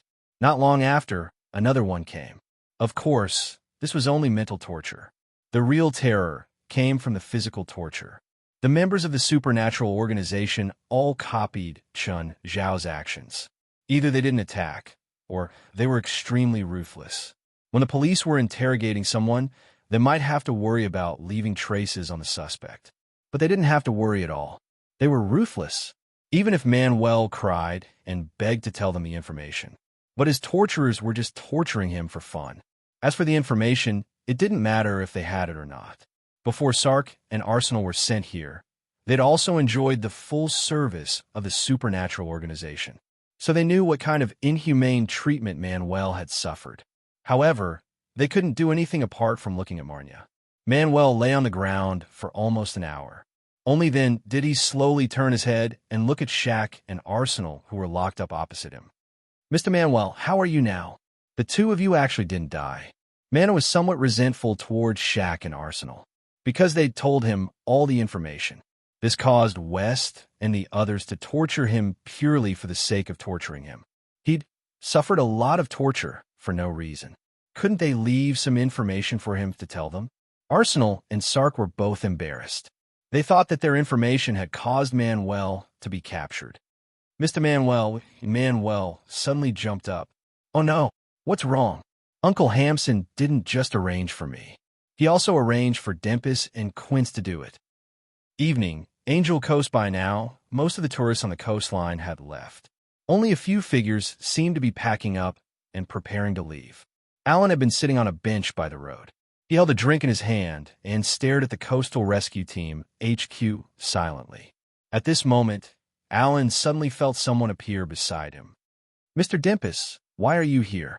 Alan turned around and saw that it was actually his elder. "Mr. Hampson saw that you didn't make a move after following him for a few days, so he asked me to come over and help you." Dempis coldly said, "Where is the target now?" "She's out," Alan said as he pointed in the direction of the Coastal Rescue Team. Phalai walked out of the Coastal Rescue Team. Just then, Jalanash and NAR walked over. "Miss Phalai, are you off work?" "Yes, we can go back now." "Jalanash, someone's looking this way," NAR said. Jalanash raised an eyebrow. "Who is it?" "I don't know where they came from, but they're not weak. They are in," Nar said. "Don't point. Pretend you didn't find anything. Get in the car," Jalanash said. "Miss Phalai, drive the car to a remote place." "Jalan, you've grown a lot braver." Nar chuckled as he patted Jalanash's shoulder. "I still have you," Jalanash said calmly. "I didn't say I was going to help." "Fine, since I'm living and eating, I'll reluctantly help you this time." Jalanash wondered if she should look for a few detection and perception spells later. She actually didn't realize that someone was watching them at all. Then the three girls got in the car and left. Actually, they didn't need to drive to a remote place, because Mingwe Villa was already very remote. According to Nar, the two people who were monitoring them had been following them. "President, we're on the way back to Mingwe Villa. There's a car following us." Jalanash was confident that she could take care of the stalker alone, but just to be safe, she decided to inform Chunjiao. "Huh, I know. Where are you now?" "We're about to enter the coastal highway." "I'm at home," Chunjiao said. "I'll come out now." Dempis, who was following them, saw that this place was already remote enough. "Speed up and knock over the car in front," Dempis said. Alan immediately sped up and chased after the car in front. "They're going to attack." Looking at the car behind them, Jalanash said, "They're speeding up. It looks like they're going to hit us." But just then, Phalai suddenly sped up. She was only driving an ordinary four-seater today, but it was still a luxury car. Its performance was much better than Alan's and Dempis's cars. Phalai didn't plan on letting the stalker hit the back of her car. After all, if she was hit, the repair fees wouldn't be small. "Can you open the sunroof?" NAR asked. "What are you going to do?" "I'll go up and give them a shot." Phalai looked at Jalanash beside her. Jalanash looked at her and asked hesitantly, "Are you sure?" "Of course, trust me," NAR said confidently. Seeing NAR's confidence, Jalanash still let Phalai open the sunroof. "Be careful. Don't fall." Nar, however, climbed out of the sunroof and stood on the roof of the car. "What's with that girl? What does she want?" Alan asked from the car behind. "She seems to want to attack us from so far away." "Don't worry, I'm here. I'll drive your car," Dempis said confidently. At this time, NAR, who was standing on the roof, had already started to release magic. NAR opened his arms and slightly spread them back. Then he took a deep breath. Dempis was still full of confidence. "Mr. Dempis, shouldn't we do some defense?" "No need. That girl is more than 30 meters away from us. No matter what magic it is, its power will be greatly reduced after hitting us. Also, she's young, so she won't be that strong. It's not too late for me to attack after she attacks. If we attack rashly now, we might make a mistake," Dempis said calmly. At this moment, Nar suddenly shouted and swung his arm forward. "Storm's breath." An elementalist?" Dempis raised his eyebrows. "But the lethality of wind magic is too small." But just as Dempis finished speaking, the car he and Alan were in suddenly bounced up. At high speed, the car suddenly rolled over. Chapter 2464. Under normal circumstances, Nar's breath of the storm couldn't flip a car. A small car weighed more than 1,500 kilograms. Flipping it over required a wind speed of at least 140 meters per second. Normal wind magic couldn't create such a wind speed. But nothing was absolute in this world. Nar was smart too. Dimpus and Alan's car was in motion. Moreover, Nar used the leverage principle. She didn't release magic directly at the car behind her. After calculating the distance and speed of the car behind her, she released Breath of the Storm on the ground. When the Breath of the Storm landed on the ground, it formed an angular reflection, forming a local storm at a small angle. Just then, the car behind came over. The local storm directly affected the bottom of the car. In addition, the inertia from the speed of the car behind made it much less force needed to flip it over. That was how the previous results came about. But what really flipped the car over was its own speed. Nar's Breath of the Storm was a guide. Even Jalanash was surprised. At that moment, Chun Zhao, who was in the night sky, also exclaimed, "What a beautiful attack." He met that girl once when Jalanash had sent Phalai home yesterday. Because her magic level was at least half that of Jalanash, Chun Zhao didn't expect her to be so good at wind magic. After all, Chun Zhao had seen Jalanash use wind magic before. It definitely couldn't have such an effect. Just when everyone thought that the situation was settled, suddenly, the window of the car on the road was kicked open. Dimpus climbed out of the car in a sorry state. There was blood on his forehead. He'd clearly been injured. Chun Zhao was surprised that he still had the strength to climb out. Under the perception of the small world, Chun Zhao realized that Alan's injuries were more serious. At least Alan had lost the ability to fight. Dimpus looked angrily at the car that was gradually moving away.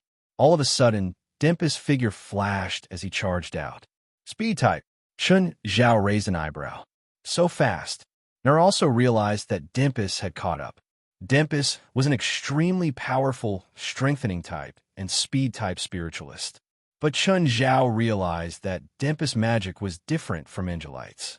Unelite had directly added magic to his body, but Dimpus' acceleration magic was applied to his legs. His upper body did not speed up. In terms of speed, he was no match for Unelite. However, this method of acceleration also had its advantages. Dimpus could use other methods of attack while running. This was also an advantage that Unelite did not have. Angelite's magic and bloodline were very simple. They only increased his speed and slightly increased his physical strength. Apart from that, he also had an attack method similar to Chun Zhao's Fist Shadows. However, this kind of attack was also based on physical effects, not magic. Dimpus pointed his magic staff at the car in front. Go to hell. The magic staff in Dimpus' hand burst forth with a terrifying electric arc. Oh no, turn. An AR exclaimed. But at that moment, the terrifying electric arc was suddenly blocked by something. Nar couldn't see it clearly. He could only see the terrifying arc bursting out a strong curtain of electricity more than 20 meters behind him. What's going on? Who was the one who used his body to block that guy's attack? Stop the car. The car did not stop because it was completely unnecessary. No need, Phalai said. We'll only cause trouble if we go. She knew that she was just a normal person. She discussed this with Chun Zhao before. When both of them were in danger, should she stay and face it together with Chun Zhao? In the end, the result was that if she stayed, Chun Zhao's chances of winning would be lower. Facing it together wasn't the best result. When there was a chance to leave the danger zone, Phalai should find a chance to escape first. This is our president's private territory, Jalanash said matter-of-factly. Do you think someone can attack Miss Phalai here? Was it your president who attacked us? Nar asked. Aren't we going to help your president? The guy who attacked us is really strong. No need. Chun can solve the problem, Phalai said confidently. She didn't know how strong Chun Zhao was either. However, he was definitely stronger than the enemy who attacked them. The people of the supernatural organization had said more than once that Chun Zhao was one of the strongest humans in the world. Other than a nuclear attack, they couldn't think of any way to kill Chun Zhao. Of course, Dimpus didn't know. Even if he did, he wouldn't believe it. However, his fearlessness and ignorance didn't change the result. With the obvious difference in power, he couldn't change the result no matter what he did. After 2 magic attacks didn't work, he immediately planned to escape. But his speed enhancement spell couldn't surpass Chun Zhao's speed. Chun Zhao easily blocked Dempus' escape route again. When Fei Lai drove the car into the underground garage, Chun Zhao was already in the living room. The 3 girls came to the living room and saw Chun Zhao sitting with his legs crossed. "President, is it done? Chun, where is he? Did you kill him?" "No. I sent him back to the headquarters." "Is your HQ nearby? You're so fast." Nar looked at Chun Zhao in surprise. She'd only met Chun Zhao once. Yesterday, after sending Fei Lai back with Jalanesh, they'd had dinner here. However, Chun Zhao was like a sloppy man at home. He didn't have the dignity of a superior or the pride of a strong person. She thought that she was strong. However, the power that Dempus had displayed just now was hard for her to handle. She didn't expect Chun Zhao to finish the battle in less than 10 minutes. He'd also returned home first. "Are you a speed enhancer?" "Sort of," Chun Zhao said. "Speed is one of my strengths." "You're not a pure speed type?" "No, my magic system is more complicated." Chun Zhao stood up. "Let's eat dinner together." Nar realized that Chun Zhao's dinner was even more sumptuous than last night. "There's so much food. Can we finish it with just a few of us? I just fought. I need to replenish my energy." Fei Lai rolled her eyes at Chun Zhao. Chun Zhao ate so much every day. Just then, Helis brought the kids out of the elevator. Helis clapped her hands. "Go wash your hands and eat." "Yes, Sister Helis." Helis sat beside Jalanesh. She didn't treat herself as an outsider here. "Did you wash your hands?" Chun Zhao glanced at Helis.